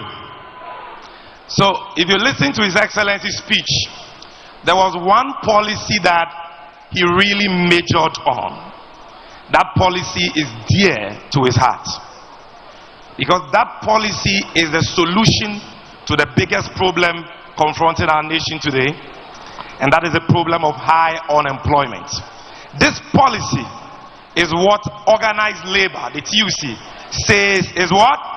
A game changer. Choboy.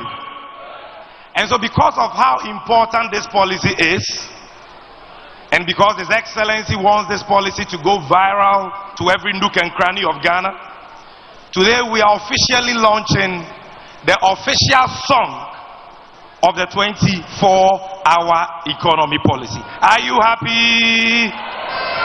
Look, I can bet you that this is not a song you can sit down and listen to.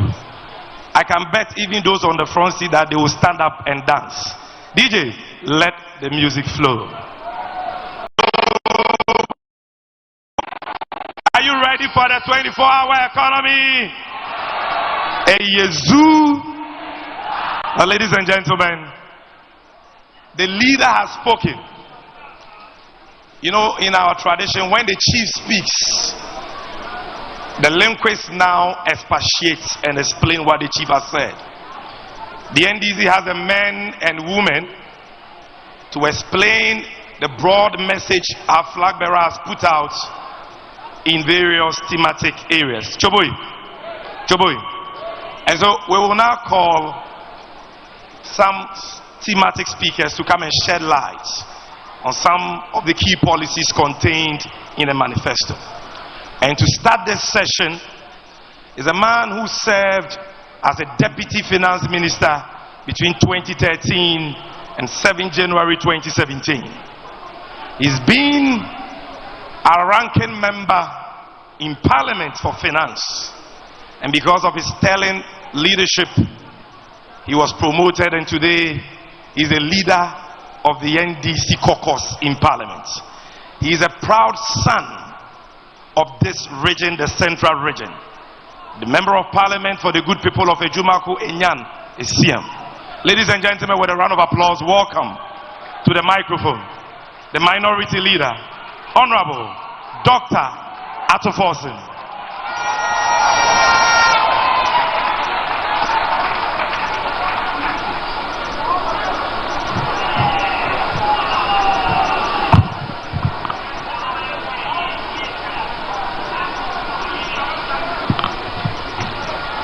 Ayezu, Choboy, fellow countrymen and women, you have just listened to the leader and the flag bearer of the great NDC, and God willing, the next president of the Republic of Ghana. My duty here is to present highlights of key policies of the next NDC government as captured in the Manifesto 2024. Colleagues, to achieve our fiscal policy and economic goals, the next NDC government will aggressively pursue the following policies. 1, we will reset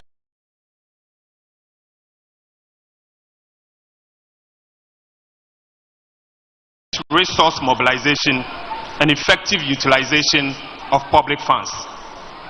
2, we will shift from the over-concentration of the macroeconomy to the microeconomy, where investment in the real sector will anchor sustainable macroeconomic environment and economic growth. We will implement an enduring economic policy to build sustainable economic buffers to stabilize and cushion the Ghana cedi. We will undertake a number of reforms. First is the value-added tax reform, VAT reforms. Currently, Ghana's effective VAT rate is about 22%. In fact, the highest in Africa. This is because Get Fund levy of 2.5%, National Health Insurance levy of another 2.5%, and COVID levy of 1% are all added to the statutory VAT rate of 15% for the final determination of a value-added tax. Businesses are not allowed to deduct their input VAT for NHIL, Get Fund, and COVID levy. Aside the high effective VAT rate, Ghanaians are compelled to pay 3 and 6% of flat rate for VAT purposes.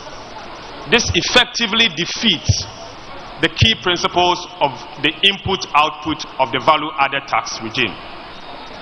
In fact, some businesses are now unable to cope with this high tax regime, and as a result, they are relocating from Ghana to places like Togo, Benin, Cote d'Ivoire, and Nigeria.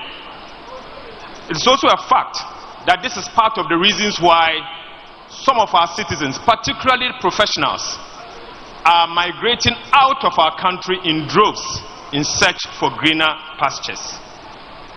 The NPP government has distorted Ghana's value-added tax policy by implementing both sales tax and value-added tax at the same time. This is indeed the height of incompetence on the part of NPP in tax policy formulation and administration. Our pledge: the next NDC government will undertake a comprehensive review of Ghana's VAT regime. This is indeed intended to provide a relief for households and businesses. We will therefore adhere to the underlying input-output principles of the value-added tax regime.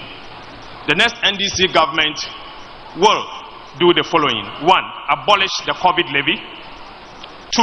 We will reverse the decoupling of the Get Fund, NHIL, and COVID levy from the value-added tax system.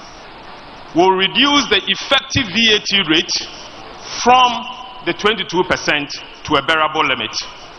We will reverse the VAT flat rate, and we will upwardly adjust the VAT registration threshold to exempt micro and small businesses from the collection of value-added tax.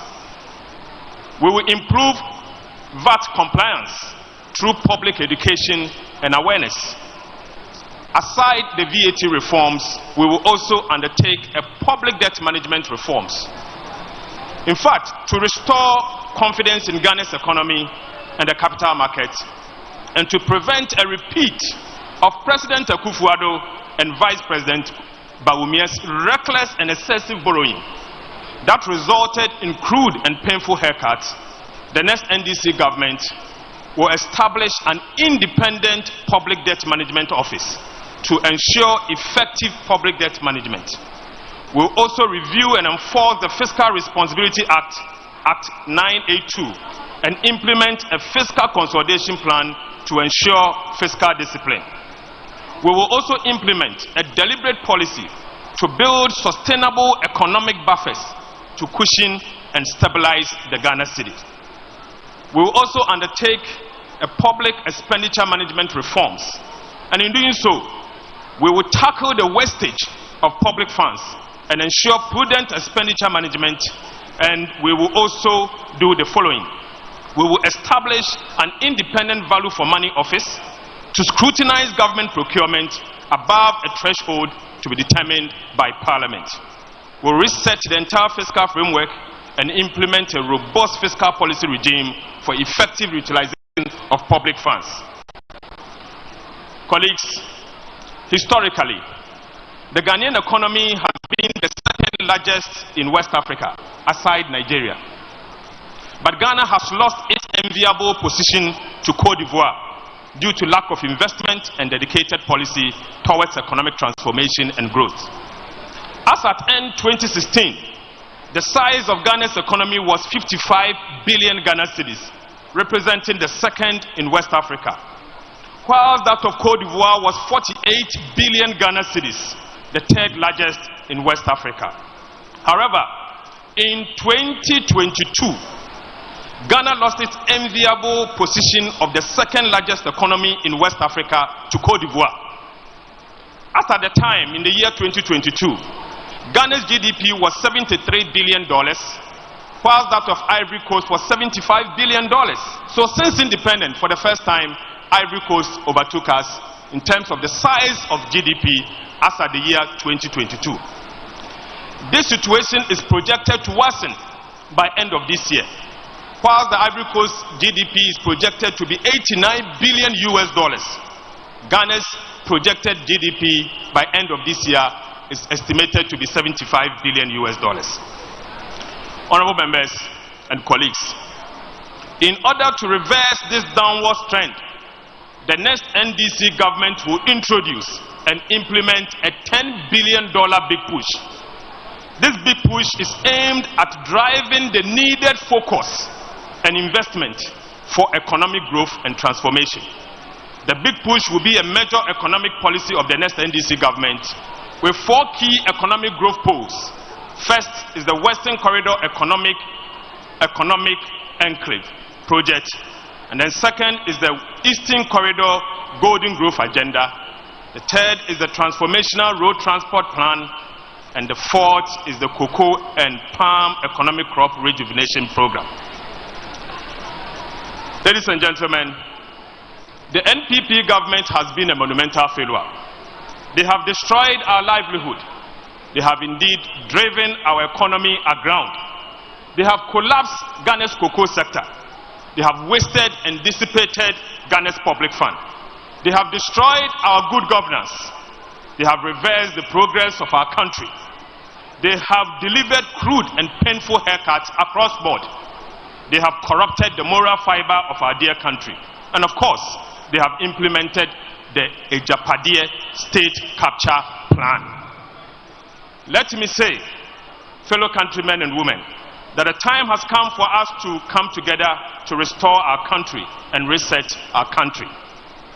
Mini anam Ghana fo abani oda ho kyere soronko oda abrehen abani we di henewu yeda yenda edwuma enyi ho mbranti nye edwuma nye nketesia so wonye edwuma nye yare kasa sisiare yi se wie school mpo anyi medare ba beye wa ma ho kyere kasa aba da yetoto sramonye de abani otudo ankasa ontumi nyem onye yi bebi a wode Ghana akwahye sambaka mo ho ambaka President Mahama no ho ambaka ya kyereba yen sister yen maame Professor Naana Jane Opoku-Agyemang no ho ne yamboa yen papa oye President John Mahama ho a menu anom ahokyere no obegi nsem efi Ghana ha da yetoto sramo de momboa hen fifi manto mofo mo amunyim de NDC party ze ye ka party odwene yen ho a onenyi NDC party imbri biara ba wo boa hen ya tutu sramu ina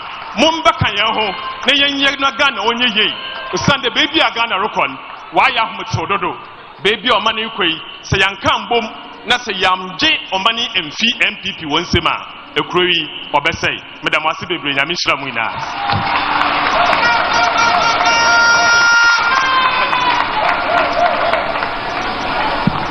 That is our minority leader in Parliament, the Honorable Atokeso.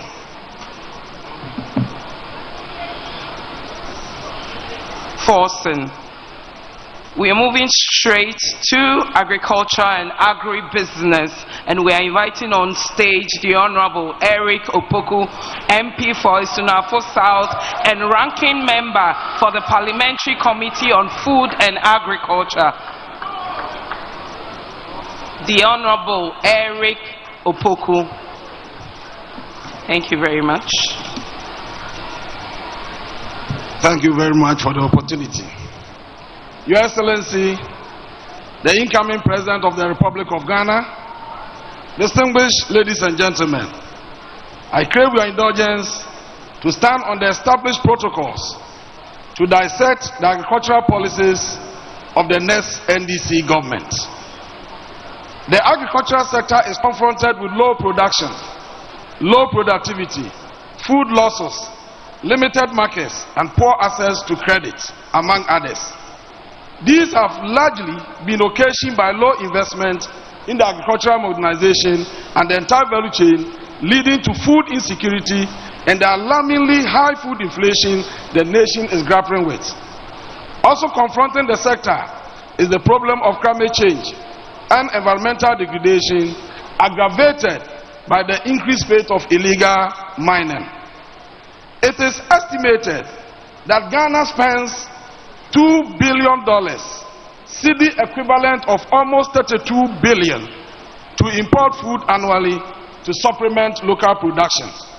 This places undue pressure on the cedi. Hence, the exchange rate, which was $1 to 4 cedis in 2016, is now $1 to almost 16 cedis in Ghana. We import tomatoes, pepper, onions, palm oil, among several other items. Trade data from Ghana Vegetable Producers and Exporters Association indicate that the annual tomato import from neighboring Burkina Faso has hit a staggering $400 million from an estimated $99.5 million in 2018. Distinguished ladies and gentlemen, in 2022, our national demand for pepper was 314,000 metric tons, out of which 121 metric tons, constituting 38.5%, was produced locally and 61.5% imported. Ghana spent a whopping $354.9 million on the importation of pepper into Ghana. According to the Ghana Statistical Service, food inflation, which was 22.6% in May 2024, is a major contributor to inflation in Ghana. The World Bank has ranked Ghana 6th in Africa with the highest food inflation. Ghana, which recorded its lowest food inflation of 5% in July 2024 under John Dramani Mahama, has recorded its highest of 61% in January 2023 under Nana Jane government. According to the Food and Agricultural Organization FAO, in terms of the prevalence of moderate or severe food insecurity in Ghana, 12.9 million people, or 39.4% of the total population, were affected in 2022. According to the World Bank, the rising food inflation has pushed 850,000 people into poverty, joining the 6 million already in that category. Ghana has paid $12 million for the Pualugu multipurpose dam, for which no work has been done. Ghana's unemployment rate hit 14.7% in 2023. Ghana has expended almost $3 billion on a program called Planting for Food and Jobs, intended to ensure food availability and affordability. Yet, food inflation is ballooning. The next NDC government is committed to addressing these challenges through an Agriculture for Economic Transformation agenda, ITA, which will focus on modernizing agriculture and promoting agribusiness to reduce food inflation, ensure food security, boost exports, and create sustainable jobs. Distinguished ladies and gentlemen, one of the strategies crafted for the realization of the ITA is the Feed Ghana program, which will drive our nation towards food sufficiency. The program is imperative considering the imbalances between food production and consumption in Ghana. Under this program, the NDC government will feed the Ghanaian people as well as Ghanaian industries. We will foster symbiotic relationships between agriculture and industry to unlock the full potentials of our state and liberate the entire citizenry from abject poverty. Interventions for the realization of the objectives include, under food crops, the implementation of a transformational grains development project to increase the local production of maize, rice, soya beans, and sorghum. Production of roots and tubers through investment in research and the adoption of locally manufactured and approved technology. Restructure and strengthen the Ghana Irrigation Development Authority, GIDA. Implementing a vegetable development project called Yeridua to enhance the production of tomatoes, onions, pepper, and other vegetables. Under poultry, we are going to revamp the collapsing poultry industry by providing incentives for farmers and promoting local consumption under the Made in Ghana agenda. Rolling out a poultry farm to table project in collaboration with Poultry Farmers Association to boost poultry production. Implementing a broiler production cooperatives project involving at least 160,000 rural women each producing 100 bags every 6 months. Roll out a livestock development project to boost meat and dairy production, especially of cattle, piggery, and small ruminants. The NDC will increase productivity and development of fisheries, aquaculture, and the blue economy as follows. Establish a blue economy commission that will conserve marine and freshwater resources of the country and use them in a sustainable way to enhance economic development. Enhance aquaculture through improved fish genetics, commercial fingerling production, strengthen quality assurance and disease control, and support research and development in fisheries and aquaculture through institutional resources. Restore efficient pre-mixed fuel distribution through landing beach committees. Provide technology to fishers and enhance sea security to optimize fishing operations. And Ghana cocoa, baby, I could do say, cocoa, you might say, I will make cocoa, Mama pencil 2016. Yati cocoa, enya 969,000 tons. And then I was say, cocoa Ghana train or afi 2024 aya 450,000 tons.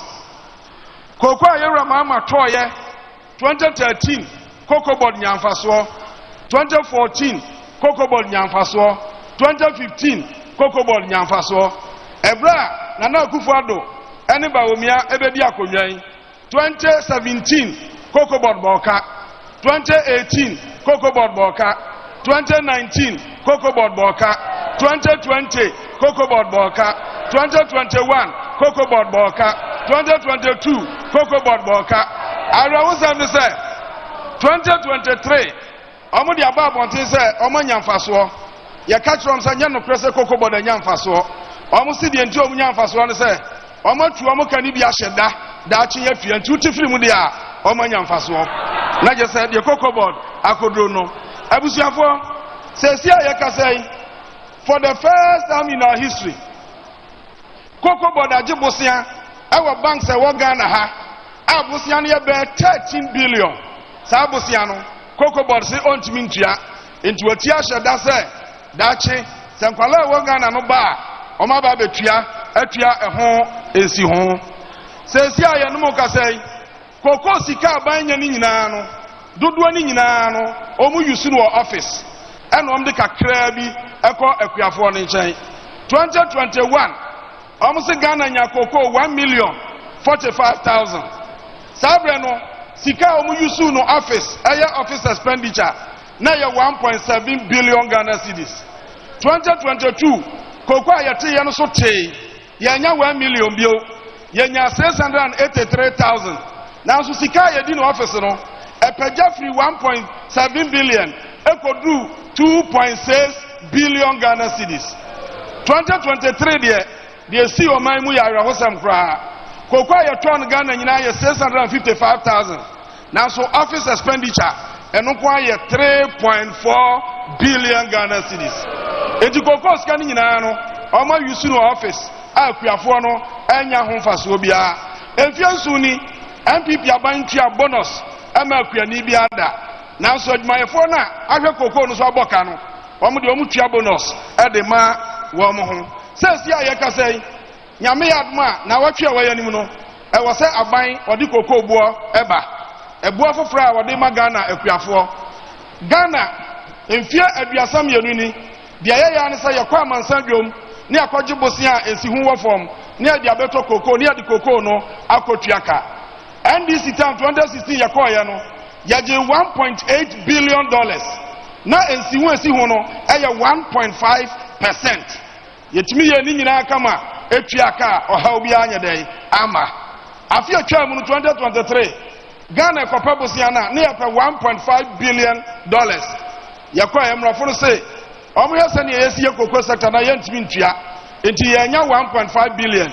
Yɛnya $800 million. $800 million no yɛde bɛtɔ koko na yɛnya koko ni nyina ntɔ sika no nso nyina sa. Enti duru bra sɛ yɛkotua no yɛntimi antua ni nyina. Enti sɛ yɛde akosi broni ka koko no ton baako 350,000. Ton bia nso yɛ bag dunsia. Enti koko a wɔyɛ nim na sia no sɛ yɛte a ɛwɔ sɛ yɛte ton 350,000 ekotua ka ansa na de bɛka no yɛkuafoɔ no atumi anya bi. Sɛ sia enei bosia yɛkɔpa beto koko no koko board kɔyɛ a yɛanya bi. Wɔn atwa tro sɛ wɔn aneso wɔn nkɔgye bio na wɔn pɛ bi wɔ Ghana ha. Bosia na yɛgyina brotre no ɛho nsi ho no yɛ aneso a Ghana ha bosia wɔanya no fofofo kraa no 30% interest. Anso obɛden waka sɛ ɛhɔ deɛ no mmoa gye sɛ ɔbɛgye ha deɛ na ɛno na ɛbɛboa wɔ. Na deɛ ɔtɔ so mmienu no sɛ koko board na match ɔmo twerɛ nkata akɔma ɔmo ɛbɔ bosia no nyinaa sɛ obiara mmra na momɛboa yɛn na yɛma moma yɛ bosia.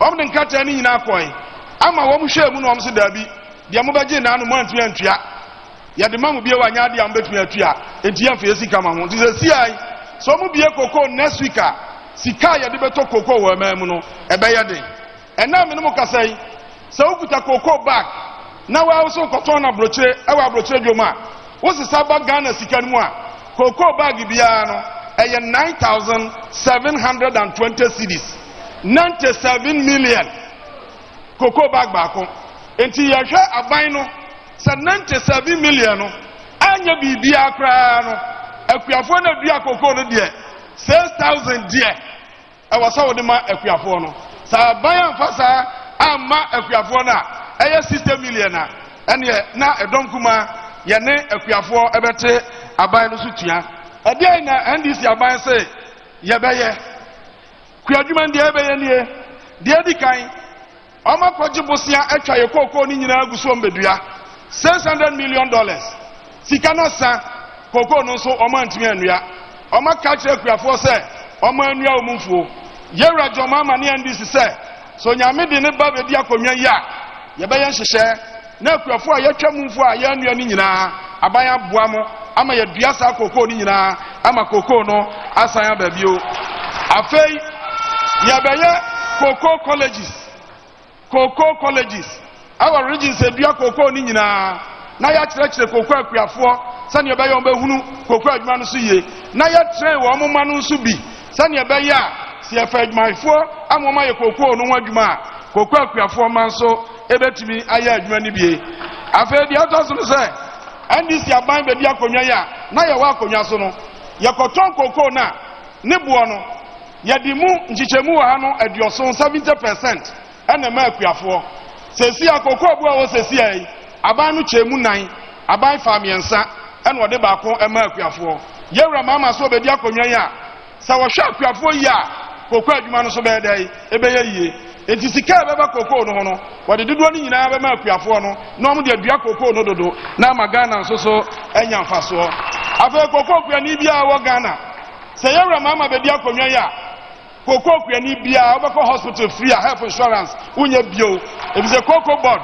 ɛbɛyɛ health insurance ɛde ama koko kuani biara eti yɛma card na woyɛ koko kuani a ya register wa wi a wanya card no ɛno ara ne sɛ wode kɔ hospital ewu a koko board bɛsan renew ama wa kuani biara bɛkɔ hospital wontua bio afei akuafoɔ bonus na ayera no NDC aban bɛsan de bonus na yɛ dɛ aba bio afei nro ɛyɛ fertilizer yɛwura John Mahama ɔtɔgu hɔ sɛ yɛmfa nyɛ koko no ɔtwerɛtwerɛ ho not for sale ɛberɛ a yɛmfira akonnwa so ne yɛnkyɛ fertilizer no nwie na dodoɔ no agu office yɛnnuanom MPP-foɔ baeɛ no ɔmo so ɔmo tɔn fertilizer no 80 Ghana akuafoɔ no antimi antɔ nti ɔma ne gu office hɔ prɔe Auditor General de report abrɛ wɔ parliament sɛ fertilizer ɛprɔ yɛn nko ara no na ne boɔ ɛyɛ 239 million Ghana cedis ɛyɛ titi sika no almost 240 billion ɔmo ma ne gu office ɛsɛ yi kwa yɛwura mama sɛ ɔde fertilizer ne ba bio Sabaya cocoa no beso, Obama for free fertilizer, Yabama will know, not a Piafort me a funo, I'm a cocoa na a day, Aya Kama. I say, Cocoa Pianibia Wagana ha, Yara Mama say, Yama was on to say, so Piajuman Bay ya, Ejinamoso. I can't hear Bia Mudiban Cocoa Jumano, Abama Cocoa Jumana, you know, Senyamea Duma, or the Nina Abamamu, now what Tamochi, now Fay, Yabia cocoa processing factories.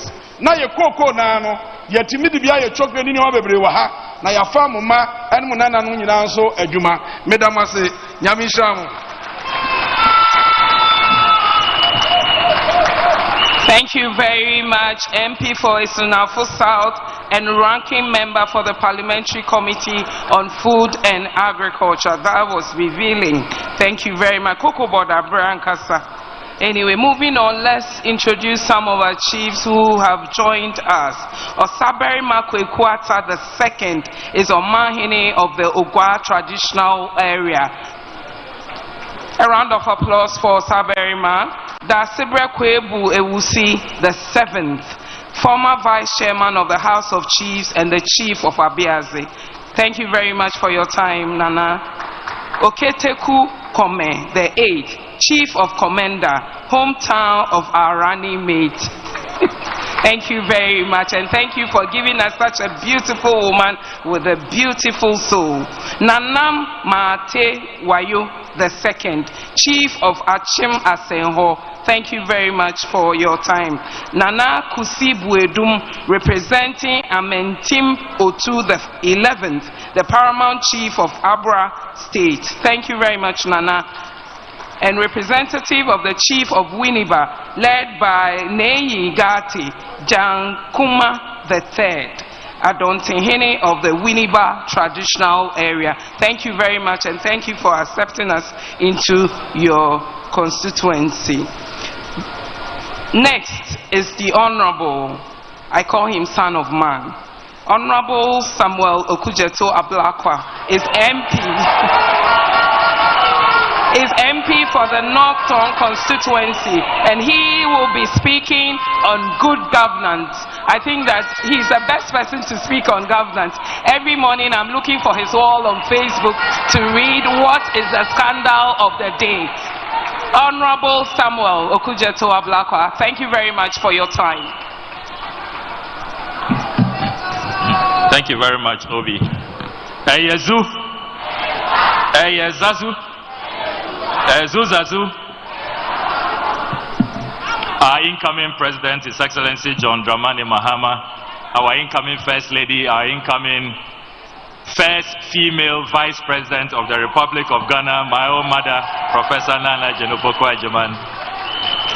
I acknowledge our national executives and the well-established protocol, and of course, our distinguished Right Honorable Speaker. So I am to speak to you on the good governance and combating corruption aspect of our manifesto. And we must all recognize that the only way we can fight corruption, combat corruption, and defeat corruption is by having leadership which is trusted, which is incorruptible, which has the track record of being honest with the Ghanaian people. Character is key. Without character, the corruption fight cannot be won. Without integrity, the corruption fight cannot be won. And we all know that in His Excellency John Dramani Mahama, we have a leader who has that character, who has that track record to fight corruption and to defeat corruption. So as I stand before you today, the joy I have is that even though we have been depressed by intercepting on a daily basis the evidence of their corruption, the evidence of their looting, the evidence of their state capture, I am glad that with President Mahama, the final interception, the interception of our victory, will happen on the 7th of December 2024.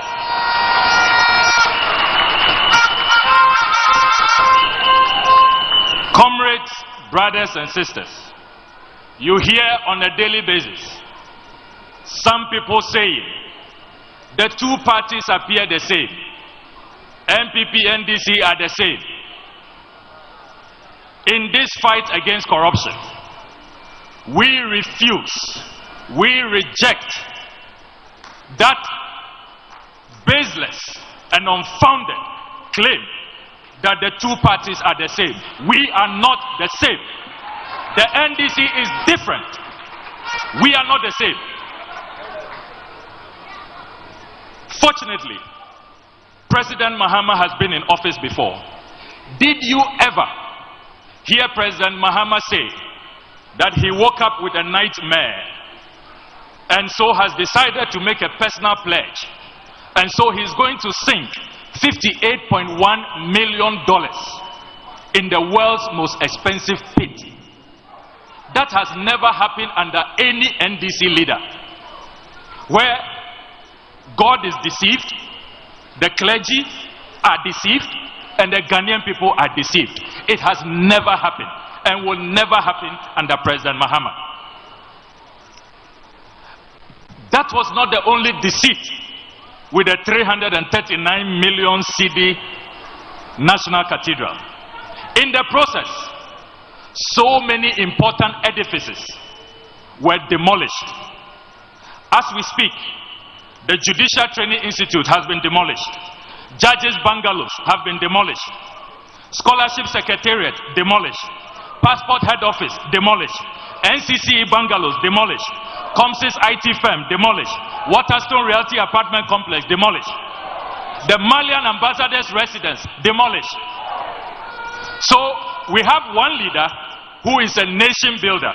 He is building UGMC, building the Ridge Hospital, building the Shai Osudoku Hospital, building Terminal 3, building Kumasi Airport, building Tamale Airport, building Ho Airport. And another leader is demolishing, destroying in a deceptive pledge where he says he will not use our taxes. How can you say that these two people are the same? That these two parties are the same? President Mahama did not promise that under his tenure he will make sure that the era of sole sourcing comes to an end. And then we discover in the 2023 Auditor General's report that apparently 87%, unprecedented, unseen before, 87% of Cocoa Road projects were all single source. And guess what? Baumia's brothers at the center of that inflated single sourcing scandal. That is according to the Auditor General's report. We never saw this under President Mahama. Under President Mahama, we never saw a situation where he allows a cabinet minister to purchase state assets. And only this week, President Akufo-Addo has been saying that the brouhaha, the agitation by organized labor, all of that was needless. Can you believe that? Such naked conflict of interest. We never saw that under President Mahama. So, ladies and gentlemen, we all know that our country is headed in the wrong direction. When you read the Afrobarometer Democracy Risk Report, it says 9 out of 10 Ghanaians believe that Ghana is heading in the wrong direction. That same Afrobarometer says that corruption is at an all-time high. Indeed, if you read the Corruption Perception Index over the last 4 years, we have stagnated. Their best performance is President Mahama's worst performance. So when it comes to good governance, President Mahama is unmatched and unrivaled.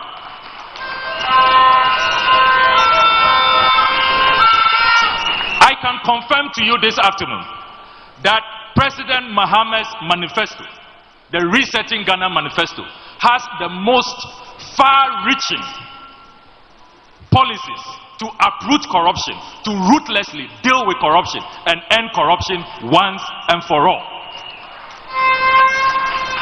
Whereas the others are silent on corruption in their manifesto, President Mahama confronts corruption head-on. And one of the things I love about his anti-corruption policies is that he says that we are going to have, for the first time in our history, a state assets registry.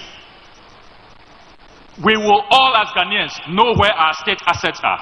In Parliament, for more than 2.5 years, we have been asking them to tell us the state of our public lands. They cannot tell us. They cannot publish the list. And yet, on a daily basis, they are selling the state lands. They can't tell us how many bungalows we have. They can't tell us the acreage of our forest left. And yet, when they die, you see in their wills, forests, Ramsar sites, where they have willed to their nephews forever. President Mahama is saying that that impunity is going to end, and we are going to have a state assets register. I am also excited about the details of Operation Recover All Loot. You heard President Mahama talk about that. He wants the Ghanaian people to know that nobody will get away with the looting that has happened in our country. All the scandals that we have seen from National Cathedral, from PDS, from the COVID-19, Ejapa, PDS, Skytrain, Poalugo Dam, the appearance fees, the ambulance spare pass, President Mahama says he is going to launch an impartial, credible inquiry and forensic audits into all of these loots. And for those of you who have been asking, brilliant proposals from President Mahama, how is he going to fund them? Operation Recover All Loot will help us to fund these projects a great deal. As we speak, a gentleman called Carrie Summers is keeping our $6 million in America. There are some shonky sheikhs keeping our $2.4 million in Dubai under a so-called Sputnik V scandal. Sputnik V manufactured in Russia, and yet this Akufo-Addo government, they were in Dubai looking for Sputnik V. When the Russian embassy in Accra told us that they have been waiting for us, other governments are dealing with the Russian government formally. We were dealing with middlemen, shonky sheikhs. Skytrain, $2 million. All of these sums, Ejapa, $12 million, Poalugu, $11.9 million. We are saying Operation Recover All Loot will retrieve all of these looted funds for national development. President Mahama is also saying in the manifesto that we will collaborate with the judiciary to establish a special court for persons who adverse findings have been made against them by the Auditor General and the Public Accounts Committee. President Mahama is also saying that for the first time in the history of Ghana, we will legislate, have a special legislation on scholarships. And as former Deputy Minister for Education, I know the scholarships regime in Ghana is uncoordinated. You have Scholarship Secretariat, you have GMPC, you have Cocoa Board, you have all kinds of institutions carrying out scholarships. We are going to have one law, coordinated, and what I love most about this law is that politicians, politically exposed persons, family members of government officials, as you heard President Mahama say, are going to be prohibited. They will be totally banned from accessing scholarships. Scholarships will return to the brilliant but needy. I am also excited that President Mahama has indicated, when you go through the manifesto, that he is going to collapse the practice of having a special emoluments commission to deal with only Article 71 office holders. He is going to break the gap between Article 71 office holders and Ghanaian workers. So he will put together one body, the Fair Wages and Salaries Commission, and then the Emoluments Commission will be put together as one body to take care of wages, to take care of remuneration and the conditions of service of Ghanaians, so that the gulf between Article 71 office holders and the rest of Ghanaian workers, that gulf will be bridged and addressed once and for all. President Mahama is also saying that our friends in the media, he is going to repeal all anti-press freedom laws and fully implement the RTI. The RTI has too many exemptions and too many institutions who are not implementing the right to information law. He is saying that under his watch, he will make sure that we have the full operationalization of the RTI. Finally, to the diplomats who are here, you will be excited to hear that President Mahama says that he is going to respect international law, respect the Vienna Convention on Diplomatic Relations. The inviolability of diplomatic missions will be protected. This practice unseen before only under the Akufo-Addo government, where embassies are being demolished, the Nigerian High Commission properties, the Bulgarian embassy, that era is coming to an end, and all diplomatic missions can carry out their diplomatic assignments in peace and stability. The demolition of embassies because of looting, land grab, state capture is coming to an end. And that is another exciting policy to look out for, in addition to a friendly foreign policy climate that will enhance good governance and deepen partnerships and make us a country that is friendly to all persons. Novinho, Miegboglomba, Afififia Vasugo, Afififia Vasugo Akpa, Alakpa Abasugo Akpa, Achingli Nito over Bladua, over Blagana, Nana Kama Nyonyomo, Ta Manifesto ya, Nana le Manifesto ama, ne Amashiama, Ta Ele Vavieba, December 7. Mifokaba na miadakona His Excellency John Dramani Mahama na adonye ya owo 2013 to 2017 na watrava abayiji na Ghana miatanchi akpo fafa na ingoyi ava na afukpa ya mi pakpama asugwakpa na ikata na jo Akpanami, Mount Nayami, Miawiva Udo, Akpa. Thank you very much. God bless you all. Thank you very much, the Honorable Samuel Okujeto Ablakwa, MP for Norton. Next is the affable Shamima Muslim, speaking on gender and social protection. She's a distinguished broadcaster and a feminist, and she's a new kid on the block. And all our opponents are afraid. All they do is attack her on Facebook and all their social media networks. But yentijai mebwana yegususa. So let's welcome Shamima Muslim. Thank you.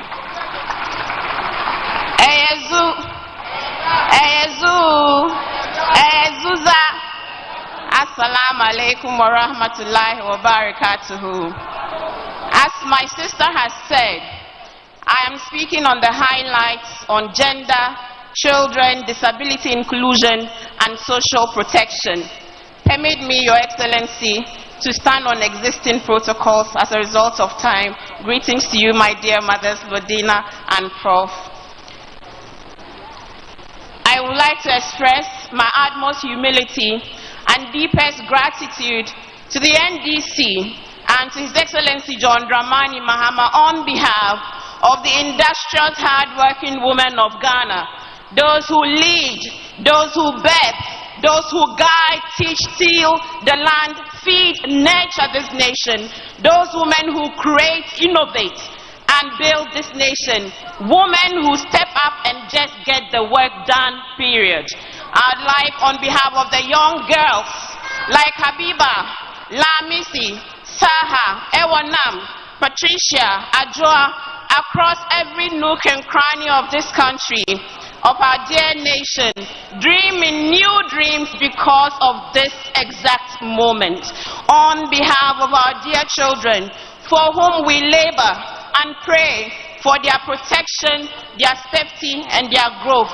On behalf of the resilient citizens who are differently abled and yet show up every day, overcoming daunting barriers to tell us loudly that disability is not inability. on behalf of our aged and infirmed who have broken their backs to build this nation, toiled that their sweat nourishes our dear country, guided us towards the light with their wisdom and counsel. Our aged and elderly who today are being robbed of their life savings and being made to live in dignified lives. They are part of our reality. Together with all of them, we say thank you now and in anticipation, Your Excellency, in advance for seeing us, for hearing us, and for promising to amplify our voices, our stories, our images, and for your unalloyed commitment to the Ghana we want to build together, where we all belong, and for inviting us to build this Ghana with you. But be not surprised about the agency with which the next NDC government, under the leadership of His Excellency John Mahama, intends to center the issues of women, youth, and persons with disability and children. Our nation is in deep crisis, occasioned by the dire economic crisis the NPP has plunged us into, one that has pushed over 850,000 Ghanaians into poverty, majority of whom are women, the aged, children, and persons with disability. Our social democratic ethos of non-discrimination, equity, and social justice, creating an inclusive society where everyone can participate fully and equally in our social, economic, and political lives, will not allow the NDC to treat these unprecedented vulnerabilities without agency. The NDC and its antecedent has the history of the most transformative effect on women empowerment and social inclusion. We know how to create mass opportunities for our people. We know how to share the gains of progress equitably for the majority, not a clannish few. Yes, indeed, we know. We know how to unite and not divide our country, especially in times of crisis. Yes, indeed, we know, and we know how to build strong institutions like the Gender and Children and Social Protection Ministry we bequeathed to the NPP, and today that ministry is a pale shadow of its dynamic past. Therefore, in the next 4 years, we commit to significantly expand economic opportunities for our most vulnerable, increasing social and political representation of women and persons living with disability, and socially protect our elderly and our children. Specifically, ladies and gentlemen, we will strengthen the legal framework for the political inclusion of women and underrepresented groups by implementing fully the Affirmative Action Bill. We will mandate a 30% quota for women in all political appointments and pass the Property Rights of Spouses Bill, the Domestic Workers Bill, amongst others. On economic empowerment and inclusion, we will launch the Women in Agricultural Initiative to promote young women's participation in the agricultural sector by expanding access to land in agricultural zones, along with financial and business support to feed this nation and to create sustainable jobs. To support victims of gender-based violence, the next NDC administration will launch a zero tolerance for domestic violence and sexual harassment in Ghana campaign, and will facilitate the establishment of 16 regional and comprehensive 16 regional shelters and comprehensive support services for victims of gender-based violence. You may clap for that. We will develop a survivors care kit for victims of gender-based violence, including free legal services, medical examination, emergency contraception for women, mental health care services, and other necessary medication. We will initiate a national school-related gender-based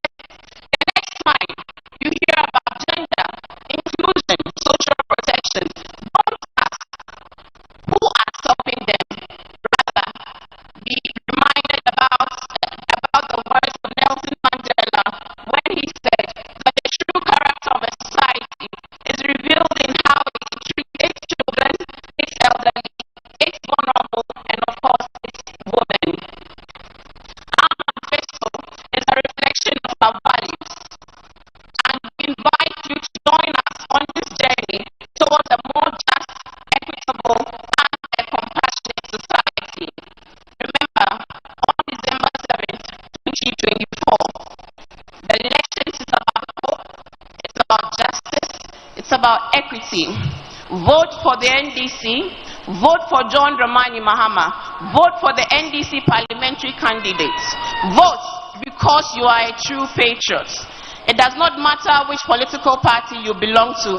And as I heard recently, vote because doing the right thing can never be wrong.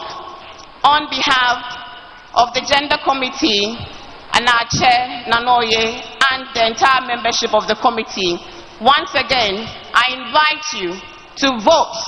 Vote for change. Vote for resetting this country. Vote for equity.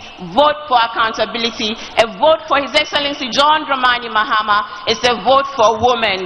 Let us support him to amplify the marginalized voices in our society. I thank you very much for your kind attention. Thank you very much. Thank you very much, Shamima. I thought we could do it better. Thank you very much, Shamima. Next is Baba Sadiq, parliamentary candidate for Ablekuma North. He is speaking on Zongo development. With a round of applause, let's welcome Baba Sadiq to the microphone.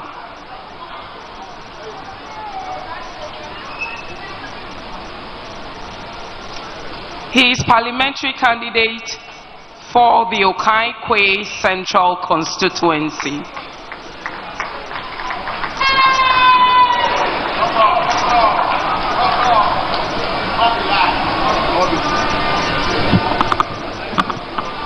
Good afternoon. Yan Zongo kuna nanga. Babu Junku kuna nanga. Mazajen Zongo kuna nanga.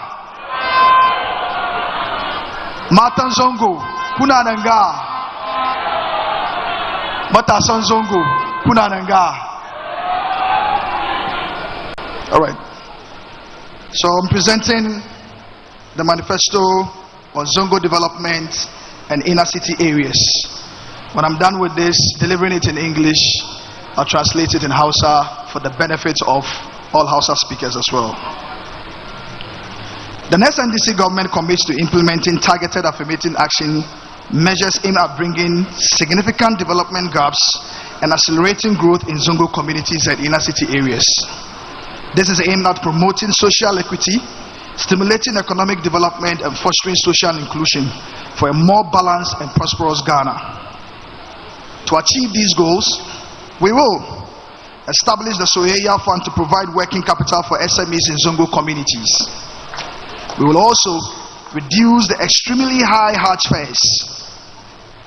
In the lifetime of every Muslim, attending or experiencing Hajj even once in their lifetime is a desired objective. Currently and in the past 8 years, Hajj fares have become extremely high. It is one of the objectives of His Excellency John Dramani Mahama and the NDC. We will also initiate an educational infrastructure program to expand educational infrastructure in Zongo and inner cities, including establishing 3 new Islamic secondary schools in the northern, middle, and southern belts.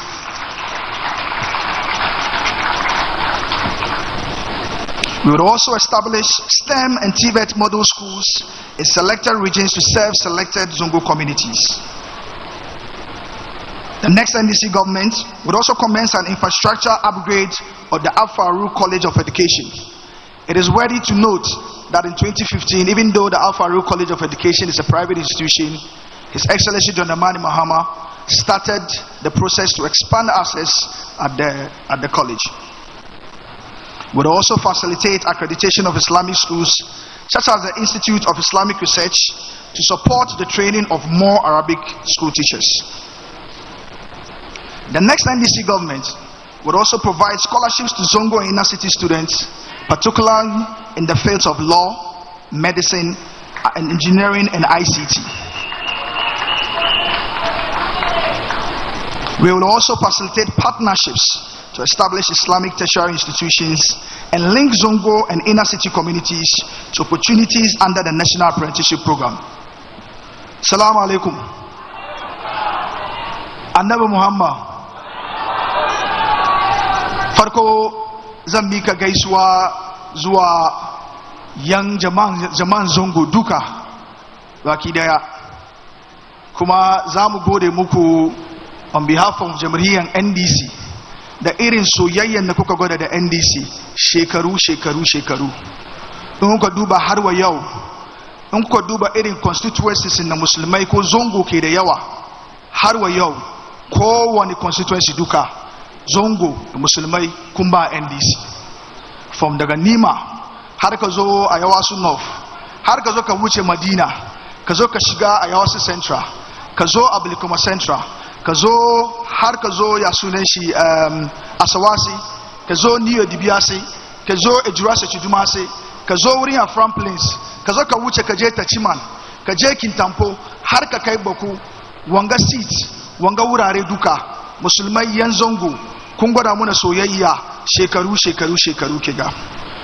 Saboda irin abu haka za mu so sabon gwamnatin NDC, gwamnatin da dai haul mulki sabon shekara, muna so mu kokarta muku irin abu haka. Saboda irin abu haka za mu so in ka duba His Excellency Dramani Mahama promises na yi muna ko alkawalin na yi muna mu yan Zongo ya dedicate guda har 6 ta wurin ilimi, neman ilimi da developmentin yara ko matasan Zongo.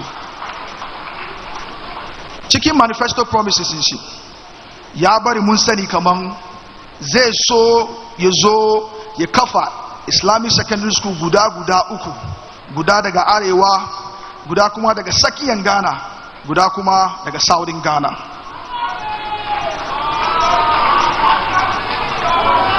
Kuma ya bari mun sani kaman zai zo ya zo kafa makarantun zamani ta wurin STEM, wurin science, engineering, technology, maths da irin aikin hannu wurin TVET don matasanmu yanguwa su ci amfanin shi.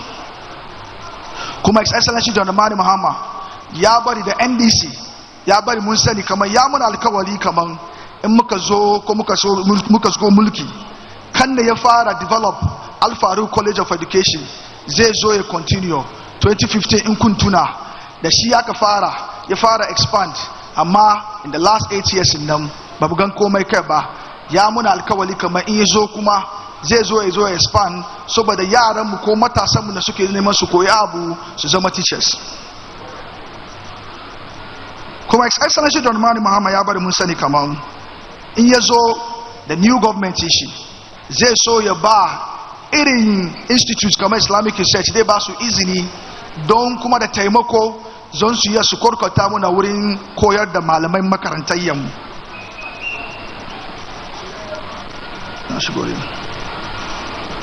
Kuma ya bari mun sani the next NDC government scholarship mu focus mu musamman zai zama kan yaran mu ko matasan mu da suke neman su koyi abu ta wurin shari'a law, ko wurin su zama doctorate, ko su zama engineers, ko wurin ICT.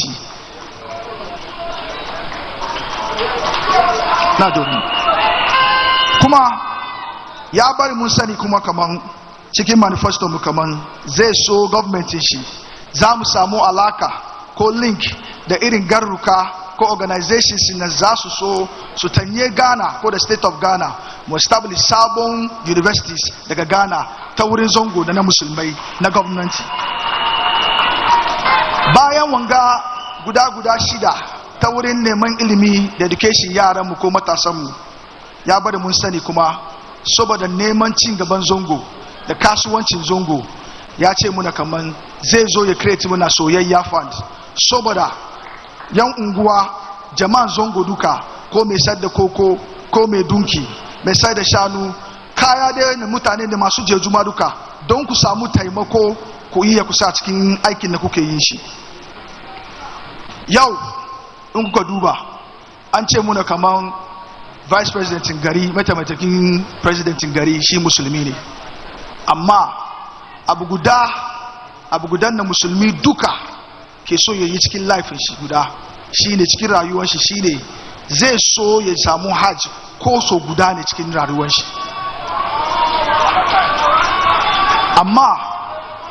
amma yau kuka duba da za mu fita government ya ba mu mun gode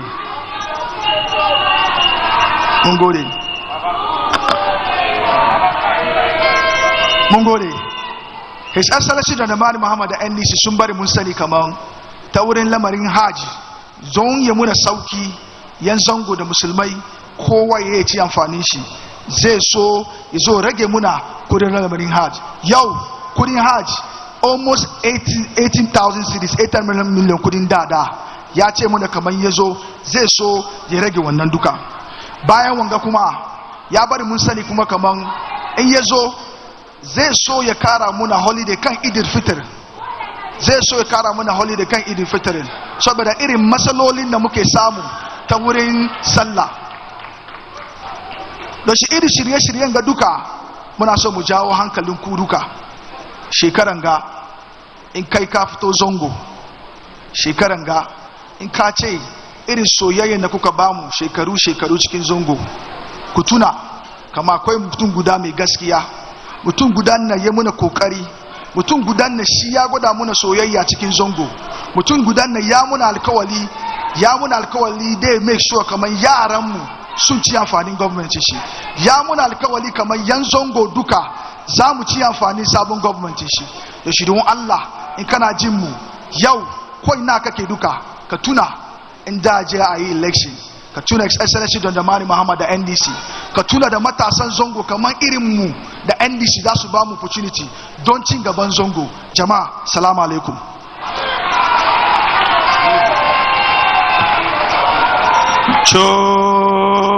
Choboy! Oh, Choboy! Are you here? Choboy! Choboy! Choboy! Choboy! Choboy! Hey, Yazoo! Ladies and gentlemen, our next speaker is an exceptional woman. She's not just a woman, but an exceptional woman. She's a woman of substance, a woman of integrity. This woman started as a lecturer. She served as the head of department at the English department at the University of Cape Coast. From there, she rose to become the dean of the Faculty of Arts. She's also the founding dean of the School of Graduate Studies at UCC. She served in that role. Now, due to her sterling leadership, in the year 2008, she was appointed as Vice Chancellor of the University of Cape Coast, breaking the glass ceiling as the first female to be Vice Chancellor of a public university. Choboy! In 2009, she was elected as Ghana's representative on UNESCO's executive board. More importantly, this woman has served as education minister, and it was under her that we saw the construction of several community-day senior high schools, E-blocks, 46 of which were fully completed and operationalized. It was under her that teacher training institutions were converted into tertiary level colleges of education. Choboy! Choboy! It was under her that polytechnics were converted into technical universities. Ladies and gentlemen, this is a quintessential woman with 3 children, all of whom have PhDs. A woman who speaks with discretion and wisdom. After she speaks, you don't have to issue a statement to apologize or clarify. Choboy! Choboy! With a standing ovation and a rousing round of applause. With a standing ovation and a rousing round of applause. Make welcome to the microphone the incoming Vice President, by the grace of God, the first female Vice President of the Republic of Ghana, Professor Naana Jane Opoku-Agyemang.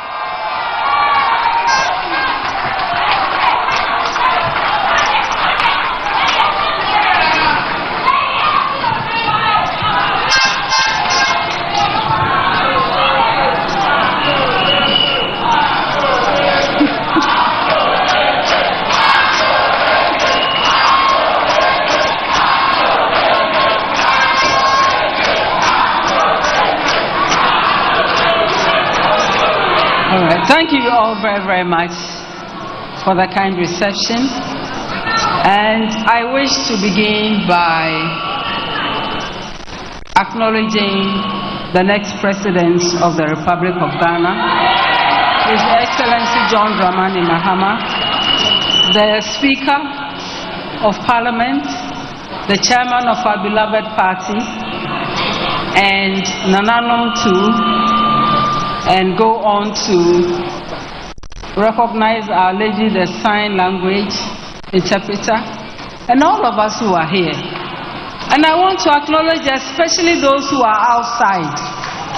If they can hear me, I want them to know how much we appreciate them. They don't have the comfort of a seat, but they have kept faith, and that is NDC. We keep faith with our party.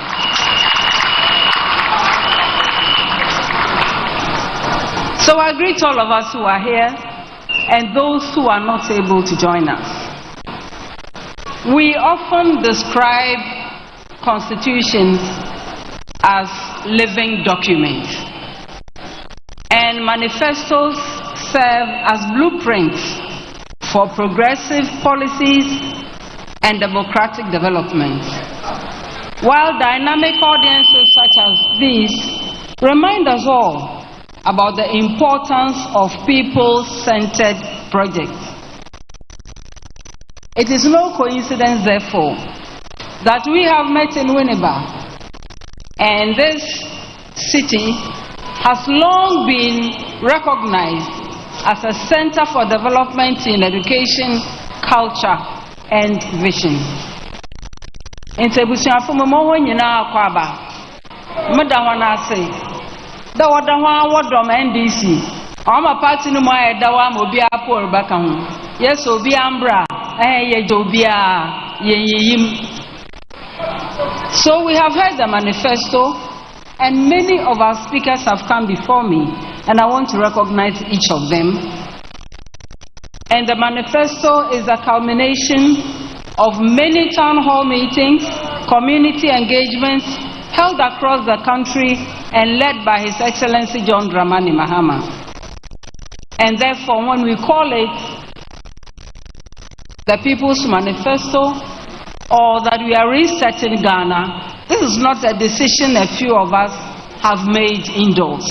This is our collective responsibility and our collective strategy, having come to the collective realization that we need to move in another direction.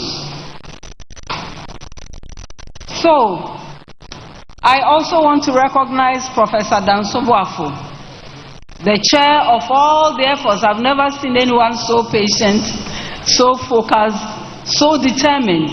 Prof, thank you so much. We really, really appreciate all the work, all the sacrifices, all the tolerance that you have put in order to bring us here today. And of course, all the members too.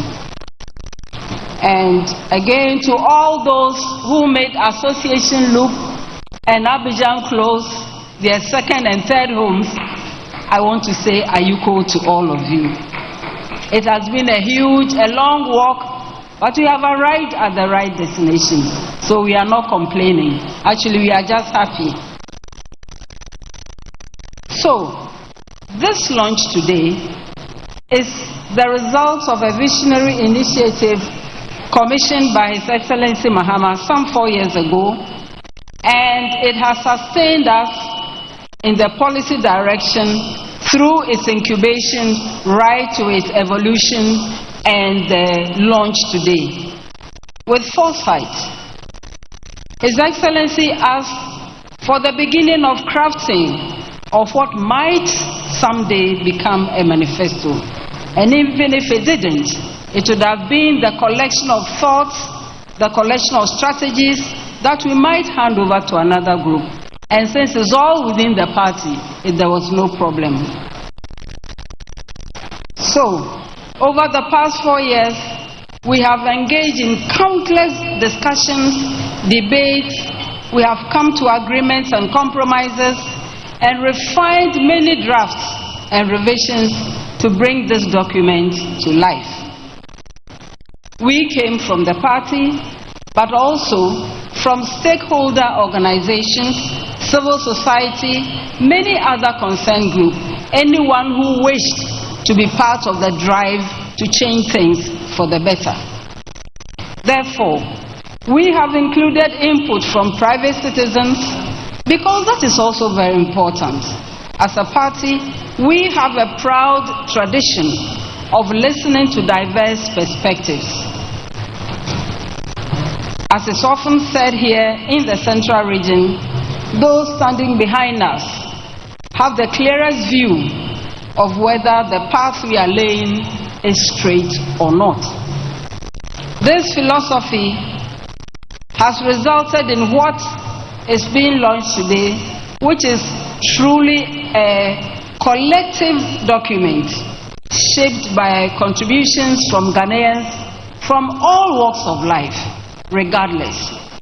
So, what we are proposing, in collaboration with Ghanaians at home and across the globe, is what it is that has been elaborately conveyed by His Excellency and a couple of persons.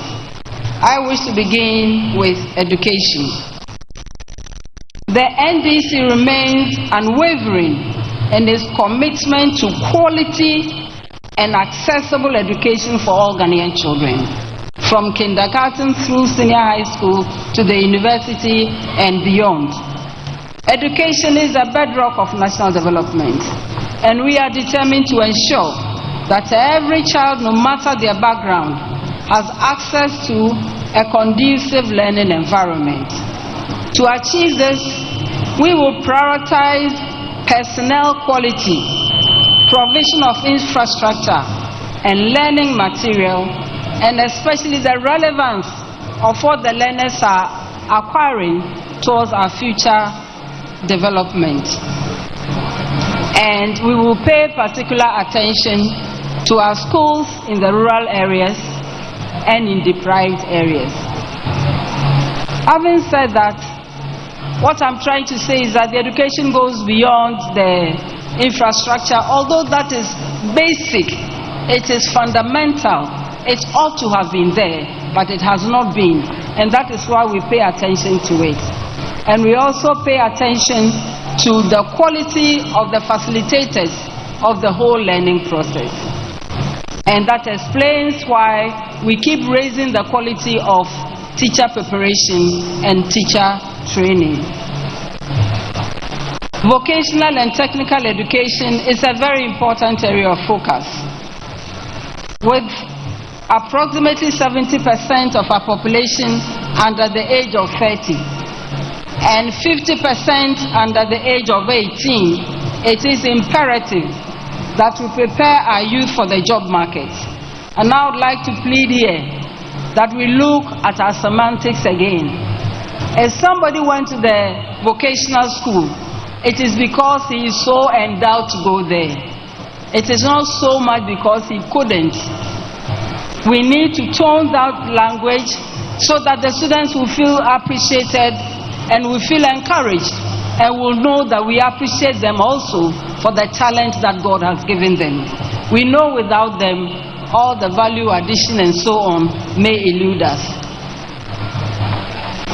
Our manifesto also emphasizes digital literacy, and I think my boss has spoken at length on that. But our vision is very clear.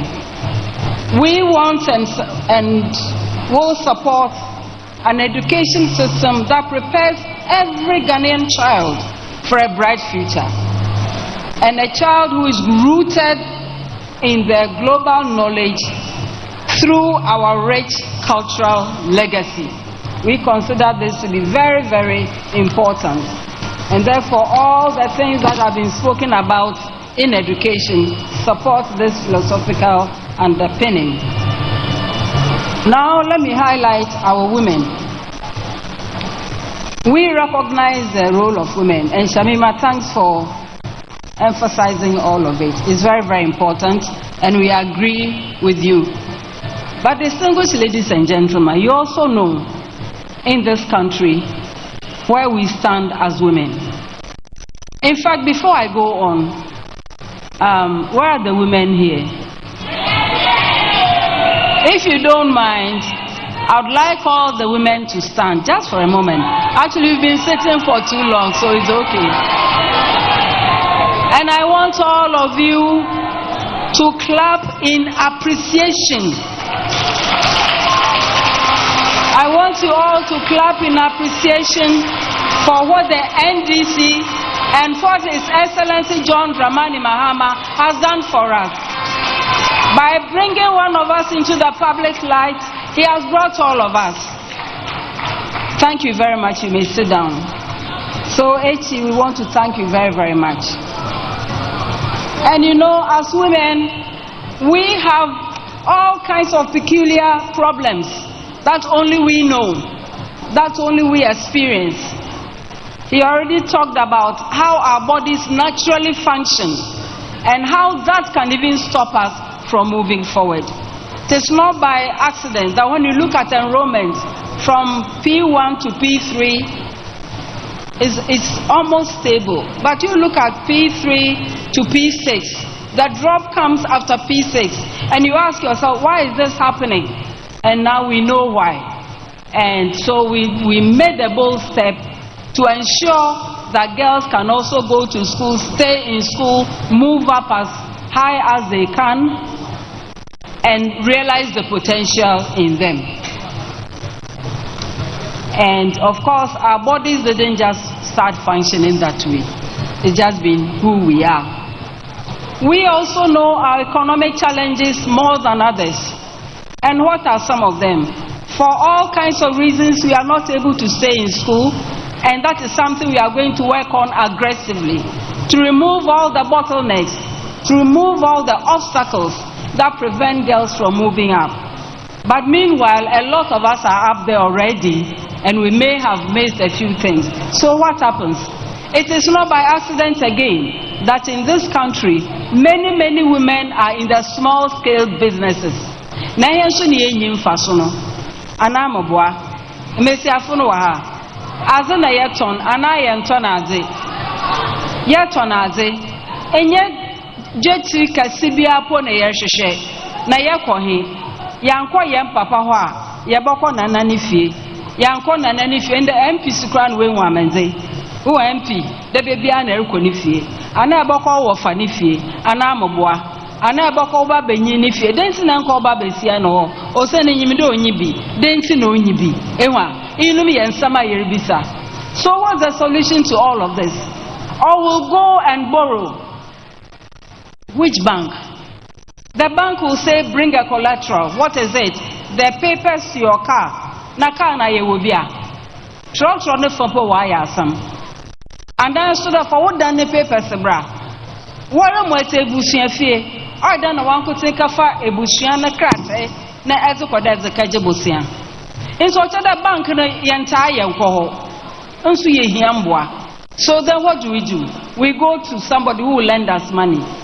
Yes, he will lend us the money, but the interest on that money is not even what we are seeing as 40% from the banks. Sometimes 100 or more. Ebusha fomoboa. Say who the mamanzin. Interfere by a dan. Ena yako bank onyeye. Ena yako bobosia osun. Inti yabaya dan. Inti here abana oti mesiafase. Here political party a obu mesiafo. Na party onye maohi. Onye National Democratic Congress. Nenya president so obu mesiafo. Oti mesiafo wonsu. Ibiko onye wana. Onye His Excellency John Dramani Mahama. No wakaya nyina yentirabom. No wakadenti yabaya dan. Inti yempedi etakwa yempapa ho. Etakwa ho po a ho ayebufu anamobwa. Wabaka ho zaachiro. Na de bebi arabaze oto na aza na wagbakawo. Na enya he na yepede yebokawo. Asam na motinyin. Inti yeso okay sadamza abane hwehwehia yem bank mahin. Yepia bank oti he na ase. Yempia bank obakada yankafa collateral mbra yenyibi. Yempa bank obakada yankafa yan ka no hu papers mbra. He na asase kakrakan he na ejapa yenyibi. Into what's you? What's it? Obey hindered. It is what kind of Women's Development Banker. osi asamdo enya asamdo nkote enye de yenye sika nto na zo oye nsem bi otum sisi wo henda abrabom ebi wo hopo a nya wo pie nso na beebi akwa kegina no mo da yenye ebusu afasma America water ana on tase water sepa ibisu wo ho a akobo ne bosian akwachaku na kwato collection obako ho zaachiro intu amaka so akoto collection ana amaboa obafa nwem o uto kreti wanyim da wa no nyero kasa no abaraba ende mijina wa bu yechi mo be yebopu e yebohwe ezena kaw insi Women's Development Bank no or the sikano monda bosian insi hu ho a or the phone boko onye wa yenhye papa oba more advisory services oba guide oba mental no danda no obodo baby no na mfaso ebenya na ehu a o sanda mfaso no so chen isi hu na erekotua no ebotum disika ne bi ezahye wazu tonim obodo baby na wo capital no retraw ana na business no orinyin na wo faso no na so margin na ndo de eke da wo fa ne papa no ho na so ko ama wo haircut into onyaze ebotum yakoko hopi into Women's Development Bank Orba. It is here to empower female entrepreneurs and small business owners by providing low interest loans, financial education and sustainable support. These initiatives will create job opportunities and break down the financial barriers that many women face when starting and sustaining business.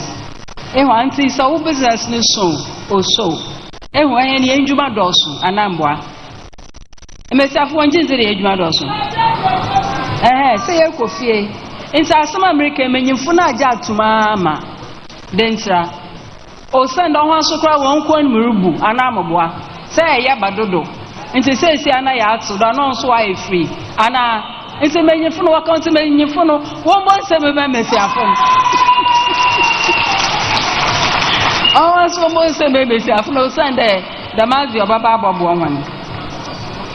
So this initiative comes as no surprise to some of us, because we have been long aware of NDC's long-standing commitment to gender equality and women's empowerment as essential pillars of national progress. And we know what our predecessors in the PNDC to the December Women's Movement and all did. It is also not surprising that it is NDC that pays attention to markets. We have heard of KJT, even if you haven't gone there. We have heard of Kotokraba and so many other markets. And sometimes you are driving or walking by, and the women who are converting our raw material into adding value are the ones sitting under some shed, the floor not even cemented, no washroom, nothing for their children. And in the end you ask, so who buys the material and at what cost? So they need help in this area too. And you know, my American today, say begoya once the can one pose when you dado. Mankesim, am my tonazo mankesim, what's the can? And I was in Kahu. Makola, oh no, yemi. Allo no, baby. What's all the Kahu? Na maybe she afuna me pia wan samana wa igomuno wa market mankani ya won fanchem te banki lanya wo so bank ka ho I don't want them into obia ka ho obiara beye bi asama yer kanyen ye wiesu ne ba employment ayembe ye wonye adwumaye ono so boss aka ne 24-hour economy nizi obia ajatu na wo me yembo nsem me youth one way and bonsom and by the power so 133. As I not to phone boko, share a pede quick and you use in your matter. I will from one. Jiwanutum or Mwatsi Washa Ibida, Fenin out to enchant. Jiwanutum, as I some no you, Ebushafu Yadan, Obo Drew. Was it when I Jim Baba? Now Janus obey Juma. Into 24-hour economy, men can want some Sunday. yenwura wabaka ho asɛmpi me nyina nso ya atase na mpɛda meka healthcare kakra ehu ya na apomudzen na numu hawo ono so ya atipi na dama na ote da hen mesiafo so dama wa abo hen no eye hen so ye wo yenze mo ote inti se bibi dam na ze chase compound na abian hen eye ne ze mo from aso hen na akoko anofa kesa ahomache ne ze wona akọ hospital sisters mbo a inti de me na bibi bian wa inti ehwanze me pi wo ho wore ye na se wo friend hen no so a eye hen so ye ze anjo ne kakra baka ho a na ze do wezi mu ana onse dem inti baby o man kado ha mesi afonko na wore nyame bi wo ze twetwe wa bechi sister wo se koko wanyim na fesi wanyu adoda mary ya no odo obi so otena ye enye mo ho ari ya mo bi na ho na ishira do owo nse busu afonda ya asinifi ya beda obi a wa bakasa wa ha obi a wa bakire na adwen oho na wa aba oho na wa abo ano oho na wote na dem yes ya da ho na se. So this manifesto is not a set of attractive or empty promises. It is a roadmap to a better future for every Ghanaian. It is also our social democratic blueprint for building the Ghana we all want together. Together, for say atase, obia so na hozen, obia ni nyimizi, obia nember, obia na zekaho, ni yetumi ye pia ye ho ye zakọ enyim. Nso onye do president na nko na oye no problem, onye no problem. Oye he nyina ye problem. Na mu wenyi dadodo obia so baba wa baye mobotum na ya asesa bebi ayete ya asesa he na ebusua ya asesa nzemepi na oma no afane ntempa we fra into the man na ochada ebra party le to man ebra party na ote he na ase ebra party na oba oye mpuntujuma yanto abanje hwe yeto aba de mpuntujuma embra yanwema yeto yes development is our goal ana into the meeting yeba nyanda da na akohwi na slangs bi na eba di slogan on fokonim nyono nti na yeba de yebe adwuma. We are confident in the victory ahead, and the NDC has a good track record as well as a renewed vision. We are motivated by confidence in our skills and the goodwill of our fellow citizens. Progress is within our reach and the reach of every Ghanaian, regardless your age, religion, whatever that differentiates you. And we are here to present something very, very meaningful to reset Ghana. It's going to be hard work, but you and I know that by the grace of God, we will get there. So to vote for the NDC is to put your trust in the statement that Ghana can get better. Thank you very much.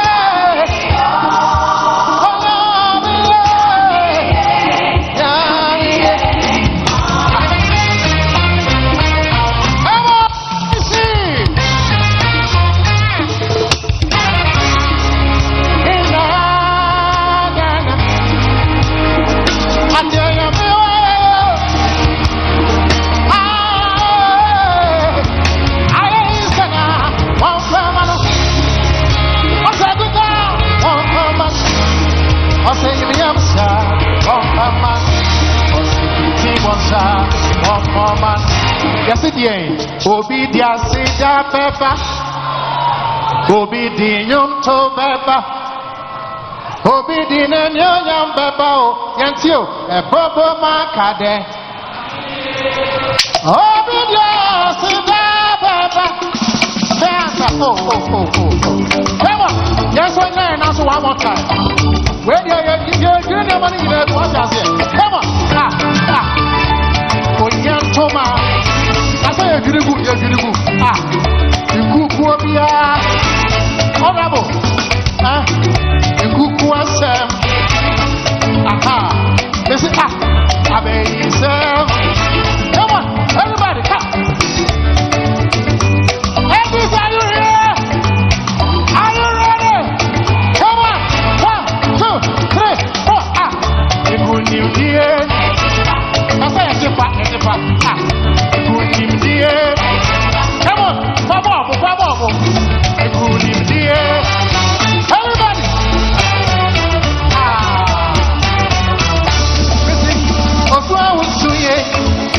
Where you were free more.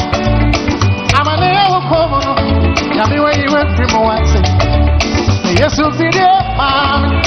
You're trying now, man. Now you can't tell who's so. Oh, yeah, no. Can't wait. That's why you're so where you were free more. I'm a little common. Tell me where you were free more. Yes, you'll be there, man. You're trying now, man. Now you can't tell me who you're so sad. That's it. And so more than what's it on your man? I want to know what's it.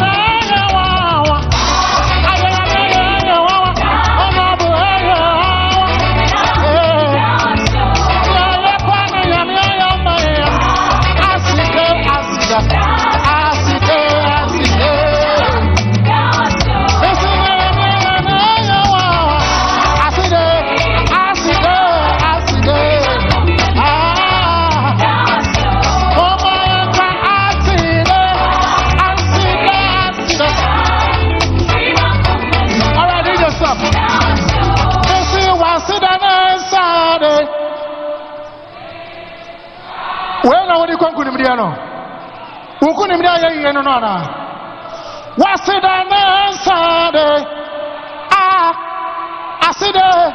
I see there. Nia couldn't get any more. I say, Master Sunday.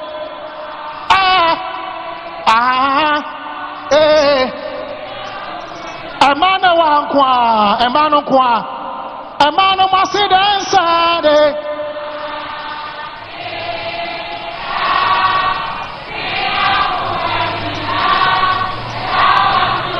Emema will be a hana. Emema waha.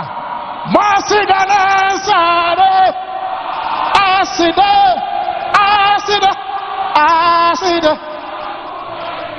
Hey. Yeah, you know, Asidana Sade. Asida. Yamia Ebia Mae. Hey, thank you. Oh, remain standing. Joe boy.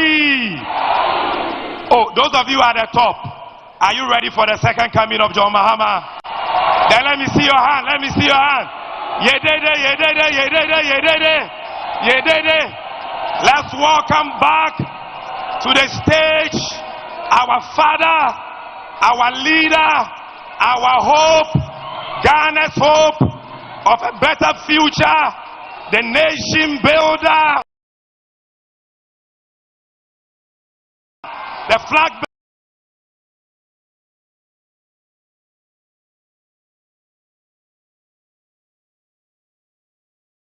bearer,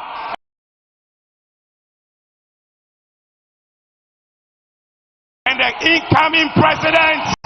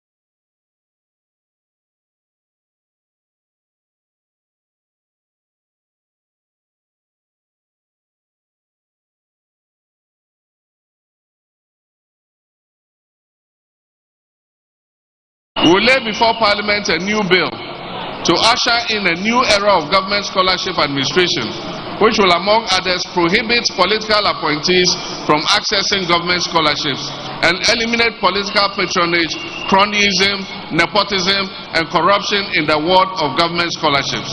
We will make the scholarships process transparent, publish the names of everybody who is given a scholarship so that the whole country will know who are getting those scholarships. 17. We will aggressively confront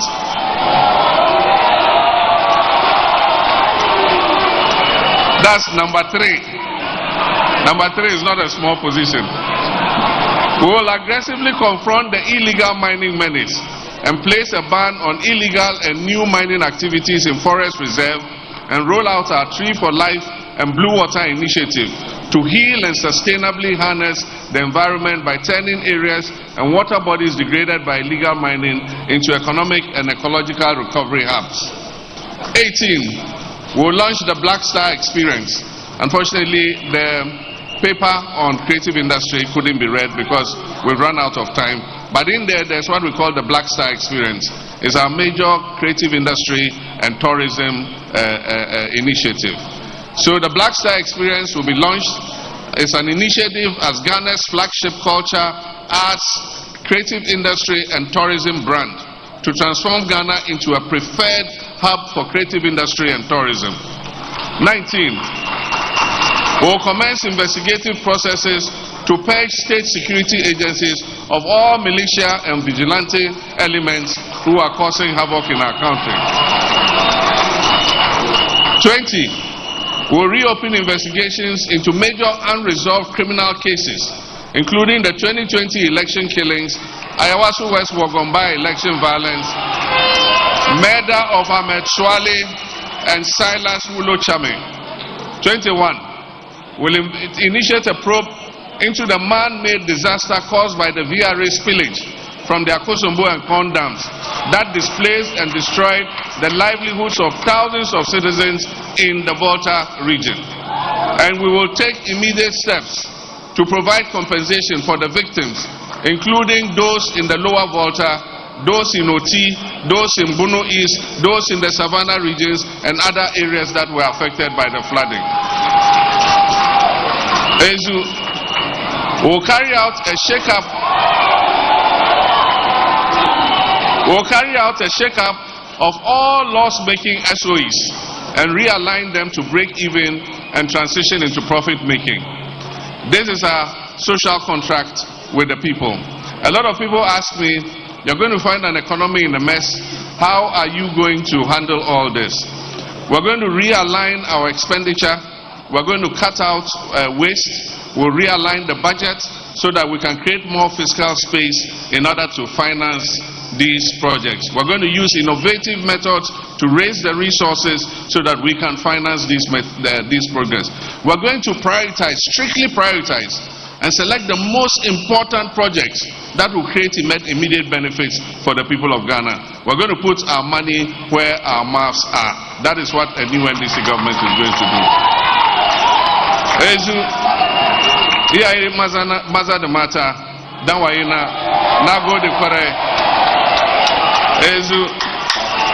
Manya mu na ce wanda ya gwada maka soyayya yayi kamar da ke maka gwada mashi soyayya. Don shi ne ana faɗi wai so mai sonka. Yanda zongoni suka gwada muna soyayya, insha Allah ale ba mu karfi e ba mu iko mu ma mu gwada musu soyayya haka nan. Don shi ne keni na sadiki ya faɗi wai insha Allah in muka zo mu duka mun sani kaman zuwa Mecca ya zama one of the 5 pillars of Islam. Amma yau saboda kudin da ya yi kama da abiya a je Mecca, mutanenmu, iyayenmu, maza da mata da yawansu sun yi niyya su je Mecca amma ba su yiya. Idan Allah ya ba mu mulki muka zo za mu rage kudin Mecca ne kowa inda ya yi niyyar shi ya samu ya je.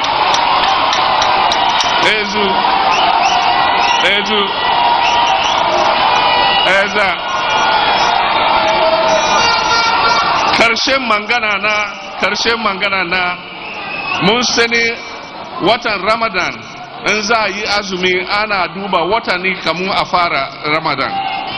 In za a kwance azumi ana duba ni a gani wata tukun a kwance.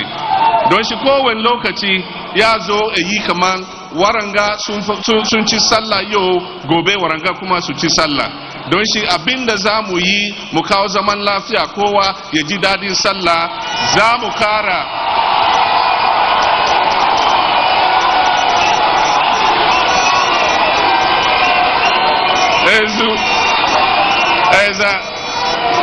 za mu kara ranar hutawa guda, shine ana turawa na cira holiday.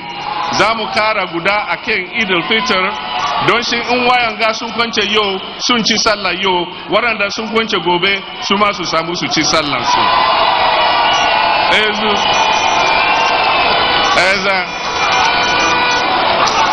Yau dai Hausan Kano na ya zo sosai ba wasa ba.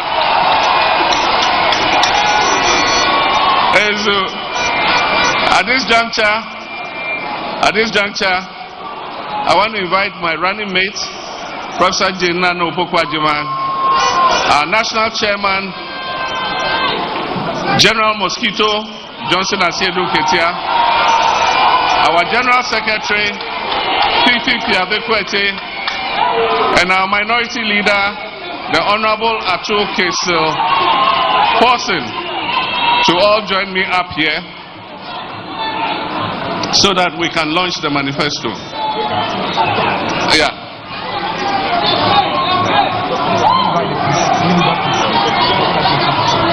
Where's the parliamentary candidate for Winneba? Join us up here.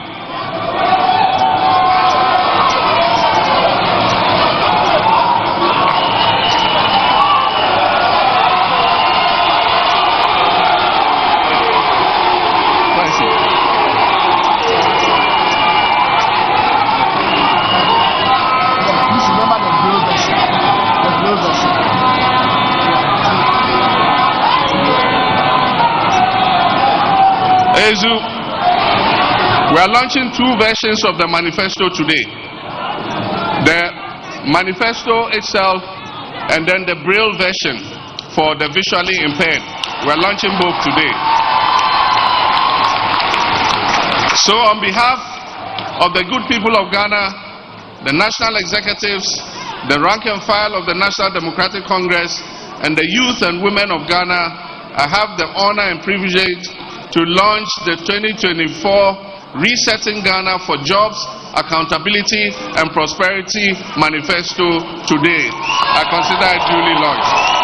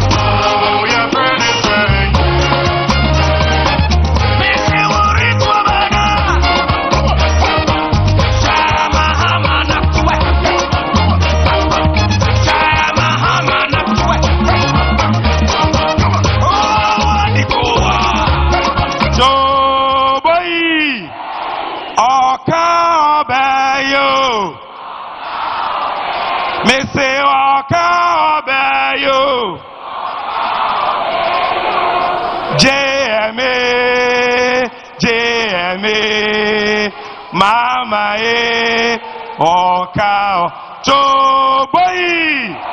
Hey, hey, hey.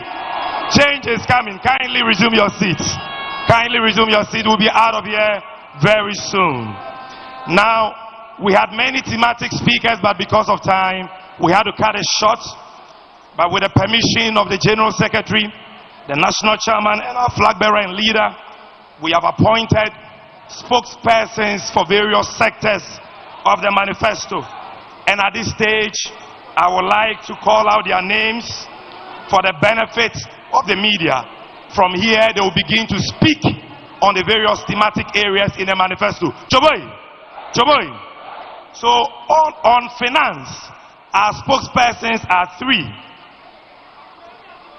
Do you know the man who has been keeping Walawale Adam Smith in check? Choboy, Honorable Isaac Adongo, MP for Bolegasa Tanga Central. We also have Dr. Johnson Esiema, and we also have Honorable Mona Kote for finance. For business development, trade and industry, we have Dr. Eben Anowa Ama, Obobia Daku Opoku, and Alhajia Sajida Shiraz. Choboy. On jobs, we have Mr. Guzi Obuadum Tano, Michael Abe, and Mavis Lamisi Apeliba, the 133 lady. Choboy. On food and agriculture and agribusiness, we have Honorable Eric Opoku, Dr. Buama Otukono, and Mr. Harry Yamson. Choboy. On education, we have Honorable Clementa Park, Professor George K. Teodro, and Kwame Alovi. Choboy. On health, we have Honorable Minta Kando, Dr. Jehuapia, and Professor Titus K. Beyo, former Secretary of the Ghana Medical Association, just like Dr. Jehuapia. Choboy. On energy, we have the MP for Yape Kusegu, Honorable John Jenapo, and Honorable Edward Bauer. On infrastructure, we have the incoming Member of Parliament for AAK, Felix Ofosukwache, and the MP for Adaklu, and our Chief Whip in Parliament, Honorable Kwame Agboja, and Mr. Regid Anamo. On youth development, we have Julian Kobina, Anthony Julius, and Dr. Samiaye. Sports development, Dr. Fred Awa, Edem Agbana, and Kwamrache Stuttgart. Gender and social protection, Nana Oye Bampu Ado, and Shamima Muslim. Zongo development, we have Mustafa Abubakari, Alhaji Mohamed Naziru, and Baba Sadiq. Security, Honorable Peter Lancheni Tobu, MP for Wa West, and Honorable Prosper Bani. Governance, the son of man, Honorable Samuel Okujeto Ablakwa, Honorable Sylvester Mensah, and Emilia Afi Akbenyo. Alright, so it is officially launched. The NDC's 2024 Manifesto has been officially launched by His Excellency John Dramani Mahama, together with the running mate, Her Excellency Professor Naana Jane Opoku-Agyemang, the party chairman, as well as the General Secretary of the party, were all up on stage to officially outdoor their policies. Of course, if indeed they go ahead to get the nod come the 7th of December 2024, these are some of the things that they will be rolling out. So they are proposals as it stands now. Key among them I mentioned earlier has to do with the economy, where they spoke about the creation of jobs under the 24-hour economy. They have also spoken about the fight and quest to fight against corruption. It was also a major talking point in the manifesto or the event so far. It has been a very beautiful ceremony. It has been a very fantastic event here at the Jofus Anamwa Auditorium. And party faithfuls, one will also think that it's been a very long day, but here we are. You still have the party faithfuls, the supporters, the teaming sympathizers of the party are all represented, and they are still here till now. It's been a very long day. But Eric is still with me. But before I even cross over to Eric, I just want us to have a quick bite with a few people who are with me here. And let me find out from them exactly what has been their take-home points. What have been some of the key highlights in the event so far? I mean, the launching of the manifesto. What have they picked out of that, so that if they go out, what exactly are they going to tell the other people who are watching at home as well? Thank you so much, gentlemen, for joining us on Wizard TV. May I know your name and where you are coming from? My name is Leslie, General Leslie from Tama West. Very well. So it's been a productive day from my point of view. Tell me your highlight, your key highlight in the presentation made by His Excellency John Dramani Mahama. His Excellency John Dramani Mahama spoke well, and then what I cited from is the sanitary part. There is a free sanitation part for our sisters and our moms. You understand me? Because if you see something that is natural, that will be paying tax, a huge tax on it, it's very bad. You understand? So if he said that we're going to give a free sanitation part to our sisters, I'm very excited. And then one thing is about my bets. You understand me? The youth does not have. You talk about the betting tax? Yes, please. Because I'm very happy about that, because the youth, there's no job in the system. So if they have a little to even play on my bet, and then you put a tax 10% on it, it's very bad. So as I'm here, His Excellency John Dramani Mahama, inshallah, is coming. And he will win power 2025. But we, the ghetto for Mahama, we will die for Mahama. You understand me? Because there's no job at the boys in the ghetto. If you watch them now, everything is messed up. You see that? So we are praying on John Dramani Mahama that he should come on power and come and rescue this Ghana for us. And I'm very proud, and because I'm very excited for, we are in Winneba now as I'm talking to you, and that the victory is coming from Winneba. And as I'm here, as we get to, we're going to work hard and rescue this nation, for nation Ghana, and we are coming power with John Dramani Mahama and Professor Naana Jane. And then we will rescue as well. Let me also find out from the other gentleman here. Tell me your name and where you are coming from. I'm the ghetto minister. You are the ghetto minister. From which of the ghettos? Yeah, the whole Ghana. Yeah. The whole Ghana. The whole Ghana. You are the ghetto minister. Okay. So, Kachi. The whole minister. Mahama, aye jumeni na. Kasana wakano ameni niaje. Nkanka ye ghetto. Mahama bana Obama ye ghetto. Cheni ejuma bakunimpa mensa. Ejuma teacher mebu ye ejuma ye. Inti sisi de Mahama kache and Charlie Yadanasi. Nejuma ye ghetto dia. I just ready say. Ojidi say ghetto for no umbe to Abama JM. Yes sir, ye to the whole Ghana. Because of them, all the ghetto boys. Yeah, bro, the big dimpo, Sisi Apoko, unkita 10 cities are untuminum. Ana upa unsam bomb in India. Sorry, in brain about because in Buffalo, we all make Guamano. This bontra, Bawamia bontra, this bontra economy. Yentum, this bontra economy. Bawamia, look, Ghana, Yantaba, there's no JM, no Ghana. No JM, no Ghana. Yes, sir. Alright, so the ghetto minister says no JM, no Ghana. Just quickly, so I can cross over. Alright, what we are talking about for the ghetto youth, we are targeting 2.5 ghetto youth for John Dramani Mahama. 2.5 million? Yeah, 2.5 million ghetto youth across the Ghana, because they are there, they think that they have been neglected, but because of ghetto from, and this is from ghetto. Since Papa J, I salute him. Wherever he is, his soul is always with us. So you mean the ghetto belongs to the NDC? No, to the NDC. You understand me? If you are promising a 2.5 million votes from the ghetto. From the ghetto. And they are ready. They are even going to receiving us. You understand me? Cut across. We have a rep, cut all the region. If you can go to Ashanti region, they always call us. Because they are ready to fight and rescue the what? The ballot box. That's why we are winning. Yes, I. Very well. Thank you so much to the reps from the ghetto. Eric, so let me just speak your thoughts quickly. I mean, you've listened to the ghetto king, yes, the minister, and then his deputy. They represent the ghetto, and they are promising that they are going to give 2.5 million votes to John Mahama. Well, that is just to signify the commitment and the pledge they are making now. But at least for now, we know that the NDC has now laid bare what they intend to do if John Mahama becomes the president come January 7, 2025. And so when they go out there to go and campaign, they have issues. The issues are now beyond 24-hour economy, Women's Development Bank, agric mechanization. I believe that if you go in there, there are several issues that will benefit the masses. For example, there is a policy to help drivers to enter some kind of insurance scheme. This is one significant policy that I believe will help millions, because commercial drivers cut across the length and breadth of this country.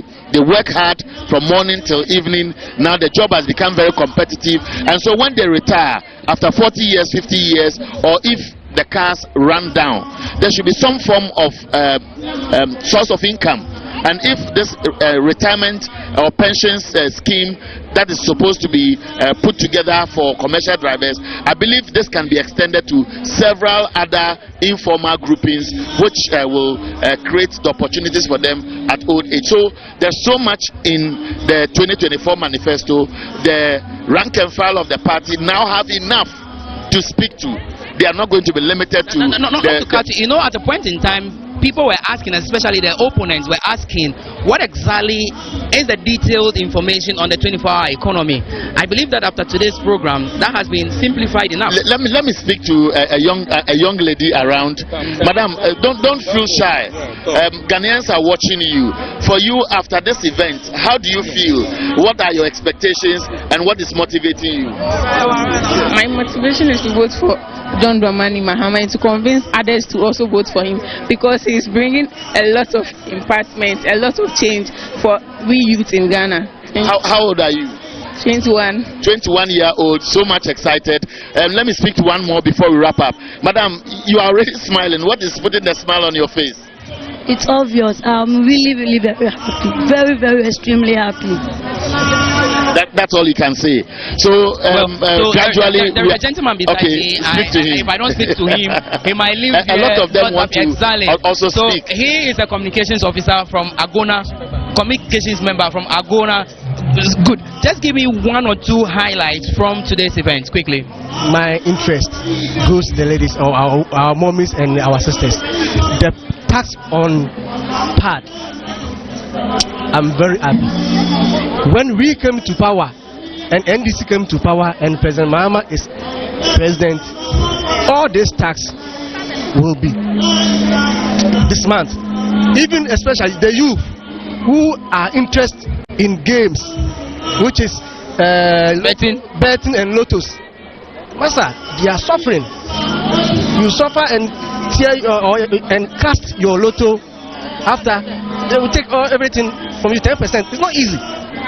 Not easy to get to take 10% from your money. It's not easy. So I'm happy to our ladies. I'm appealing to all ladies to vote for NDC because of the tax they will draw from sanity part. That one there is very important to me, and I'm very happy. Thank you so much. So that's how I think we want to draw the curtain for the live coverage. But before we go, there is one thing I am so happy about, because as a young journalist, I realized what happened to Ahmed Swale could happen to any of us. So when John Mahama mentioned and assured us that they will fight and chase after the killers of Ahmed Swale, I picked it out myself and I realized that, look, this is a good thing to go by. Even beyond that, I believe many people may know, but for those who may be hearing this, John Mahama himself is a fully paid up member of the Ghana Journalists Association. As a former Minister for Communication, he understands the industry. Throughout the Mills Mahama administration, he demonstrated enough that he believes in journalism and he is standing up to the commitment to checks and balances, and that's what we do. I remember in 2016, even when a reporter put out misleading information to create the impression that he was corrupt, many people were surprised that even beyond that, deep in his heart, he knew he's clean and he didn't use it against that journalist. And up to date, that journalist has come back to single him out as somebody, even under his regime when he was heavily criticized, he embraced them and they are now praising him as somebody who has demonstrated what he has spoken to